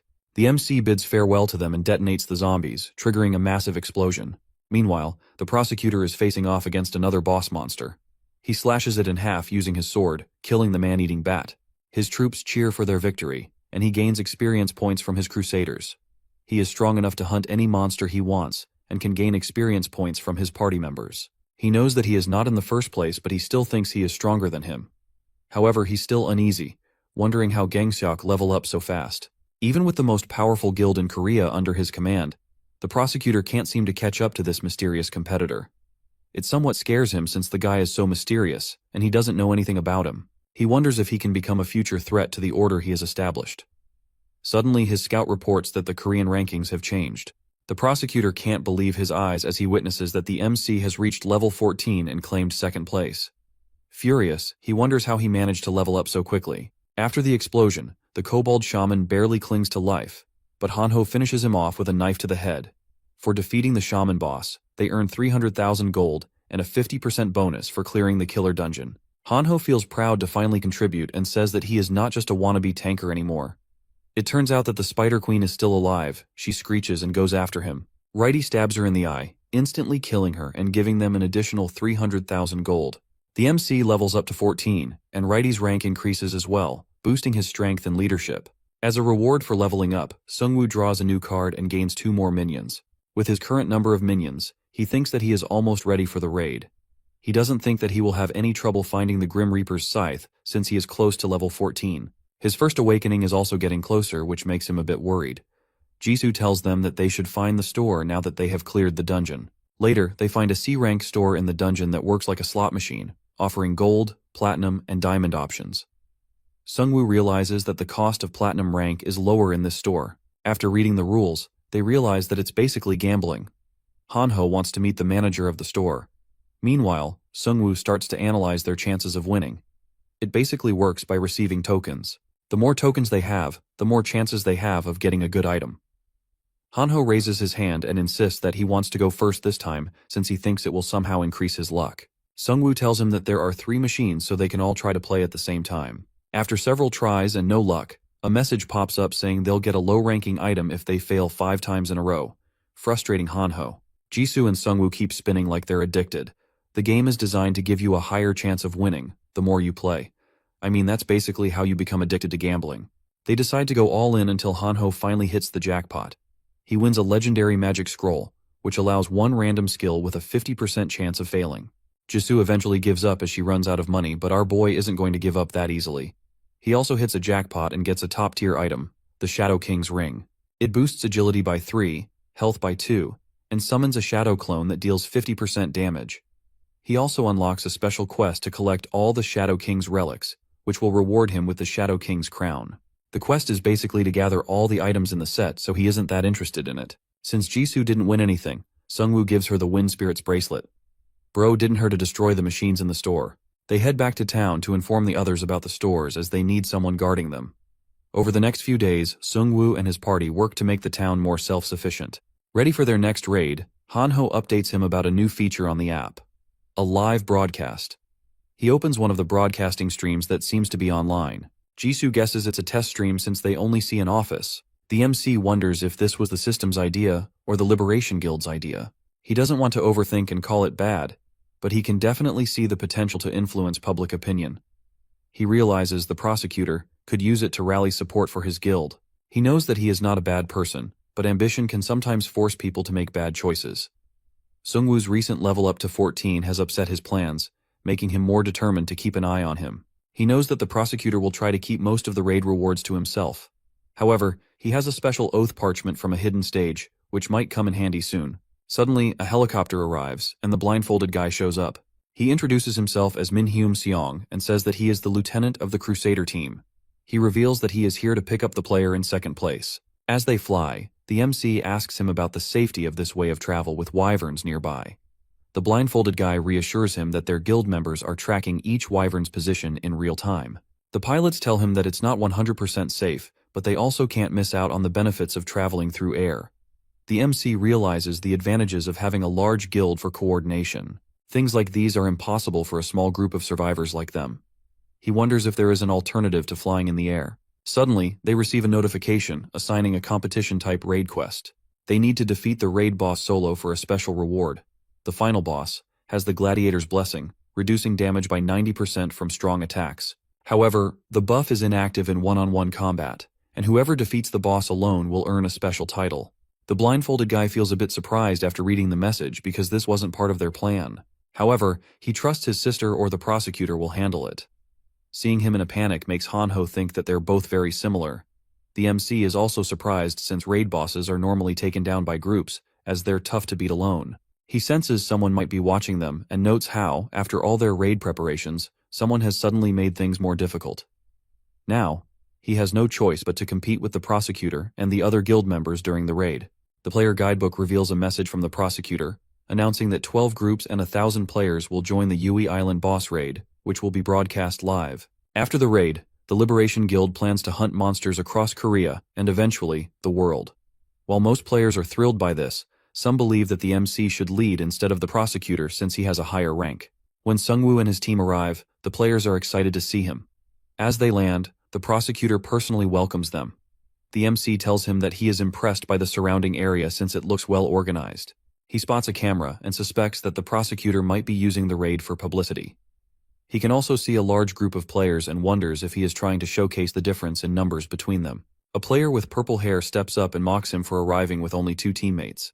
He tells him that this doesn't look like a balanced alliance, and reveals that he brought 31 elite members. As if having purple hair wasn't enough for him. The terms of the contract have not yet been discussed, so the MC wonders if the prosecutor and this purple-haired guy planned this to make him look bad. Sungwoo asks the player if he can introduce himself first. The prosecutor introduces the player as Gangyun Lee, leader of a group from Daehak-ro and a fire-type sorcerer popular on the forums. Sungwoo tells him that the 3 of them always stick together. He doesn't see a point in counting heads since they are going for a boss raid and not a war.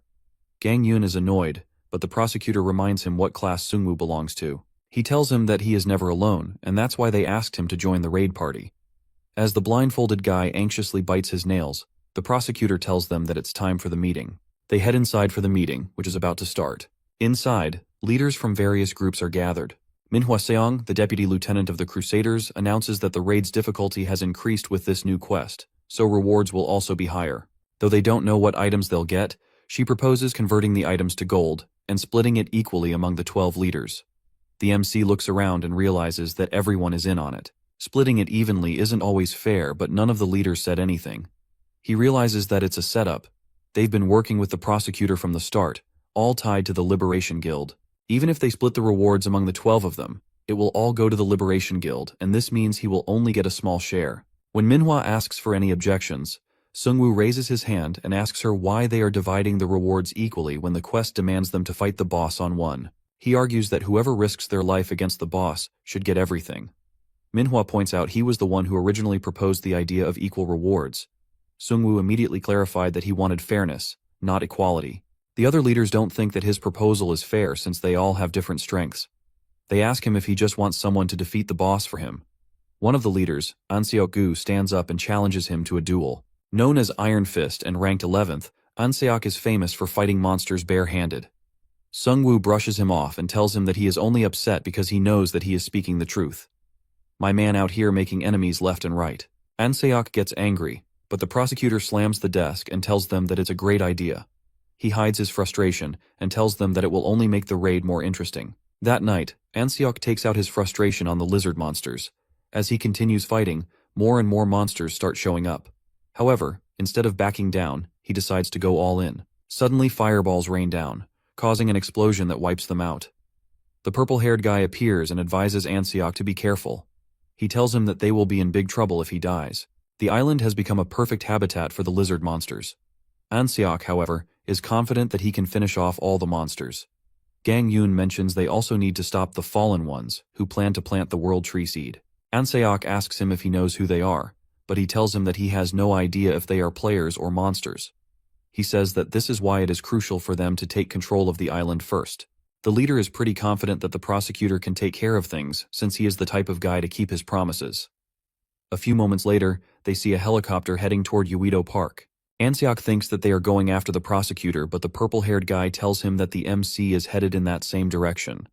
They fear that he might even reach the boss before the prosecutor. Following Xiongwu is Myongsu Yang, an archer who was a rising talent even before the world ended. He thinks that success isn't always the result of hard work. Sometimes you just have to make the right connections and partake in some politics. People tend to favor those who are obedient and can easily fall in line. He knows that he is not the most capable, but he is confident in his ability to cling to others for his survival. Manhwa handed him 2 weapons and instructed him to trip the MC when he was going against the boss. However, things aren't really going as he expected them to. Watching the MC and his team in action, he realizes that his plan is falling apart. Jisu's flaming sword and Hanho's unbreakable defense seem almost unbelievable to him. He looks at him and wonders if they managed to tame some new kind of monster. Moreover, the MC is carrying an army of armored zombies with him. The synergy he receives with the zombies is similar to the synergy of the Crusaders. As he is thinking, Seungwoo looks back at him and asks his group if they also want armor. They tell him that they don't need armor since they are archers and dress lightly, but he equips them anyway. To their surprise, they feel lighter and more protected. With this, the MC's synergy doubles with over 40 units. Myongsu feels that he is helping the person he is supposed to beat. He hopes that this doesn't affect his performance review. Myongsu goes back to his bootlicking mode and points out that the place up ahead is Uedo Station. Just past that is a park where the boss room is located. The MC feels uneasy as they get closer because the water level is rising. The archer warns him that many lizardmen are waiting to ambush them in the water, so it would be wise to team up with others. He smiles as he thinks to himself that even the Necromancer may not be able to handle these waters. Seungwoo ignores his advice, instructing Hanho and Jisu to step back while his werebear minions toss the lizardmen into the water. The MC detonates their corpses, killing all the monsters hiding in the water. This earns him a lot of gold, and the nearby archers watch in amazement. Once the smoke clears, the MC tells them that the path ahead is clear. Soon, a helicopter arrives and a cameraman starts recording him. Hanho sees the helicopter and realizes it's supposed to film the guildmaster's exploits. The camera guy can't contain his excitement as he films the MC and his skeletons. He thinks to himself that this is the footage that the prosecutor would want to be captured, since it would boost the morale of other survivors. Bro is too innocent for this world. The viewers cheer for the MC as they witness him clearing through all the monsters. However, the cameraman's assistant tells him that he has received a call from the Crusader team. As he takes the phone, he hears the voice of Manhwa, who angrily demands that he turn back or face consequences. The cameraman doesn't understand what is wrong, since she gave him permission to film the other teams. She screams at him that she only allowed it so that the players won't think they are being biased. Scared for his own life, the cameraman immediately turns around and heads to film the other teams. The MC and his friends suspect that other teams must also be making good progress, which is why the helicopter is moving away. The 3 of them eventually reach the boss's room. Even though it's a park, Jisu notes that it looks more like a jungle. Suddenly, the ground begins to shake like an earthquake, and a powerful beam of light shoots up from the northern forest. They get a notification that the raid boss, Lizardman Warlord, has appeared, and it has a defense against concentrated attacks, reducing their effect by 90%. The Warlord is searching for a worthy challenger for a one-on-one fight. The group notices helicopters rushing toward the boss. The MC realizes that the prosecutor was waiting for them to locate the boss so he could swoop in for the rewards. The prosecutor is even more competitive than he expected. The Crusader team is going straight for the boss without clearing the nearby monsters. Even though it's not stated in the contract that they have to travel by land, he finds it hard to trust someone who is this competitive. Hanho asks what they'll do next, and the MC tells him that they'll have to fight through the monsters. As his minions start clearing the way, he notices a green light appearing on his clothes. He knows exactly what it is. It's the C-rank card from the hidden dungeon, which lights up when the player has obtained enough experience to level up with the card. The MC is thrilled as he can finally level up to 15 and unlock his first awakening. He decides to use the experience card, which causes him to disappear into a different realm. It feels similar to when he touched the prophecy stone. However, his actual body seems to be floating in space. There he sees a bright light and a system message saying he is the one who holds the reins of death and must find the Grim Reaper's scythe. The quest, Who is the Master of Death Part 2, appears. He will receive the first stage of awakening if he manages to seize the Grim Reaper's scythe. If he fails, he risks becoming the Lich King's minion. The choice he makes will affect his destiny. The figure in the light seems to want to communicate, but the MC can't understand its words. He wonders if the system is trying to speak to him directly. For some reason, the being feels both calming and strangely familiar. He has a feeling that it won't harm him. Suddenly, a message informs him that he'll witness death directly. However, as he tries to grasp the light, it vanishes, and he awakens back in the real world. Hanho tells him he was gone for about 10 seconds. which makes him realize that it was a real experience and not just a vision. He knows that he'll witness a death soon, and he hopes it won't be one of his friends. The message leaves him with even more questions than before. Suddenly, they hear a loud explosion from the direction of the boss. The MC realizes that he doesn't have time to stand around and think about what he needs to do. He can't really complete the quest at the moment, so the best thing for him is to focus on the boss. He signals his team to head for the boss, telling Myongsu to retreat and regroup. They hurry toward the boss room, only to see that the Crusader team's helicopter has been hit and crashed. The blindfolded guy crawls out of the wreckage and wonders what happened. Their helicopter was attacked in the air, but they can't figure out what hit it. There is a huge spear impaled on the front. The prosecutor emerges from the flames and instructs all of his teammates to fall back into formation. He used his blind faith zone skill during the crash, saving everyone but the pilot.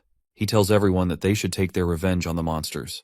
With more lizardmen approaching, the Crusaders prepare for battle as 17,555 people watch the livestream.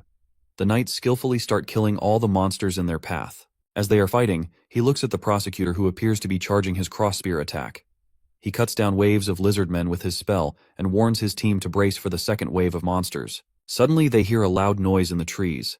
Manhwa realizes that the lizardman warlord has appeared. The prosecutor orders the crossbowmen to fire, but most of the arrows bounce off without damaging the boss, since more than one person is attacking it. He immediately orders them to stop. He didn't expect them to do that much damage to the boss, but it seems like their attack barely even left a scratch. Moreover, it's useless to hit him with such attacks, since it can regenerate rapidly. The boss suddenly charges towards the knights. He swings his blade, slicing two of them in half. The other knight struggles and calls for help as the boss is about to strike. However, the prosecutor comes in clutch and distracts the boss. He steps forward, ordering the Crusaders to handle the lesser lizardmen while he challenges the boss to a duel. He stands in front of the boss and tells him that he is the one he is looking for. The boss lunges at him, but the prosecutor blocks with his sword. He realizes that they're matched in strength.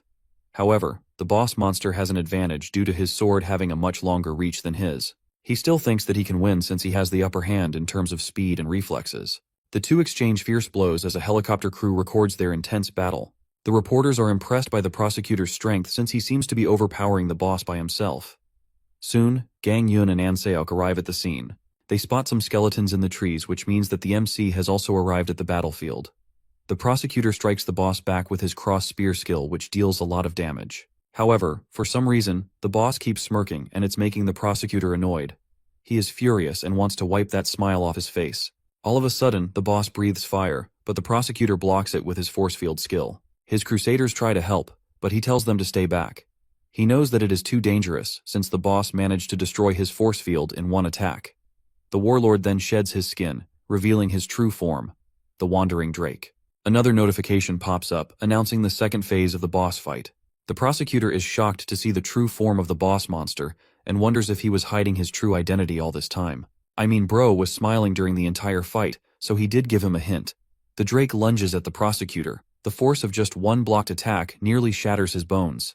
The next moment, the Drake's tail sword strikes, leaving him severely wounded. The crowd watches in shock as the prosecutor falls down. Manhwa, fearing the worst, starts to cry as she believes the prosecutor is close to death. Just as the Drake closes in, a corpse explodes near him. Sungwoo's minions join the fight, smashing the Drake's head with bone weapons, while werebears pummel him with their fists. As the Drake roars and tries to rise, the MC stabs him in the head with the masterless sword. Everyone starts to cheer as they realize that the Necromancer is overpowering the Drake. They all are watching the broadcast from their home. Even Manhwa is glad to see him since he can save the prosecutor. She doesn't even care about the rewards anymore and just wants him to kill the boss. Sungwoo leaves the sword in Drake's head, and one of his werebear skeletons shows up with a bone hammer. An Seok realizes that he is going to use the hammer to pierce the sword into the boss's skull. The purple-haired guy is also positive that he can take care of the Drake. In all of this, someone informs Manhwa that a massive swarm of lizardmen is approaching the MC's location. She realizes that the battle was unfair to begin with. Even though there was a restriction to fight the boss on one, it didn't apply to the monsters. She orders everyone to defend the MC at all costs. All the knights make a defensive wall in front of the MC to protect him. Hanho looks at them and says that they have finally realized who they need to defend. At the same time, the werebear hits the Drake with his hammer and pierces the sword through its skull. It seems like the battle is over, and the boss is dead. Just as the spectators think the boss is finished, the MC notices it moving. Jisoo asks him what is happening since they clearly killed the boss. The boss begins its third phase, transforming into its ultimate form, the young host of the seed. A system message announces that the raid isn't over, and no one can leave until the boss is defeated. The MC is frustrated that the system always changes things up to confuse them. It's almost like someone is toying with them. The knights are having trouble holding the lizard monsters, but the MC trusts his friends to deal with them. The real problem is the massive boss monster standing in front of him. He yells at everyone to get out of the way since the boss is about to breathe out fire. The attack is so strong that it even obliterates its own lizard men. Sungwoo tries a corpse explosion, but it doesn't affect the boss. His werebears instantly turn to ash and he can't think of a good strategy to fight back.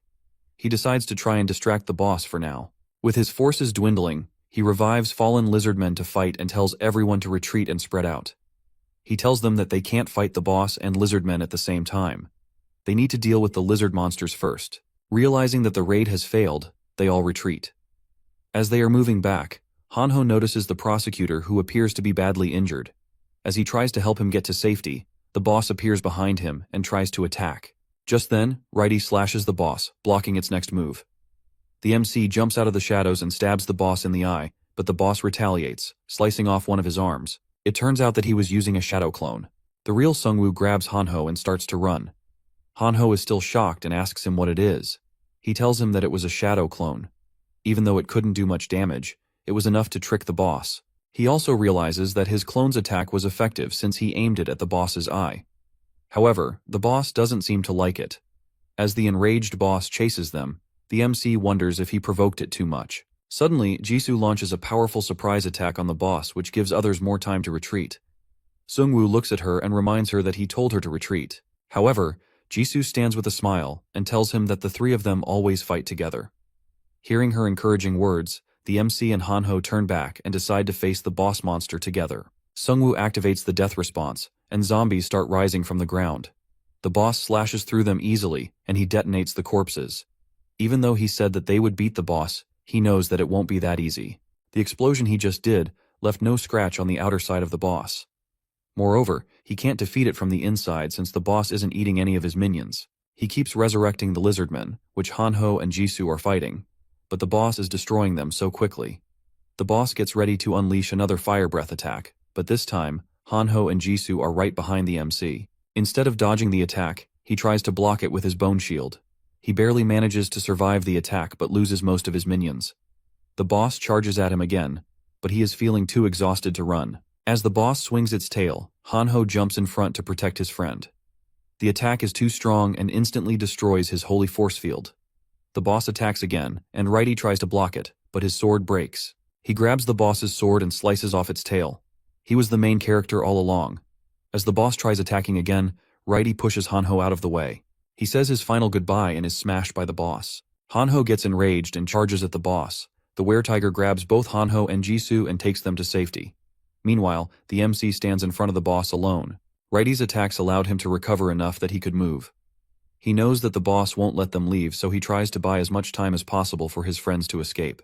He summons a bone shield and sword and tanks the boss's attack head-on. He and the boss face off in a one-on-one battle. Manhwa and her crew watch in fear as they realize that even he is not strong enough to take on the boss monster. The boss smashes the MC's legs with a tail attack and prepares for another fire breath attack. Exhausted and badly injured, he looks up at the boss and realizes that he has failed. It seems like he is probably going to die the same way as his parents. In his final moments, he sees a flashback of the friends he made, and realizes that it wasn't all bad. He feels at peace, knowing his efforts weren't entirely in vain, and that he saved his friends. The boss uses the fire breath, which directly hits the MC. Hanho and Jisoo are heartbroken as the skeleton minion carries them away. After dying, the MC finds himself in a mysterious space again. He thinks that it is a miracle that he managed to survive till now. He feels like he was lucky when it came to item draws or making friends. He's still worried about them and wonders if they survived the fight without his skeletons. Suddenly, he hears a voice calling him. He looks up to notice the Grim Reaper standing in front of him. He realizes that he has to actually die in order to see him. He asks him if he is here to take him to heaven or hell. He's tired and wants it to end. The Grim Reaper mocks him for being tired at such a young age. The MC is a bit surprised and wonders if the Grim Reaper is making fun of him. However, his surprise turns into utter shock when it is revealed that the Grim Reaper is actually his own dad. Sungwoo asks if he's real or if the system is toying with him. His father says it doesn't matter if he's real or not. He agrees because he's dead either way. The MC thinks that this is a fitting end for him. He asks his father if he resents him for running away during the fire. He admits that he was scared to die and watch them like that. He worked hard and studied hard to become a stronger person. He tried not to take on more than he could handle. However, even after all of this, he feels like he has failed. His father laughs and asks him if he is worried about this the whole time. He starts making fun of him again and says that he thought he was grown up by now. He asks him how he could have possibly helped them in that situation when he was so young. Moreover, he didn't run away because he was scared. He ran away because he was following his incrustations. The fire started suddenly while they were all asleep. Sungwoo and his father managed to go downstairs, but the mom was still stuck in her room. The MC's dad told him to go outside and wait for him. He specifically instructed him not to come back inside. The MC didn't want to leave him alone, but he assured him that he would save her mom. The MC misunderstood the entire scene, thinking he abandoned his parents, but his father never wanted him to be in danger. He tells him once again that it was not his fault. He was the head of the family, so it was his job to save the family. Hearing this, Sungwoo tells him that he couldn't save his family, so he also failed like him. His father tells him that he hasn't failed since he managed to save him. The MC finally realizes that he didn't fail either, since he managed to save his friends. His dad asks him if he is going to fight him so he can go back to the real world. Sungwoo smiles and tells him that he can't just quietly go with him. His dad points at a bright light and tells him that it's his way to get back to his world. Before going back, he looks at his dad again. He is glad to have met him after all these years. His father then stops him and gives him a scythe. With the scythe in hand, he receives his first awakening and a new skill. Meanwhile, back in the real world, the boss continues wreaking havoc. Jisoo and Hanho still can't believe that the MC is dead.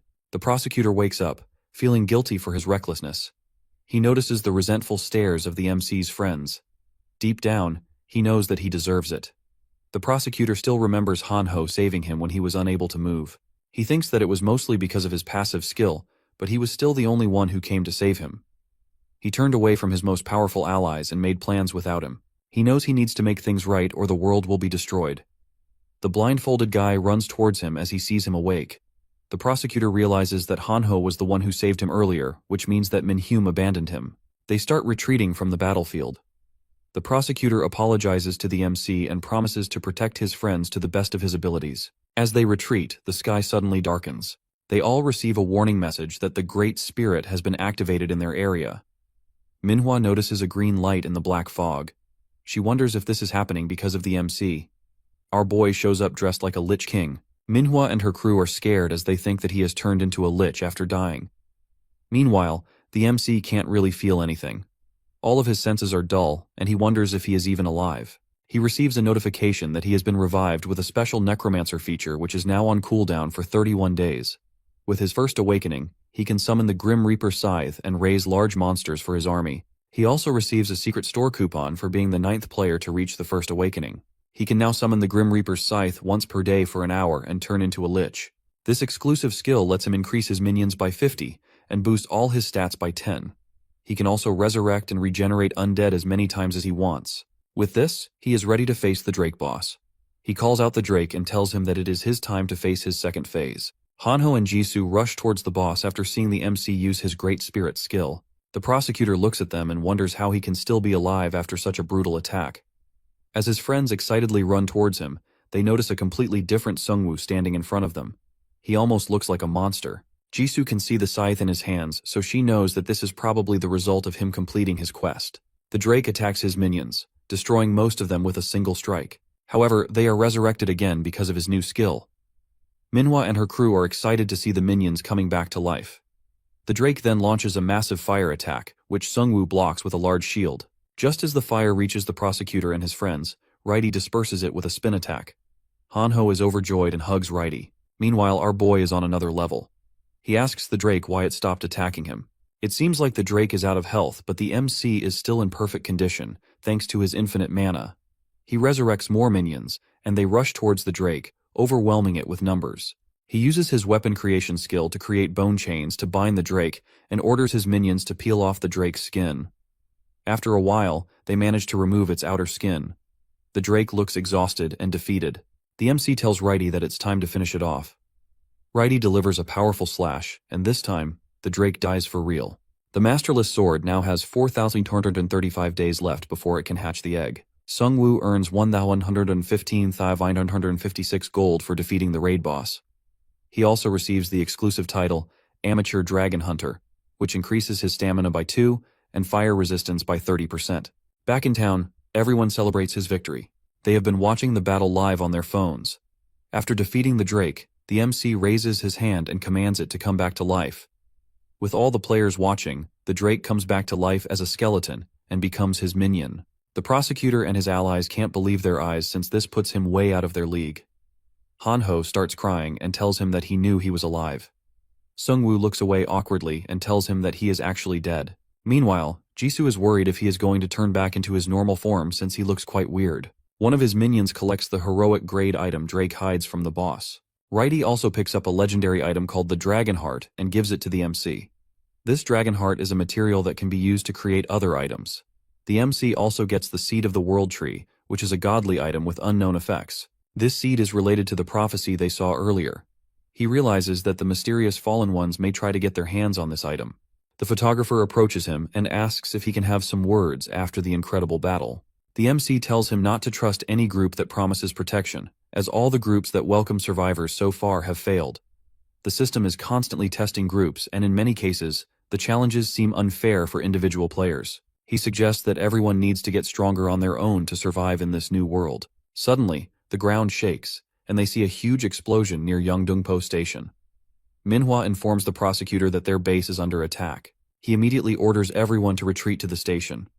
The MC notices the black smoke from the explosion and realizes that it is actually the breath of the abyss. He wonders if this could be the work of the group who were making deadly explosives.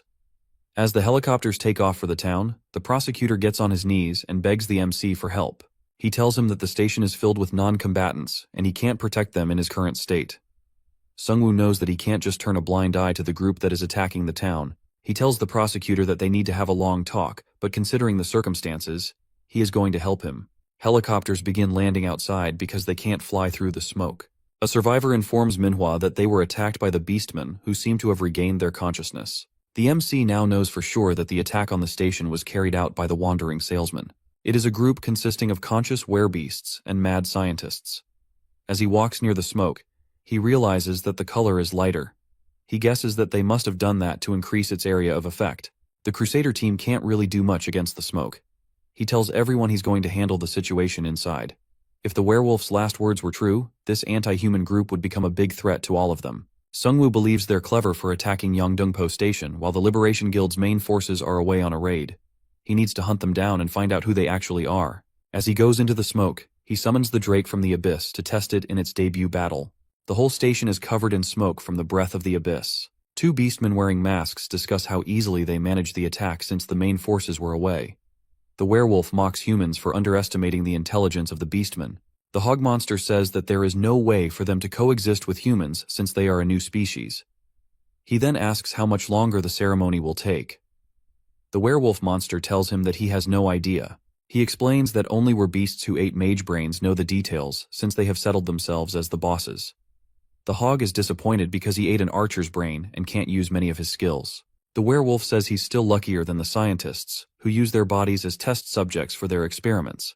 As they talk, two massive glowing eyes appear in the windows, and out of nowhere, the Drake skeleton destroys the monsters. Sungwoo enters the building and realizes that the reason he didn't see many beasts in the streets is that they were all in the station. He returns the Drake to the abyss. The beastmen were talking about a ritual, meaning they were gathering people inside the station without killing them. He can easily take down those werebeasts on his own since he has high stats. He plans to take them out one by one without making too much of a scene. Inside the building, a bull beastman is gathering around 200 human players. They have been ordered to bring in as many humans as possible. The other monster tells him that there are as many humans on the other floors as well. He asks the bull if they are going to use the bodies for the experiment, but the bull monster tells him that he has no idea. He reveals that he overheard someone talking about extracting experience from the bodies. The other monster is surprised and asks him if this is even possible. The bull tells him that they did turn into monsters, so anything is possible in this world. Suddenly, they see a notification about the activation of the Great Spirit and Death's response spells. Minions and zombies start appearing from the abyss and attacking the beastmen. The were-tiger attacks the bull, but the bull easily blocks it. He lights up his hooves on fire and charges through the MC's skeleton minions, killing some of them. He knows that this is the work of the MC, so he calls him out. Sungwoo pierces the bull from behind with his masterless sword. The bull monster calls him a coward for stabbing him in the back, but the MC tells him that they also sprayed gas at people, which was just as cowardly. Soon after killing the bull monster, he revives it, adding him to his minions. He notices that he received 30,000 gold for killing the bull even though he was only at level 2. This makes him realize that there must be a different leveling system for the conscious werebeasts. He notices that one of the humans is still alive, but he knows he won't be able to survive for long in the gas. He quickly orders his minions to move the unconscious humans out of the gas to save them. As he moves out of the station with his minions, the ground shakes. He receives a warning that a wide-range summoning spell has been activated in the area. He doesn't know exactly what they're planning but knows he must stop them quickly. Sungwoo heads toward the summoning circle. When he arrives, he notices a werebeast sitting at the center of the summoning circle. He figures that this must be the monster responsible for spreading the gas. One of the werewolves recognizes him and tells the others that they'll get a massive reward if they bring his dead body to the researchers. A day has passed, so the MC summons the Grim Reaper's scythe and obtains the Lich King's powers. He knows 5 minutes with the scythe is enough to handle the werebeasts. His minions continue to emerge from the abyss and battle the beastmen. No matter how many are destroyed, they're resurrected. The monster on the summoning circle laughs as he sees this. He tells the MC that it's too late. Suddenly a notification appears that the summoning spell has been activated. He stands up and starts mocking them for broadcasting the raid online. It allowed them to figure out how much resources they wasted to defeat the boss. As he is busy showing off, one of Sungwoo's minions bites the werewolf magician and throws him off the roof. The MC stands in front of him and asks what he just summoned. The werewolf simply laughs and tells them that they are all finished. The Yeondongpo station building completely shatters, and they receive a notification that a raid boss will soon appear in the area. Meanwhile, the prosecutor is still trying to recover using the healing potions. He is frustrated with himself for being too overconfident. Hanho and Jisoo notice Sungwoo's minions returning with the rescued survivors, and they all celebrate. The prosecutor thinks to himself that his methods were wrong. He realizes that creating such a big group is the wrong move. It wasn't that he couldn't survive alone, he just thought that others couldn't survive without him. As the breath of the abyss starts to fade, they receive another warning message. It says that a wide-range summoning spell has been activated. Jisoo and the others rush towards the station building. When they reach the building, they see it collapsing with a giant ogre gladiator monster coming down. This is the raid boss. The werewolf laughs and tells the MC that he can't defeat this new boss because he must be exhausted from the previous fight. Sungwoo smirks and tells him that he should have watched the live stream until the end before making the summoning circle. He reveals that he also has a boss of his own. With this, he summons the Drake skeleton, which lands a direct punch on the ogre champion's face. Everyone cheers for him as they see the skeleton since it fills them with hope. The werewolf can't believe his eyes since he didn't expect the MC to literally pull out his own boss monster. The prosecutor knows that if he wants to stay in the race, he needs to grow even stronger than the MC. The ogre champion roars in pain, and 2 of MC's minions appear from behind the Drake, throwing spears at him. The ogre kills both with a single clap, causing them to vanish. They get destroyed so badly that the MC can't even resurrect them. He realizes that the ogre boss is on another level. Moreover, his Drake can't use its fire breath, or it would have easily toasted the ogre.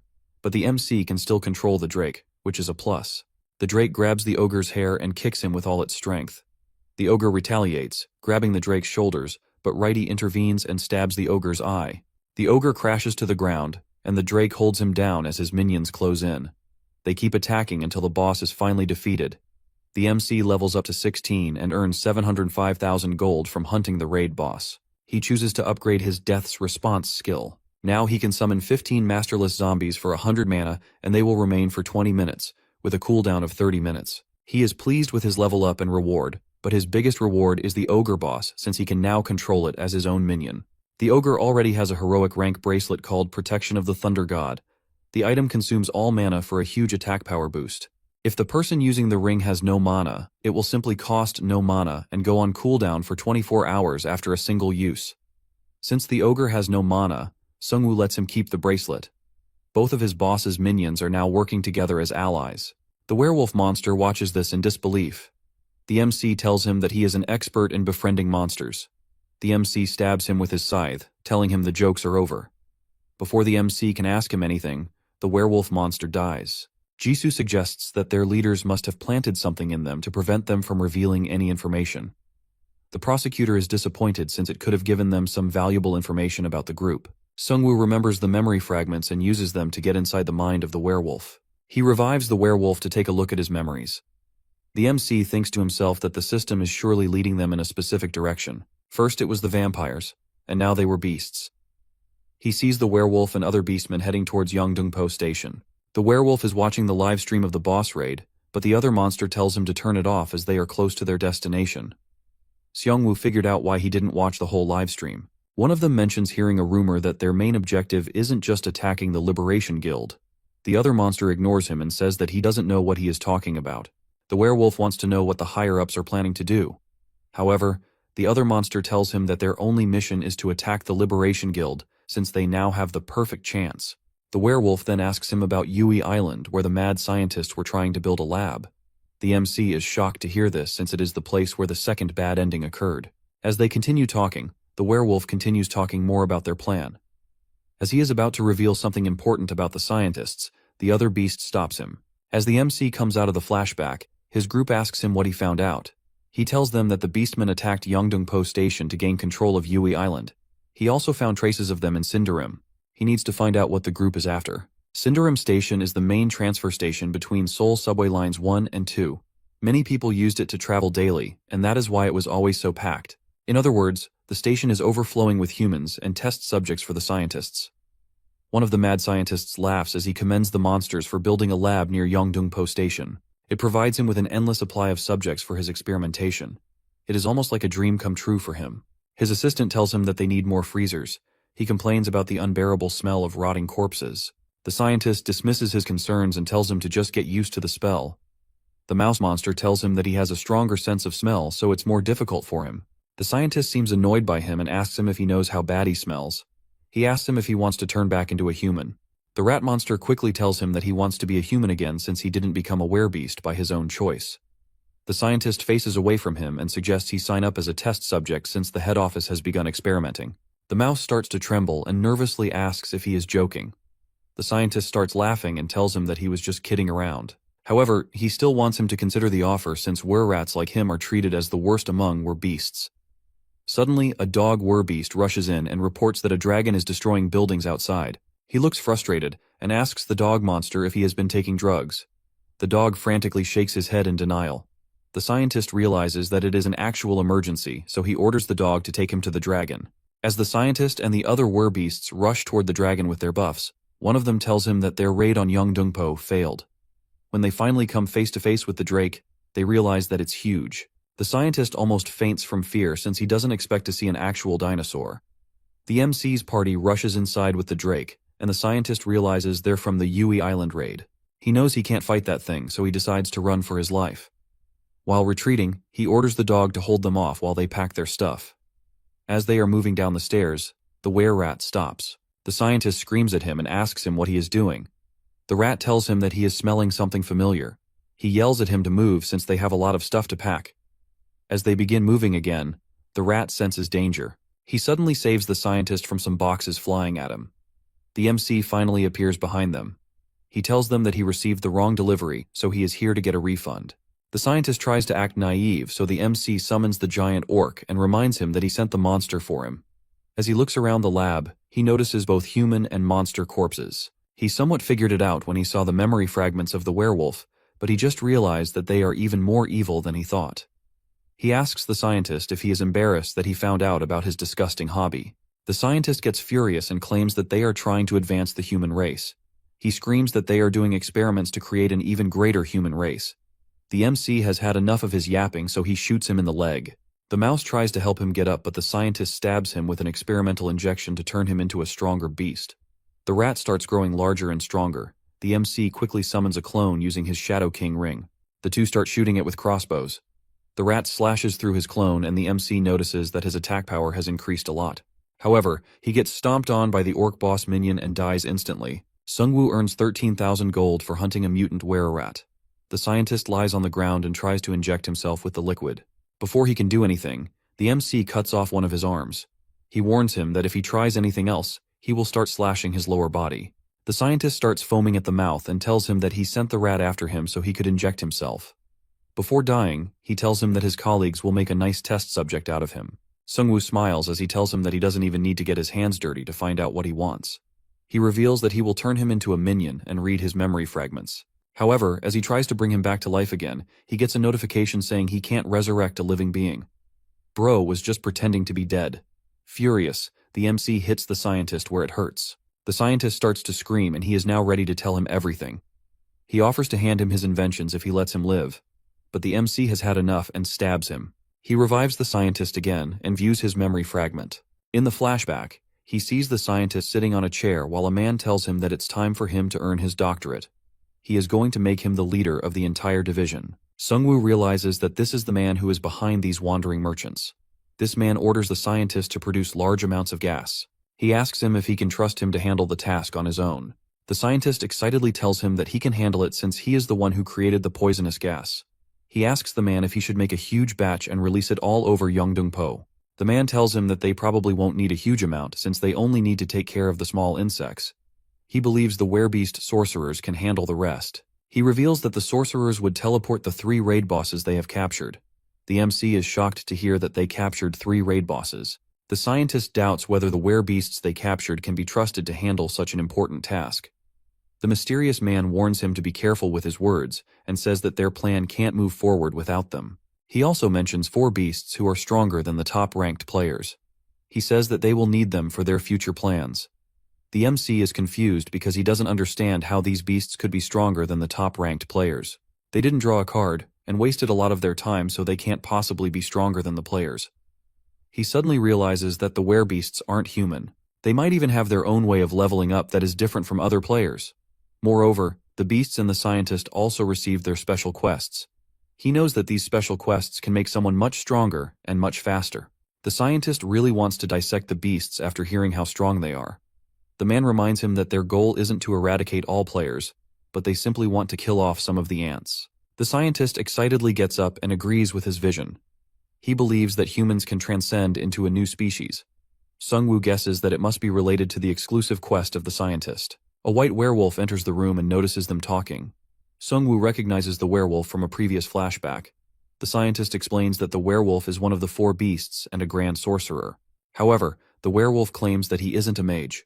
He walks towards the scientist, who is now hiding behind the boss man, and tells him that everyone mistakes him for a mage because of his staff. The scientist is shocked that the werewolf knows his name. He suddenly hits him with a flash attack, causing him to panic. He tells the scientist not to worry. Since they are going on a long journey, it will notify the other when either of them is in danger. In reality, he touched the scientist to apply the psychometry spell, which allows him to see the MC. Sungwoo is shocked to see the werewolf since he didn't expect him to notice him. The werewolf knows about him and is curious about how he learned about their Cinderim branch so quickly. The MC figures that it is one of the werewolf's spells. The werewolf looks him in the eyes and asks if he can actually access the memories of the dead bodies. Sungwoo mentions that the Cinderim branch was empty, and asks if the main base is somewhere else. The werewolf advises him to leave Yeongdeungpo before their fight drags on, saying they will win in the end. The MC is visibly shaken, but he wants to get as much information from this beast as he can. He asks him who they are, and the werewolf simply tells him to remember the name Evolutionary Society. The werewolf uses a skill on him, saying that this name will soon bring the end of humanity. The MC comes out of the flashback and realizes that their enemy can even use psychometry abilities. He remembers how the boss man mentioned summoning 3 raid bosses in a row. He knows that they will rethink their plan since the first boss failed, but he still can't let his guard down. Righty gives him a map he found, showing 3 locations marked A, B, and C. The first location is Yui Island, the second one shows Sosa in Bucheon, and the last one is Byomji Station in Anyang. He notices that all the arrows in the map point to Yui Island, which means that it is possibly the location of the raid bosses. He has already defeated Drake before they could capture him, and also got rid of the ogre champion, so only one boss remains. Moreover, there is another branch of Evolutionary Society. Back at Yeongdeungpo Station, everyone is busy rebuilding.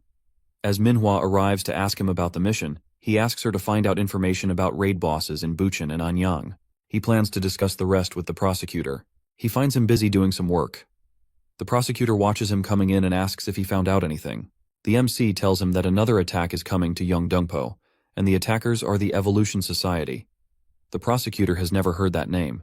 He asks the MC why they are even attacking them. Sungwoo suspects that they are the corrupted ones mentioned in the Uedo Island raid.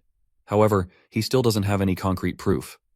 The prosecutor slams his desk and tells him that they don't need any proof since the group attacked them first. If they are related to the second ending, they must be stopped at all costs. The prosecutor realizes they could be a much bigger threat and asks for Sungwoo's help. He requests he protect Yongdong-po because he is the only one who can resist the gas. For his service, he is willing to offer him 1,000,000 gold. The Mac wonders if the prosecutor is trying to use him by offering money, but he knows he is not his enemy, so he agrees. He was planning to deal with the Evolution Society anyway, and now he'll earn a lot of gold. After the meeting, he walks out to see the other leaders getting along with his friends. However, Hanho isn't too pleased since everyone seems to be trying to impress Jisoo. Hanho then gets an alert from the community app. The rankings have changed and the prosecutor's rank has dropped again. A player named Dr. 000 now sits in third place with level 15. The MC wonders if the doctor is the boss of the Evolutionary Society. The MC already knows that when a player reaches level 15, they undergo their first awakening. He isn't sure if this awakening is just for 5-star classes, but he knows that the doctor has already experienced his. It means that he has already reached level 15. Sungwoo realizes he must level up quickly if he wants to get even stronger. Meanwhile, Jisoo comes back after her chat with the other guild leaders. The MC asks her how it went. She shakes her head and reveals that it was just awkward. Meanwhile, Hanho gets a bit too emotional and asks the MC if he is really thinking that she will change sides. He tells him that she was crying her eyes out when he disappeared. Meanwhile, the blindfolded guy who is now assisting the MC on behalf of the Liberation Guild is knocked out when he opens a jar his minions are carrying. These jars, made by a scientist, contain a dangerous gas called Breath of the Abyss that's released when opened. He warns Minhyum not to touch them again. The guy points at himself and announces that he is officially their liaison from this moment. He tells them that he made time in his busy schedule to help them since they were really important allies of their guild. In truth, Bro just got demoted and was doing the labor. He reveals that their guild members are gathering information that he wants. As they walk over to the other guild members, Sungwoo asks Hanho if Jisoo was actually upset when he died. He whispers in his ears that she did shed a few tears. On the other hand, he only cried when Righty died. Hearing this, the MC realizes that if he and Righty were ever in trouble, his friend would probably save Righty. Meanwhile, the prosecutor is still thinking about the recent boss raid and his meeting with the MC. He thinks to himself that he shouldn't have gone into the raid like that. He was so determined to lead that he went straight for the boss without killing any of the minions below. This can deteriorate his public image overnight if people find out about it. Most strong players now look up to the MC and Righty instead. Suddenly, the prosecutor receives a special promotion quest that requires him to train 30 crusaders to level 10. This would allow him to reach his first awakening. The prosecutor knows that he has to finish this quest fast since this is the only way he can stay ahead of the other 5-star players. However, he has already lost 6 crusaders in the last raid and only has 14 left, making this task very challenging. Still, he is determined to follow through and become stronger. He decides to start hunting with his guild to train new crusaders. He summons everyone and tells them that they will begin hunting tomorrow. Manhwa tells him that they need a lot of people and time to rebuild the station. She says that it might not be the ideal time for them to go hunting. However, the prosecutor insists that they must act quickly to keep up with other players and be ready for the next attack. He explains that the MC will take care of the Evolutionary Society. He will basically be acting as the guard dog for their guild. The prosecutor screams out some words of motivation to his guild members, which boosts their morale. Meanwhile, the blindfolded guy introduces the MC to an information gatherer who's been looking into recent events in Sosa and Byomgai stations. He explains that an ogre boss was spotted in Sosa, but there hasn't been any mention of it since the second chapter of the story started. It appears that someone is trying to prevent the information from getting out. On the other hand, Byomgi station has been filled with black fog and zombies. Sungwoo looks at Hanho, who appears to be in a state of enlightenment. He informs him that the town is safe, and Taisheng is maintaining the safety zone. The MC has already taken care of the bosses in Yui Island and Sosa, so the only one left is the one at Byomgai station. The post regarding the station warned people to stay away due to the gas. The MC suspects this is due to the Evolution Society's experiments involving Breath of the Abyss. There is a good chance that they have a lab in that area. He calls out the blindfolded guy and asks him if he can borrow a helicopter. Somewhere else, we see players trying to outrun a horde of zombies. These players are holding the last barricade. They try shooting them down, trying to protect the shelter. However, it doesn't seem to have any serious effect on the zombies. The players realize that they need to do something to keep the zombies away, otherwise they will infiltrate the shelter. They decide to split them up and attack. They stand in front of the zombies and try to provoke them. As the zombies start charging at them, Jisoo enters the scene and takes down several zombies with a powerful attack. The MC soon joins her with his ogre boss, smashing the zombies. He has activated the bracelet which gives the boss immense attack power. Other players recognize the skeletons and feel relieved that the Necromancer has arrived for their aid. Back at their base, the players are still waiting for the MC and his squad to return. Hanho comes back with a smile and tells everyone that their hero has arrived. He was referring to himself, by the way. He assures them that everything has been taken care of by him and the MC. The dad ignores him and asks if he is the only one who came back. Hanho makes a serious face and tells them that someone must stay here to protect the town since they don't know when it might be attacked again. Meanwhile, the players think that he has been demoted. The safety zone requires gold for maintenance, so he has also brought plenty of gold to keep the safe zone running smoothly. He says that they might think that he was abandoned, but he has something that will prove just how much the MC loves him. He opens up a bag and Righty jumps out tied with a rope. Bro is using him as a Pokemon. After seeing Righty, all the players are excited since they trust him more than Hanho. Meanwhile, in the university hospital, some kids peek at the MC from the door. They are amazed to see him and call him a symbol of justice and truth. Jisoo looks at the kids as they stare at them. She is glad that they managed to arrive in time to save them. As she is talking, the MC notices some blood on her face and neck. She tells him that she is quite used to the smell of blood by now, and simply wipes it using her coat. They've both faced life or death situations but haven't really talked that much. The MC realizes that he doesn't know much about her. He mentions her home and asks if she ever thinks she will go back. She tells him that her family must be doing fine, so she doesn't think she will ever go back. They aren't really the best group of people, so she was happy to get away from them. She feels like her life only got better after she left, though then the world changed with the apocalypse. The MC feels bad for her after hearing her story, but he is also glad that she won't be leaving them soon. Suddenly a guy wearing a white coat slides the door open. He introduces himself as Minseok-an and apologizes to them for making them wait. This guy is the leader of this area. As Sungwoo shakes his hand and introduces himself, the guy tells him that he already knows him. He also knows about Jisoo, but she doesn't really have the best nickname. After seeing her confused expression, he tells her that the kids have really picked up this name and apologizes to her. With a smile, she tells him that it's all fine, but she really wants to know who came up with the nickname. Whoever gave her the name is about to disappear. After telling them about their nicknames, the guy tells them that they have to leave. He explains that zombies have overrun the area for 3 days, and they are running out of options. When Jisoo asks him why they don't just leave, he explains that a local quest keeps them trapped. Everyone in the area received that quest. If they try to leave the building, they'll be hunted by zombies. The more time they spend outside, the more zombies will attack. Half the people there are children and elders, so escaping isn't safe. The mech realizes that his group has become too weak. He wanted to help others, but he didn't have a concrete plan. These guys are not strong enough to handle the quest. The leader asks them to leave before midnight to avoid getting caught up in their struggles. Sungwoo looks into his eyes and realizes that he wants help, even though he is asking them to leave. He tells the leader that he is fine with staying since they came here to help the station. They thank them for trying to help. The wife asks if the two of them would like to share a room. Hearing this, Jisoo's head catches on fire, and the two immediately ask them for separate rooms. That night, the kids come to visit and ask if they can enter the room. Jisoo smiles and tells them that they all can come in. The kids are excited to see the Necromancer and the Red Demon. One of the kids asks the MC if he can show him one of his skeletons. Sungwoo knows that there is only one skeleton that he needs to show them. He summons Righty, and all the kids think that he is cute. While lying in his bed that night, the MC thinks about the smiles on those kids' faces. He can't believe that something like that can still exist in this world. He gets a quest titled, Death Comes for the City. The quest tells him that he can either try to escape death or face it. Whatever choice he makes death with still follow him. This is the quest about the zombies, and it says that they will start hunting him as soon as he goes outside. Suddenly, the difficulty of the quest increases, because the system has detected a player above level 15 in the area. The MC immediately springs out of his bed. At the same time, Jisoo enters the room and tells him that something is happening across the entire city. Due to her sharp senses, she can feel vibrations coming from outside the building. It seems like they are surrounded by zombies. A new notification warns them that the zombies will now hunt down all survivors whether they are inside or outside. Minseok walks over to the MC and tells him that this has never happened since the zombies only hunt outside. Sungwoo tells him that the quest's difficulty level has increased in the presence of more powerful players. It seems like the system is toying with them. He starts summoning his minions and tells them that it's time to fight back against the system.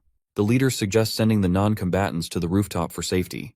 They can handle the zombies, but he knows that if the ghouls show up, they will be in big trouble. Originally, They are a different kind of man-eating monster. But in this world, they are depicted as a higher class of undead than the zombies.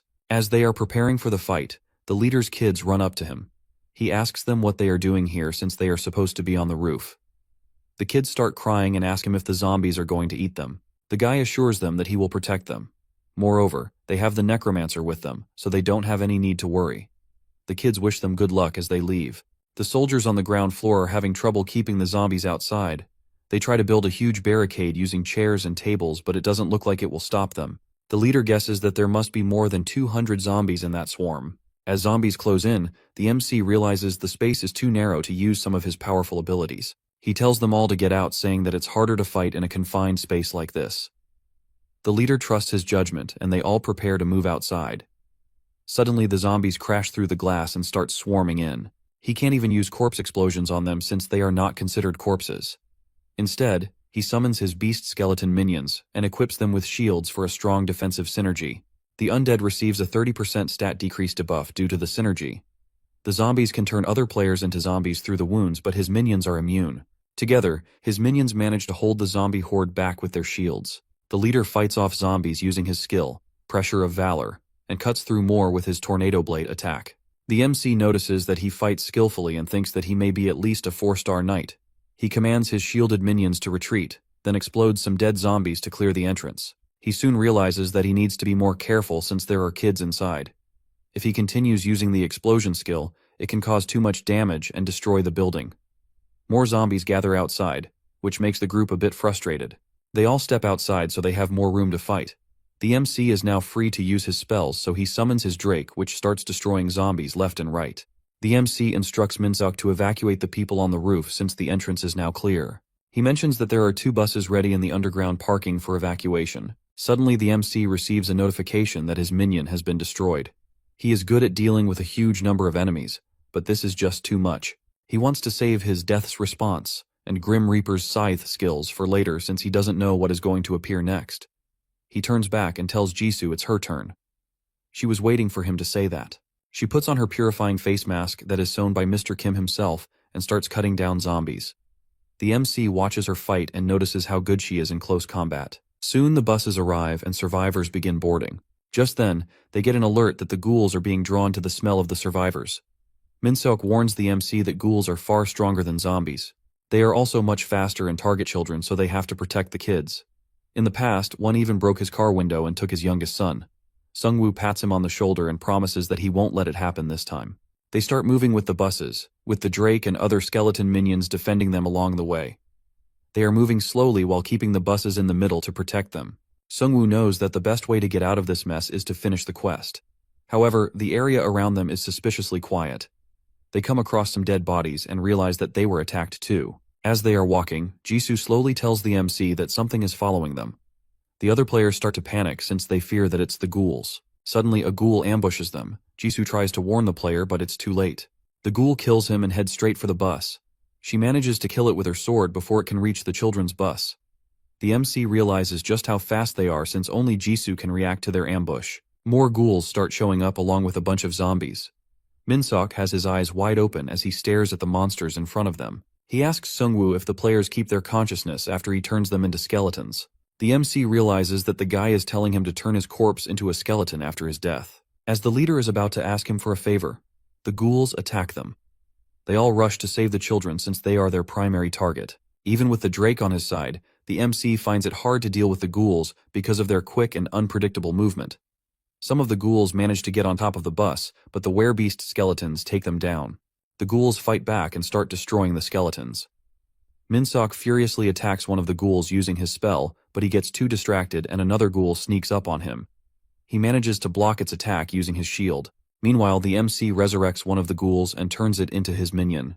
He is impressed by their regenerative abilities. He tells the leader that he will take it from here and summons the Reaper's Scythe. He was hoping to save it for later, but the situation was becoming more and more dire. With the Lich King's power, he starts converting all the ghouls into his minions. He notices that Minseok is not a bad fighter at all. All of his attacks seem calculated, and he hits the enemies on the weakest points of their bodies. His technique isn't as refined, but he seems to be on the same level as the Prosecutor in terms of combat abilities. Together with Sungwoo's Drake and Ogre Boss, they manage to hold back the horde. The MC thinks that the only reason they are able to fight back is because people are trying to protect their families. He knows that he needs to get even stronger. Even with this much manpower, one of the ghouls manages to make it inside the bus. He goes for Minseok's wife and kids.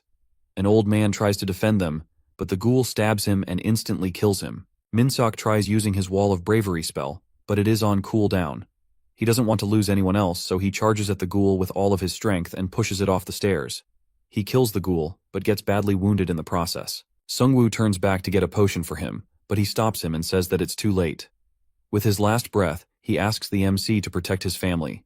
He even tells him to use his body and turn it into one of his minions. Hearing this, the MC receives an exclusive quest. Minseok died on the battlefield without fulfilling his duty. The MC can now command his body, but in return, he has to grant him his dying wish and take care of his family. Doing that will earn him the knight's unwavering loyalty. He also has the option to dismiss the quest and leave the man to die. The MC feels frustrated with the system because it's giving him a similar quest to the one he received when the professor died on campus. Left with no other option, he decides to fulfill his final request. Minseok finds himself floating in empty space. He wonders if he is in the afterlife. A Grim Reaper appears in front of him and tells him that he is not in the afterlife yet. The man feels dreadful that he won't be able to see his family again. All he wanted was to protect them, but the world took everything away from him. The Grim Reaper explains that the MC is turning him into an undead, and he will be taking care of his family. He asks him to accept his death and forget everything since it is now time for him to rest. Heartbroken, Minseok begs the Grim Reaper to let him keep his memories since he wants to continue protecting his family. The Reaper tells him that someone stronger than him will protect his family from now on. However, he is still not ready since he is the head of the family, and it is his job to protect them. The Grim Reaper grants him his wish and turns him into a skeleton knight with all of his memories intact. Sungwoo receives a message that he successfully revived Minseok as a Death Knight. Surprisingly, he has kept his memories, making him one of the most unique undead the MC has ever encountered. He wants to ask him a lot of questions, but they have plenty of ghouls left to fight, so they head back into battle. As the fight continues, Jisoo cuts through ghouls with her flaming sword. One of the other players calls her and says that they need help keeping the ghouls away from the buses. She realizes that they have gone too far into the enemy ranks. As she runs towards the bus, the ghouls and zombies surround her. One of the ghouls goes inside and tries to kill the wife, but Minseok cuts it down in half. He notices that the ghouls are afraid of him since he is the most powerful type of undead. He can feel all the emotions of the skeletons. He continues killing the ghouls and calls them weaklings. The players witness him in action and are impressed. They can't even compare him to the other skeletons since he looks too powerful. He notices some of the ghouls running away and uses his spell to catch them. Sungwoo thinks that he made a good decision by making him face the ghouls. Minseok feels a bit strange without a shield and thinks about looking for one. Meanwhile, the MC checks his stats. Minseok is currently at level 12 and belongs to the Death Knight class. He has 2 spells, one of which can summon chains and bind enemies, while the other one gives him lifesteal. Jisoo walks towards the MC and tells him that they have taken out all the ghouls. She notices him standing with the Death Knight and asks what it is. Sungwoo awkwardly tells her that he will explain it later. They finally decide to take a break, but the MC knows that they have to reach Byomgai Station right away. Their enemies have played with them a lot, and it is now their turn. When they finally reach the station, they notice that the black smoke is thicker. Sungwoo asks Minseok if he wants to tell his family about what happened, but he admits that he's not ready. He tells him that they have more urgent things to deal with. As they continue moving forward, they notice Jisoo running back. She is coughing and tells them that her mask is useless against the smoke ahead. Sungwoo realizes that he can't take her any further with himself. He moves forward with the Death Knight and Righty since none of them are affected by the smoke. The inside of the place and quiet, and he can't see anyone guarding it. He realizes that they can't really have people guarding this place because of the smoke. But he still can't figure out how they are keeping the raid bosses in captivity. He guesses that they used some kind of magic to lock it up without killing it. The Death Knight tells him that they should move faster since they have to finish the quest as quickly as possible. Sungwoo looks at him and asks if he is worried about his family. He assures him that Jisoo is taking care of them. He also needs to wait till midnight since his Reaper's Scythe skill is still on cooldown. They are currently heading inside the secret base of their enemy, so he knows that things can get ugly. As they move further down, they find a note from the Ministry of Interior and Safety Emergency Action Committee. The Death Knight recognizes it as the official symbol of the government, and wonders if the group works for the government. The MC is surprised to learn that they may be affiliated with the government. This makes him trust the government even less. They proceed inside and suddenly receive a notification about the appearance of the Ghoul King raid boss. The Death Knight notices that his arms and legs are already severed. They get a warning about the formation of an abyss rupture in the area. The portals open and allow the zombies to flood in endlessly. Sungwoo finally figures out where all the zombies are coming from. As the two of them wonder who is responsible for all this, they hear a voice from behind. It's the doctor, and he isn't alone. He explains that they started spreading the gas when the quest level increased, and it led the test subject straight to them. He tells him that they don't have to fight since he has a proposal for him. He says that Sungwoo has a class related to death while he studies death. The MC asks him what he means by studying death. The guy explains that he studies the energy of the abyss as part of a test for human evolution. He believes that they have to break the current shell of humanity and transcend their selves. The MC realizes that it is all connected. The doctor explains that by capturing the Ghoul King and experimenting with death, they're gaining insight into a so-called happy ending set by the system. This means that the evolutionary society also has access to a prophecy stone. The doctor asks him to join their cause and says that it will benefit him too. The MC rejects his proposal without a second thought. He asks him if he really wants him to become one of the game's pawns and start working for him. He is disgusted by their inhumane experiments on people and the use of toxic gas. He tells them that they are not interested in the greater good, but simply sacrificing everyone but themselves. The doctor sighs and says that he could have introduced him to the great world of science if it was the real world, however that's not the case. Seeing they can't convince him, the doctor orders one of his guys to release the Ghoul King. Sungwoo warns him not to try it and orders his minions to attack. Before the skeletons can reach the guy, he finishes posing, which activates his holy power spell. This causes the MC's skeletons to lose their stats by 60%. The MC recognizes that it's similar to Hanho's powers and realizes that they're all priests. Their holy power is a strong counter to his undead army, so he tries to use his crossbow to aim for the group. His arrows stop before they can even reach them. The girl in the enemy team uses her telekinesis and sends them flying back. He manages to craft a shield just in time to block the arrows. The Death Knight charges in, but the guy named Xiong uses his holy pressure spell. It smashes his shield and throws him into a room. The girl tells him to be careful since her test tank is in that room. Hearing this, the Death Knight looks around and notices a kid's shoe in one of the large tanks filled with people. Enraged by seeing his kid in the tank, the Death Knight retaliates by using his chains and strangling two of them to death. He tells them that they have no right to live. The group tries to use their holy power to melt him, but Sungwoo crafts armor around him. This activates a teamwork synergy that protects him from all debuffs. The group panics as they realize that their spells aren't working on the Death Knight. He is still taking damage, but he isn't getting knocked back by the spell. With their powers disrupted, the Death Knight slaughters them. Meanwhile, the MC's ghouls start cleaning up the rest of the enemies. The girl scientist is shocked that they are losing since they should have the upper hand according to her calculations. The Death Knight walks over to her and asks if she is the one who controls that tank. She tries to keep him away, but nothing is working. He continues walking towards her and asks why she used his kid for her experiments. He finally gets close enough and finishes her off with one slash, earning the MC 12,000 gold. Seeing all of his allies dying, the doctor decides to use his final card in an attempt to escape. He unleashes a strange tree creature on them which roots the Death Knight and Righty. Sungwoo knows that he has to take him down right away since he doesn't know what else this man can do. He uses his Lich King spell and slashes off all the roots. The doctor throws a flash grenade, but the MC is unaffected by the light. He stabs the doctor with his Grim Reaper scythe. As he is dying, he tells him that he chose a good card since it allows him to survive well on his own. However, he can't say the same about his teammates. He reveals that he has released an army of zombies and ghouls outside. The Death Knight is furious upon hearing this and wants to finish his off badly. The guy starts yapping about making new weapons from the system. At the same time, the Ghoul King starts to regenerate. The doctor starts laughing and asks them if they are still willing to fight after losing everyone around them. Hearing this, Sungwoo orders the Death Knight to finish him off. Minseok slashes his head off with a single slash. As he dies, they receive a system notification that informs them that this is just a clone of the real doctor. The MC quickly pulls out his phone and checks the community forum. The 5th spot in the rankings just went blank since it was a clone of the real doctor. They realize that he has 5 more clones in the top 20 players alone. Their group has grown quickly thanks to his use of clones. This allows them to pursue the same goal in different areas. As Sungwoo is lost in thought, the Death Knight calls him out and reminds him that they have a much bigger problem to deal with, the Ghoul King. Outside, Jisoo just finished off a wave of zombies and ghouls with help from the Wandering Drake and Ogre champion. The players wonder if it is over, but she senses more monsters approaching. They start to panic upon hearing of more zombies since they have already killed so many. Jisoo knows that she can't lose any of these people since the MC trusted her with the safety of everyone outside. Even though he is ahead of her in terms of strength, she is working hard to catch up. She fearlessly charges at the center of the horde.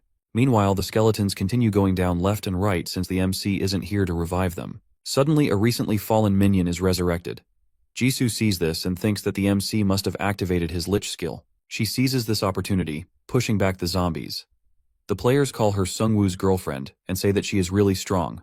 One of them even calls them the strongest couple in Korea.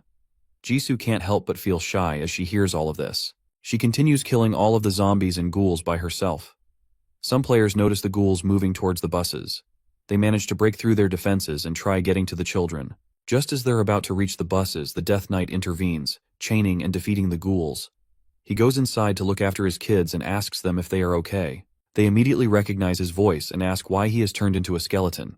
He hesitates for a moment and tells them that the Necromancer transformed him into a skeleton. The kids get excited upon hearing this and tell him that they also want to transform into skeletons. They look up to the MC as the symbol of justice.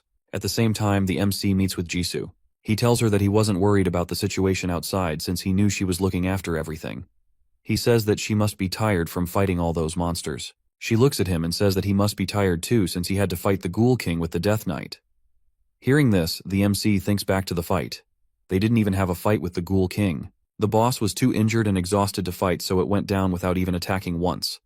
However, just to impress her, he tells her that it was a brutal battle. Just then, a new notification pops up and informs them that Chapter 2 of the main story has ended unexpectedly. The game is going to have a balance patch. The system congratulates all the players on surviving so far. It lists the players' achievements regarding raid boss kills. Gangsok Han is leading with 4 boss kills while Sungwoo is in second place with 3 kills. The system commends them for their achievements and reveals that the average level in the Korean server is already the 4th highest worldwide. For this achievement, a hidden chapter will be unlocked for the remaining time limit. They also receive a warning message that large monster armies led by powerful warlords will soon appear across the Korean server, and the event will continue until the warlords are defeated. The Death Knight realizes that it's not really better to complete the quest sooner. Sungwoo is hopeful that they will figure it out along the way. He knows that the game has an ending since he has seen it with the Prophecy Stone. This event is just another way of reaching the end. He wonders if the system is trying to challenge a Necromancer to a large-scale battle because if that happens, he will crush everyone. He looks back at his allies with a smile and says that it's time to leave since the quest is over. Meanwhile, back at the shelter, Hanho isn't too pleased with the notifications. As he destroys the minions, he says that the system is just trying to wipe out the Koreans. As the goblins start to pile up, he decides to retreat back into the shelter. They brace themselves as goblins keep attacking the shield, damaging it. His dad asks him why he ran away since he claimed that he could take down even 1,000 goblins by himself. He makes a frustrated expression and tells his dad that he retreated because of others. In truth, he wasn't really fond of the goblins' smell. As they stand there, the goblins continue damaging the shield. Kyungsoo orders everyone to prepare for battle and instructs them to hold formation. They don't just rely on the MC anymore. As the goblins continue damaging the shield, Hanho emotionally thanks his dad for everything he has done for him. His dad thinks that they are all about to die, so he wipes his tears and tells him that they will die together. Hanho looks back at him with a confused face and tells him that none of them is going to die since the goblins are no threat to him. He throws his dagger to kill one of them as soon as they break the shelter wall. With his force field activated, he lets out a manic laugh and charges at the goblins, hoping to become a legend among the players. Bro turns into Superman and starts fighting the entire army of goblins by himself. He gets a bit too carried away and starts thinking of himself as the biggest badass in Korea. As the goblins try surrounding him, he performs a spinning attack and throws them all back. Lieutenant Kim is impressed to see him fight, but his dad doesn't think the same. He is embarrassed to see his son fighting like a demon. I mean, he is not wrong, my man literally looks like a monster. As he is mercilessly sending the goblins to hell, he notices Righty helping him. Suddenly, the MC also shows up with his Drake. Hanho is excited to see them, but his excitement dies off as he notices the Death Knight. He thinks he might steal his spot in the team. Later, at their base, the team discusses the ongoing challenges since the new chapter began. The safety zones have weakened as monsters grow stronger, and survivor groups across the country are struggling. The Liberation Guild is also fighting thousands of orcs. Kyungsoo tells the MC that they still need him. Sungwoo agrees with him and says that they should help them since they are the only real allies that they have. The Evolution Society attacking now could be disastrous, but it seems like they might be dealing with the monsters too. Lieutenant Kim arrives with news that they've located the Goblin base. He estimates that the base to be located on Mount Paldal since the route of the Goblins aligns with that mountain. While other regions struggle with tougher monsters like orcs, their town has only goblins to face. Yeongdongpo and other areas have to face tougher monsters like the red orcs. He also estimates about 3,000 monsters are ready to attack. Kim suggests that they play it safe if it's not urgent to beat the monsters. However, Sungwoo tells the group that their aim isn't just to win, but to see how much gold and experience they can earn from fighting these goblins. Kyungsoo really liked this idea, but he doesn't know how they are going to hunt all those monsters. Sungwoo points at them and says that they will be the ones defeating the monsters, and not him. He wants them to use this opportunity and level up. At night, 2 goblins guard a factory in the mountain. The MC sneaks up on them and finishes them off instantly. He has found out that their leaders are gathered in the factory. This makes things easier for him since he doesn't have to fight them one by one. Even weak goblins become dangerous when led by a warlord. The MC plans to take out their leaders so they can't coordinate and then let his teammates finish them off. He summons the ogre champion, who unleashes a powerful attack on the warehouse, wiping out all goblin leaders at once. A goblin lord survives and tries to attack them. The Death Knight tells the MC that he has never seen a goblin lord in ages. He asks if he can be the one to kill it. Sungwoo uses the Reaper's scythe and gives him the green signal. The goblin warlord is quickly defeated by Death Knight. The MC then revives the fallen goblins, forming them into his own army. Meanwhile, players back in town set up a barricade. Kyungsoo assures them the goblins are stragglers who have already lost their leaders. The players realize that the goblins are dying too easily. This gives them more confidence, and they start clearing them all off. The goblins are under the effect of several debuffs since they have lost their leaders. This causes them to become weakened. The MC wants everyone in his town to increase their levels. Most of the people in the town are weak, which adds more burden on the community. Even though everyone is trying their best, the difficulty level is slowly rising. This is why the MC sent Hanho back to town. He knows that even weak or sick players have a chance to grow stronger. Some are even helping kids and the elderly level up, bringing everyone in the community closer to surviving. One kid manages to kill the goblin and starts tearing up. Eventually, they completely defeat the goblin army, and Sungwoo gets a notification for being the main contributor in this battle. Every player receives bonus gold based on their efforts. Sungwoo watches this all from his rooftop. He says that it is still easier for him to fight alone, but he doesn't dislike the current situation either. The next day, he tells Kyungsoo he expects everyone's level to reach at least 8 by the time he returns. He explains that he can't stay and protect them forever. Everyone must work hard and look after themselves. Just then, Hanho informs him that the helicopter has arrived. He only had a temporary agreement with the Liberation Guild, but he is still willing to help them in this catastrophe. The following morning, buses of crusaders move together. The prosecutor asks his scout about the number of monsters that have appeared. The scout asks him to wait for a moment and says that they'll soon reach the northern boundary. He uses a magical drone to scout the area and estimates that around 200 trolls are approaching. He tries to get a better view, but a troll soon spots the drone and destroys it using a rock. Manhwa suggests that they destroy the bridge as thousands of orcs are coming from Gimpo as well. They can't face both of these armies at the same time. However, the prosecutor wants to face the trolls first to level up his crusaders, even though he knows it's risky. He has to train his crusaders to reach level 10 in order to complete the exclusive quest. He knows that it will be too much of a risk, but he doesn't see any other way to bridge the gap between himself and the MC. Manhwa follows his order and begins summoning all available guards, leaving only the bare minimum behind at the station. The blindfolded guy suddenly enters and updates the group that the helicopter with the MC is almost there. Manhwa is relieved to hear about his arrival since she thinks that they can now fight the orcs and the trolls by combining their forces together. However, the blindfolded guy tells them that the MC has instructed them to meet him at the location of the orc army. Manhwa is confused and asks him if he even told him what was going on there. He says that the MC wanted to collect some bones. As the helicopter hovers overhead, Sungwoo summons his minions from above. They all leap down and start tearing through the trolls with ease. In addition to the Drake and Orc boss, the MC now has the Ghoul King as well. The blindfolded guy and the prosecutor watch in shock as Sungwoo's army makes the trolls look like a bunch of ants. He continues killing the trolls and turning them into his skeletons. The prosecutor wonders if he will be able to surpass him after his awakening. Some players from other factions watch from afar. They wonder if the Liberation Guild asked the Necromancer for his help. They have been live streaming all of this. The MC's group gains another achievement for having over 20 giant minions. This reduces the damage they take from small and medium enemies by 30%. As they clear through the normal trolls, the troll warlord finally appears. The group watches as the orc charges at the MC's army. They wonder if he can even handle such a powerful opponent. However, Sungwoo's ogre champion and other minions quickly overpower the troll chief. The troll warlord has no chance to fight back, and it appears to be completely overwhelmed. The troll boss dies after taking a final hit from the Death Knight. Sungwoo revives the troll chief, adding him to his growing army. He then asks the group to move since they have to meet the Liberation Guild. The prosecutor thanks the MC for his help. He wanted to use him to buy time and get stronger, but it appears that he is even more powerful than the last time he saw him. He explains to him that a large orc army is coming, with only one bridge for them to cross. He's eager to prove his strength in the upcoming battle. They have sealed off all other entry points using items and other techniques. The prosecutor knows that the whole Korean server will be watching this battle. He can't appear weak this time, otherwise it will be over for him. He knows that he has to prove himself, so he decides to take the lead. As news gets out about the MC on forums, many people want to join the raid. They think that he is the future and want to help him in any way they can. The Liberation Guild is struggling to keep up its reputation. Players and other smaller guilds are spreading the news about his achievements online. One of their informant tells her that a group of survivors has offered to join them for the raid.